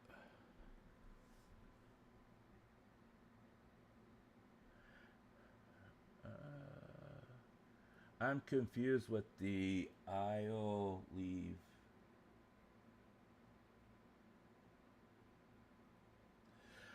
Okay, so Carol, you're confused about that. Okay, so the TLDR circling whether or not she's leaving YouTube is this. So as you may or may not know, she has a Twitcasting account. About let's see, about 10, 11 hours ago, she opened up membership over on Twitcasting, and because it's easy for her to be able to have membership over there, and then paywall her channel off, so the aunties stay out, and the people that want to talk to her can pay membership. And in the short term, it's probably the only way or the only platform she's able to get any kind of monetization on if she wants to continue streaming and have an income. So as of right now, she has membership over there. She has indicated that when she wants to talk to her fans, that will probably be the safest way for her to do it, for herself and for the fans, to avoid all the antis. Now, as far as whether or not she will leave YouTube, she did not realize that she qualifies for monetization on her YouTube channel because she only has that 1 8-second video up, and she didn't realize that she had already surpassed 500,000 people on YouTube. So when she checked her dashboard, she realized that her channel technically qualifies for monetization, but that's the only video she has up, so chances are she'll be denied until she gets other videos up there.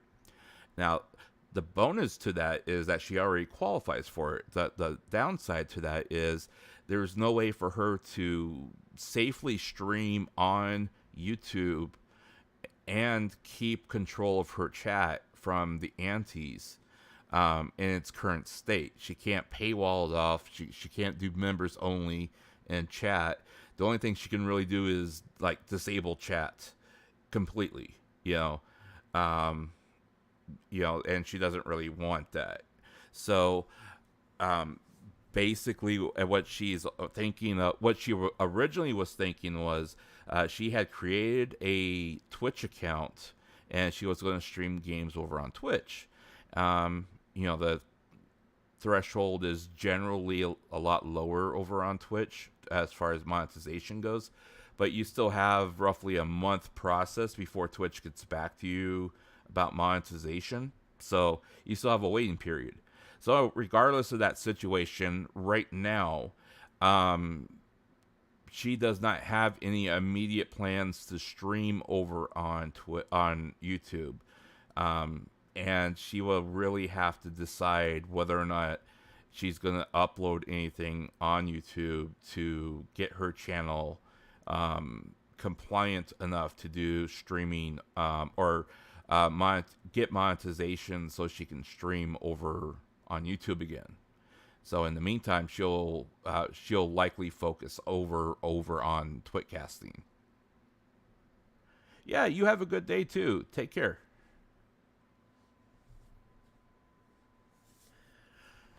So that's the dirty TLDR regarding the platform status. So that it has not been confirmed what her channel name is yet or anything like that over on Twitch, at least as far as I know. I haven't been able to locate it or anything like that. So, I would assume she's probably just kind of in the staging grounds for that right now. So we'll see. Yeah, she would need mods to filter things out too. So, I mean, that in itself, she would need to find people to do that. And of course, right now, the girl doesn't exactly have the best track record with people she can trust, so I think there's a little bit of a trust issue that's going on with her right now. So that's also kind of a thing. But, it is what it is. So in the meantime, we're still gonna, and that's the other thing. She hasn't given any indication that she's been, she's even allowed to or able to talk about everything that's going on. The entire conversation was more about, that she's doing okay, and that, talking about, what the short-term, plans are for Twitcasting, and that, what she was thinking about doing moving forward and that kind of thing. And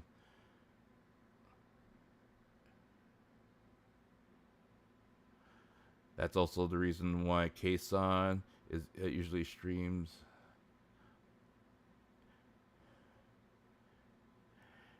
I would venture to guess so, because I mean, just the vitriol that you have is just, you know.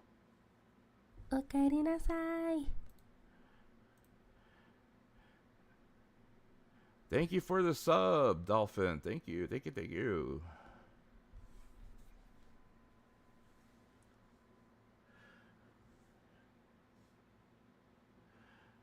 Yeah, there's definitely a plot there, and like I was saying before, you know, there was also, you know, the thing that with the voice actor and or the voice imitator, as soon as she started talking about that and bringing it up, and just seeing the reaction from all the other members was very enlightening, if nothing else. So, you know, I'm hoping that, well, I'm half hoping that somebody managed to snag a VOD of it, but of the entire video, so I can go back and replay it, and then have someone else that is more schooled and versed in Japanese look at it too, so I can make sure I understand, everything I understand is correct. But at the same time, I want to also believe that perhaps the members of her current channel have enough integrity not to do that. Because I think she needs all the integrity and trust that we can give her. So there's a part of me that does, and a part of me that doesn't, want that to happen. So I don't know. That is what it is too. Holy criminy, I'm almost up to 5 hours tonight.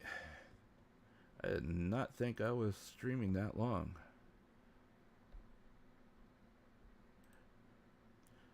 So, and the other thing is, Rushia, the character model, there has been some indication from Achan during her most recent video that she puts up monthly that, Rushia, the character model anyways, will likely be a part of the whole expo thing. Even if she is not part of the presentation, I guess you would say. There's already certain things that are in circulation, like flyers and whatnot that have her picture in it. So, but as far as how much that they would scrub her from the presentation, I think it would be very hard to say, like, if they already had like ready-made props for her or for the expo, and it would be like a real challenge to try to like literally cut her out of those props or whatever. I would venture to guess that they would like leave them in or take them down, but will she still be a VTuber? That's actually kind of a good question, because there was a portion of the chat that seemed to indicate that she might have either been like concept drawing or something like that. And then when I was looking at her past life, or the Mikeneko name itself, she did have a 2D avatar for that, and she did have and there was concept, or not concept, but there were PNGs of her from before as Mikeneko. So she might just go back to that, just like kind of like how Ksan went back to how she looked, relatively speaking. She may get that updated by somebody, but Yeah, there is concept art and well, not concept art. There are PNGs out there of her before Hololive. So, hi. Wait. So, will she return to YouTube? I think it kind of depends. I really think it does. Right? I mean, the way it appeared that the conversation went down was her plans did not initially include YouTube. It appeared that she was thinking about doing more of Twitcasting and Twitch.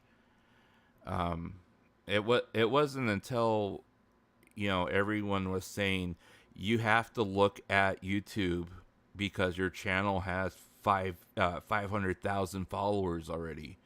It wasn't until she looked at her dashboard that she realized that out of the current following she has, a third of them had already subscribed to her current channel.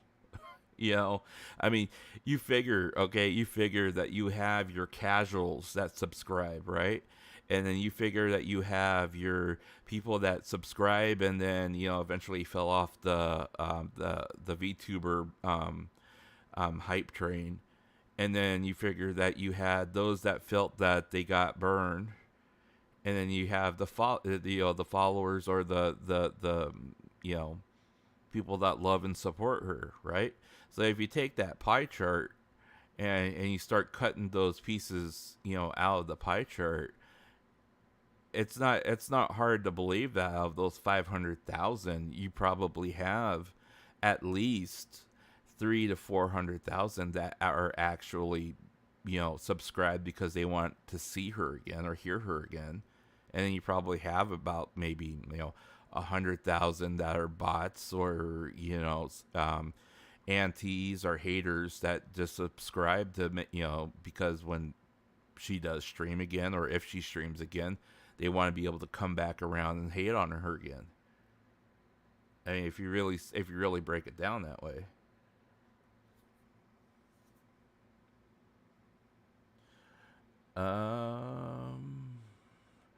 What if Marco is half furry, half Gramps, half machine? I can confirm that I am I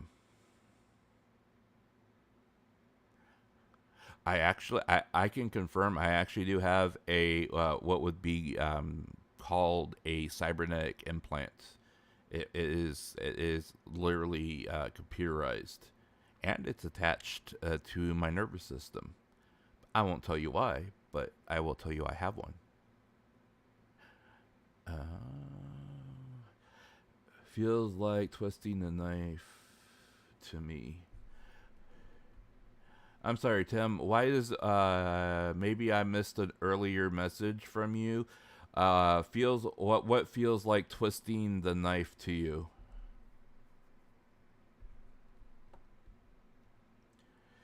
If she have a new avatar, please be Piton. Well, okay, so let me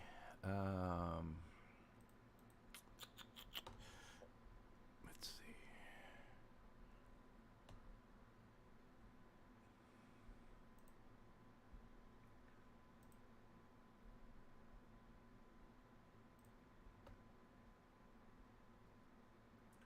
Okay, so I'm gonna show you this, and take it as a grain of salt because one of them is from Reddit with a question mark.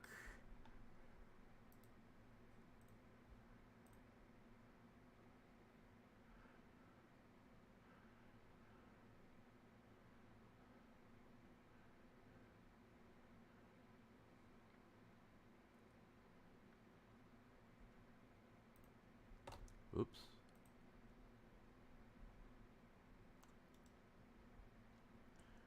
One of them was from Reddit with a question mark, and the comments that were under it did seem to indicate it came from her old channel before she went to the Rushia persona.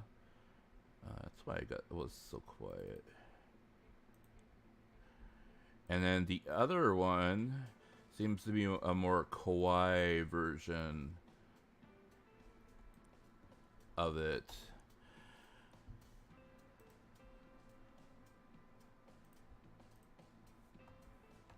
Of course, it got deleted from there. Open up a new tab. So this is one of them. And according to what the comments say in Reddit, this was taken like before Hololive, or this was done before Hololive. So take that for what it is. And then the other one here is also tagged as her from her time when she was strictly doing cover songs.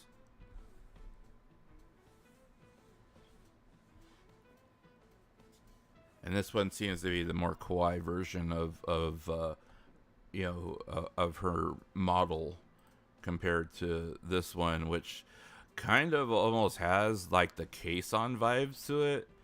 But I mean, and she does definitely look a lot younger in this picture too, compared to like when you look at her Twitter handle, where she definitely looks older because of the makeup that she had and it was wearing and everything else like that. But I mean, if this is in fact like how she like had her model before, I mean, it's not bad. Definitely not bad. What do you guys think?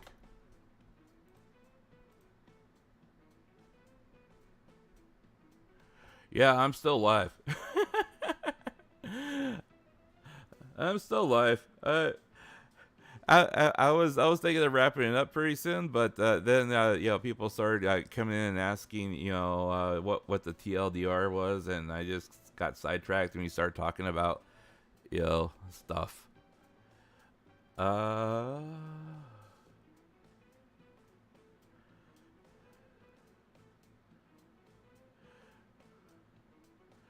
Having her 3D avatar at the festival.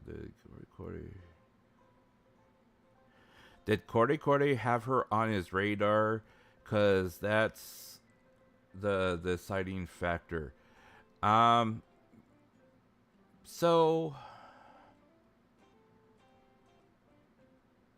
you're a casual JP fan, but you'd really like to hear her again.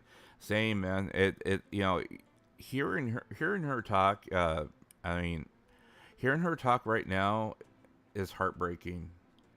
I'm not gonna lie, it's heartbreaking. Hearing her talk right now in the state she's in is heartbreaking. And I hope that she's able to get to the point where she can start, have a sense of closure and peace and new beginning in her life at some point, so she can get to the person that she really is. So I really hope that. But did he have her on the radar? See, that's the thing. There's this like unsubstantiated story going around that they were like supposedly friends for like 2 years or something like that, and the timing itself of that story doesn't match up. And I pointed this out the other day when I was dissecting his entire quote unquote translation video. Actually, no, I take it back. It was the day after. If you think about it and you break it down, break down the timeline. 2 years ago, he was literally bashing on his live stream. He was literally trolling and bashing Coco. and he was calling her a sinner. He was saying she needs to repent for calling Taiwan a country. She knew what she did. She needs to get on her knees and beg for forgiveness. Yada yada yada. I mean, his whole chat was literally just like egging him on and agreeing with him and stuff like that. And then after that stream, it was like he was like stoking the flames of what was already going on, and then then you turn back around and you say, for him to say with this whole Rushia thing that he was trying to absolve his fans and his chat and himself of any responsibility of what happened with Rushia. I'm like, not even 2 years ago, you were sitting here bashing Coco. And Rushia would have known this if she was your friend. She would have been watching your streams or something, right? Because friends support each other and they watch each other's stream. I watch all my fellow streamers. I watch all their streams. So, I just think that he was just preying on her, and he probably saw that she was, getting into a vulnerable state or a vulnerable moment. He caught wind of something, and then he like went in and started like trying to manipulate the situation to get to where we are today. But oops. Yeah, I'm not going to comment too much on these pictures because she she looks like really young in these pictures, like like maybe she like just turned 18. So I don't want to make too many comments on these pictures in general, but perhaps maybe she grew or something. I'm not sure, but at least this top picture, this top headshot here, I get this like case on kind of vibes coming from this top picture here. So perhaps maybe she's just like she'll go back to something like this. I'm not sure, but moving on. Let's see here.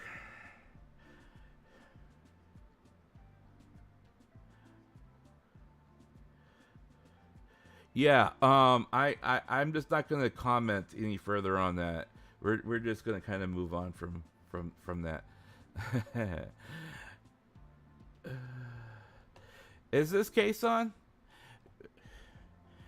Because like people are like asking, are you sure?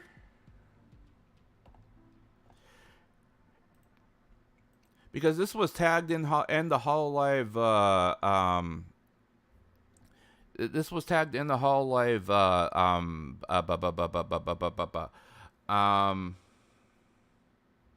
this was tagged in the Hololive Reddit as Rushia. Actually as let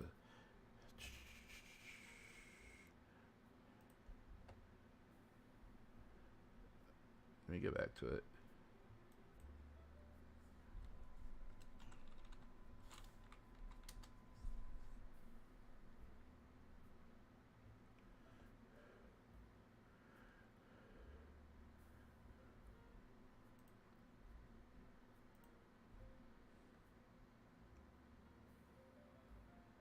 Yeah, this was tagged in the Hololive, or I'm sorry, not the Hololive, but the VTuber Reddit as Rushia and her new channel. And even you scroll down to here, this is her old channel, but now it's active once again as her old channels. And then they deleted the picture off of the thread itself because it violated rule number 7, which is metaflare for information to VTubers alternate or different channels or previous identities.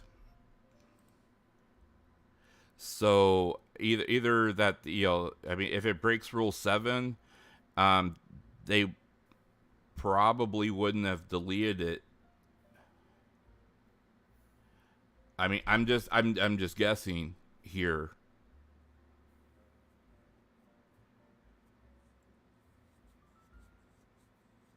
Yeah, it's not verified. Exactly. That's a good point, Night Flash. Thank you for pointing that out. That it's not verified. None of what I'm saying right now is not verified. Okay, that was what was on in a Reddit post. Now there is a similarity kind of between this one and where is it?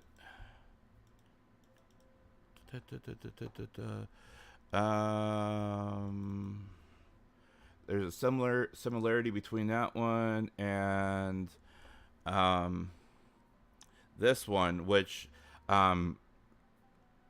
is tagged in the fandom here for cover singers as Mikeneko. Now this one is you can say with a fairly big degree of certainty that this is related to her based upon this wiki. And she her and the dates match up as far as when she I mean she did covers from 2011 to 2017. So and all the links down here go straight to her stuff. So, I mean, yeah, but I would suggest you just, you take it as a grain of salt. Because, again, none of it is exactly verified. Those things definitely are speculation. We can only go with based upon what we're finding on the internet right now. But if it is her, then perhaps. Oh, yeah. Sorry.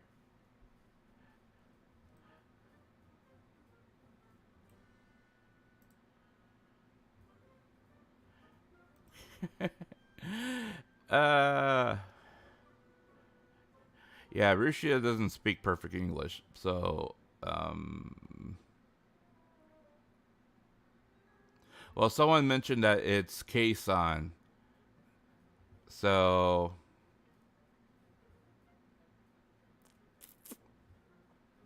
I didn't know if they were, I mean, if they were talking about the picture itself being K-san or what the heck. I'm getting confused here, but yeah, as far as the Rushia channel unverified account goes, yeah. Hi, unverified. Nice to meet you.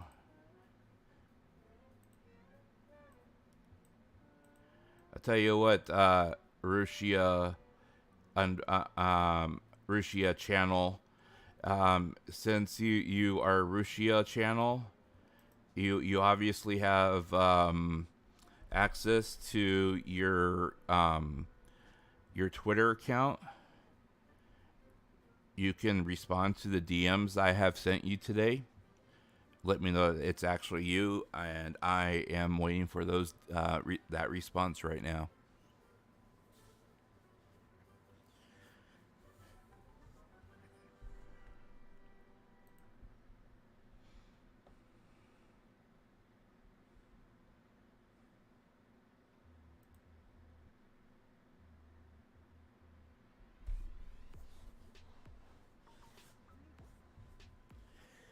If you respond to me, I will agree that you are the real deal. And you can reply to me in Japanese. Deep L is the thing, so I can reply to that.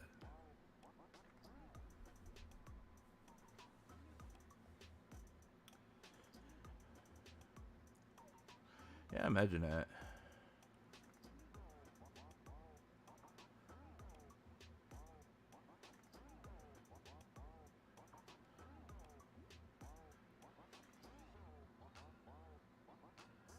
Yeah, me too. Me too. I hope she does get the love and respect, and for the fact that hey, we're all human. We all make mistakes. We all, bad things happen to us. She's just unfortunate that the bad things that happened to her all happened in real time and in front of lots of people, and as a result, she has to deal with an enormous amount of stress, burden, and headache. So,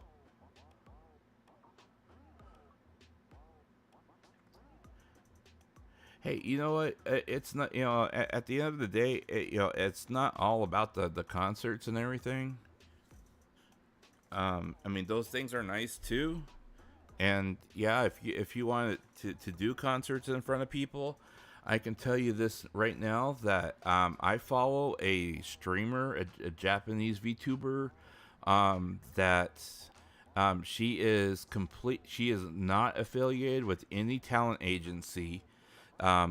She does have a manager, but she's not affiliated with any talent agency. She on YouTube itself, she doesn't even have 100,000 followers, but because she is so good at singing and dancing, with her VTuber model and performing, she was able to crowd fund over $1 million worth of million US dollars worth of funding to be able to put on a quote unquote live VTuber concert for her fans that donated to her. And she's doing that in Japan. So, I mean, hey, Rushia has more than the talent to do it. It's just a matter of being able to get out there and do it. And if she with her fan base, she could do it. She could still have her concerts. She may not be able to like live stream them per se, like like how some of them are. But hey, she could always have it recorded and then put up on like a VOD or something like that, or there's any number of things that could happen. Yeah, hang on.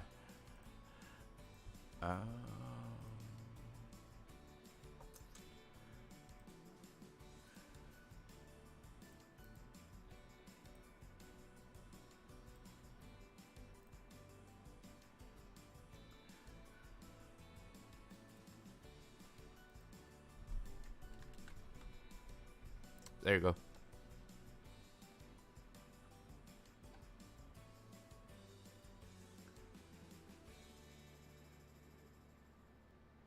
Like I said, if you really are the real Rushia, I am still waiting for you to answer my DM.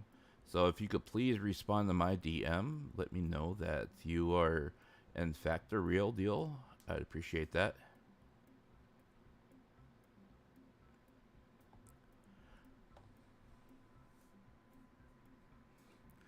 And Rushia, I do think that it's important that you do love yourself. Self-love is very important, because if you cannot love yourself, you cannot love other people. So the fact that you are saying that you love yourself, or appearing to say that you love yourself, is a good thing. Now, if you're saying that you love Russia, I think you need to, if you're loving the country and not, yourself, I hope that it means that you love the people within it and not the person that's running it. Because if you are, that's not a good thing.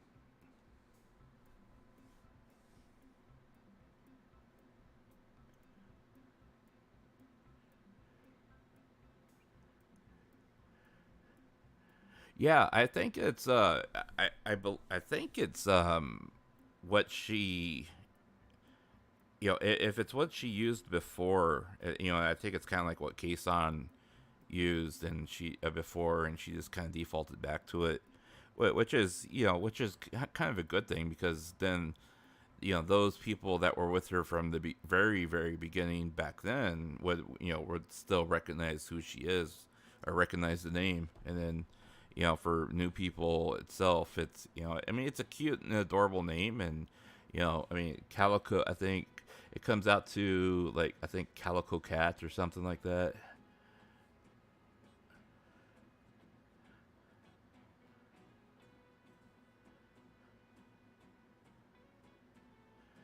She said she left ages ago. Who left ages ago?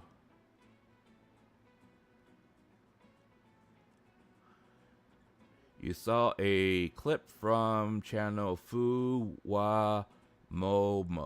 Fuwamomo. I'm not sure.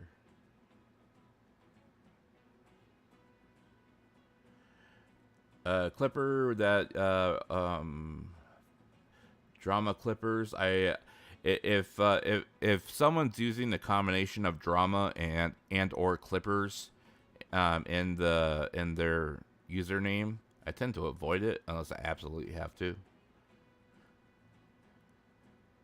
I mean, the fact of the matter is that, I mean, I typically avoid drama as well. However, in this case, the drama involves somebody who is an important part of the industry and the culture that I choose to exist in, and I choose to operate in. So, it's an exception for me. Otherwise, I wouldn't necessarily get tied up in it. Rushia said goodbye. Goodbye, Rushia. Take care. You still haven't DM'd me back. Please DM me back if you're still listening. Otherwise, goodbye.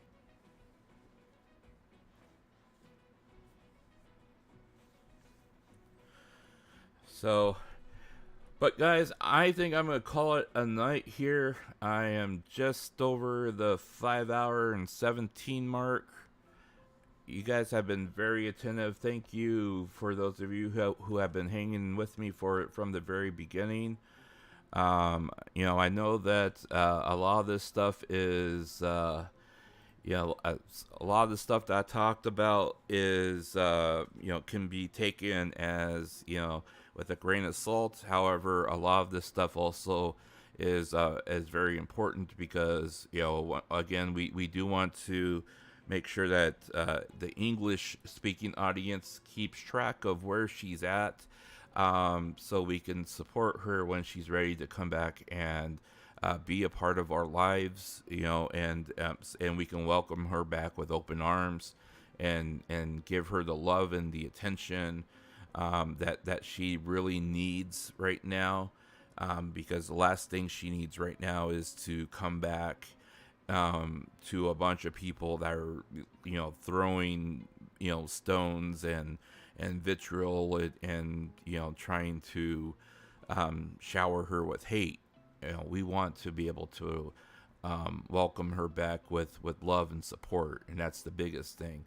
So for us to be able to have the correct information and the right information, and then more importantly, to be able to disseminate between what is correct, what is, what has been said, what has not been said, and what, can be, what and could and should be taken as speculation is very important.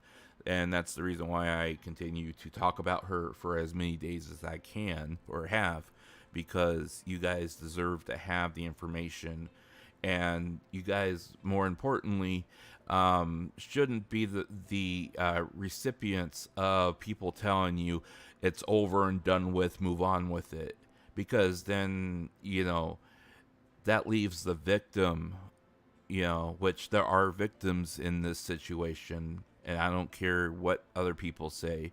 Rushia is, a victim in this, where does that leave the victim? And where does that leave the people who love the victim? That leaves us all in a broken state where we all need healing and mending. So if we can talk to each other, and we can hang out with each other, and we can share information, that's huge. That's very huge. So just remember that, guys. If you guys need to talk about stuff, if you guys need to, confirm what you've heard over time, come here. You see me on, come here. ask. You know, the only dumb question is the one that isn't asked. You know, unless you are being totally facetious or just being an ass, then it's a dumb question. Any advice on what to do about people re-uploading her latest Twitcasts?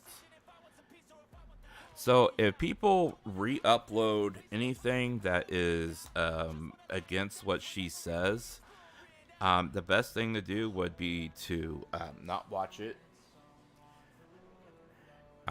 Probably report it.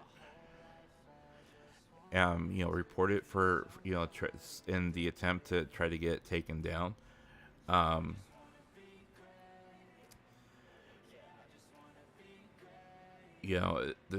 lot of those things really depend upon the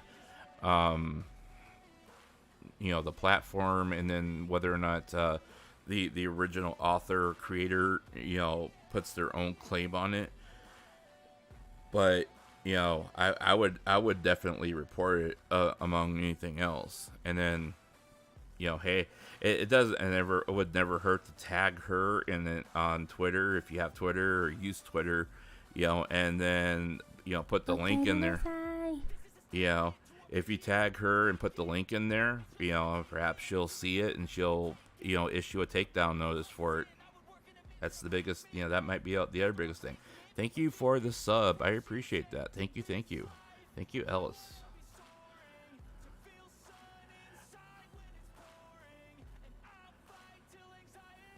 I have not seen that. I'll definitely look at that after I sign off here. That's awesome. I'll have to look that up, Benjamin. Thank you for letting me know. I'll look at that.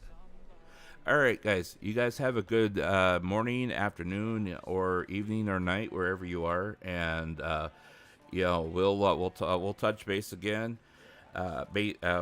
I do have my collab tomorrow morning on Twitch. So my Twitch handle is Marko and Gaming. So if you follow me on Twitter, you'll likely see me put out a notice that I'm starting.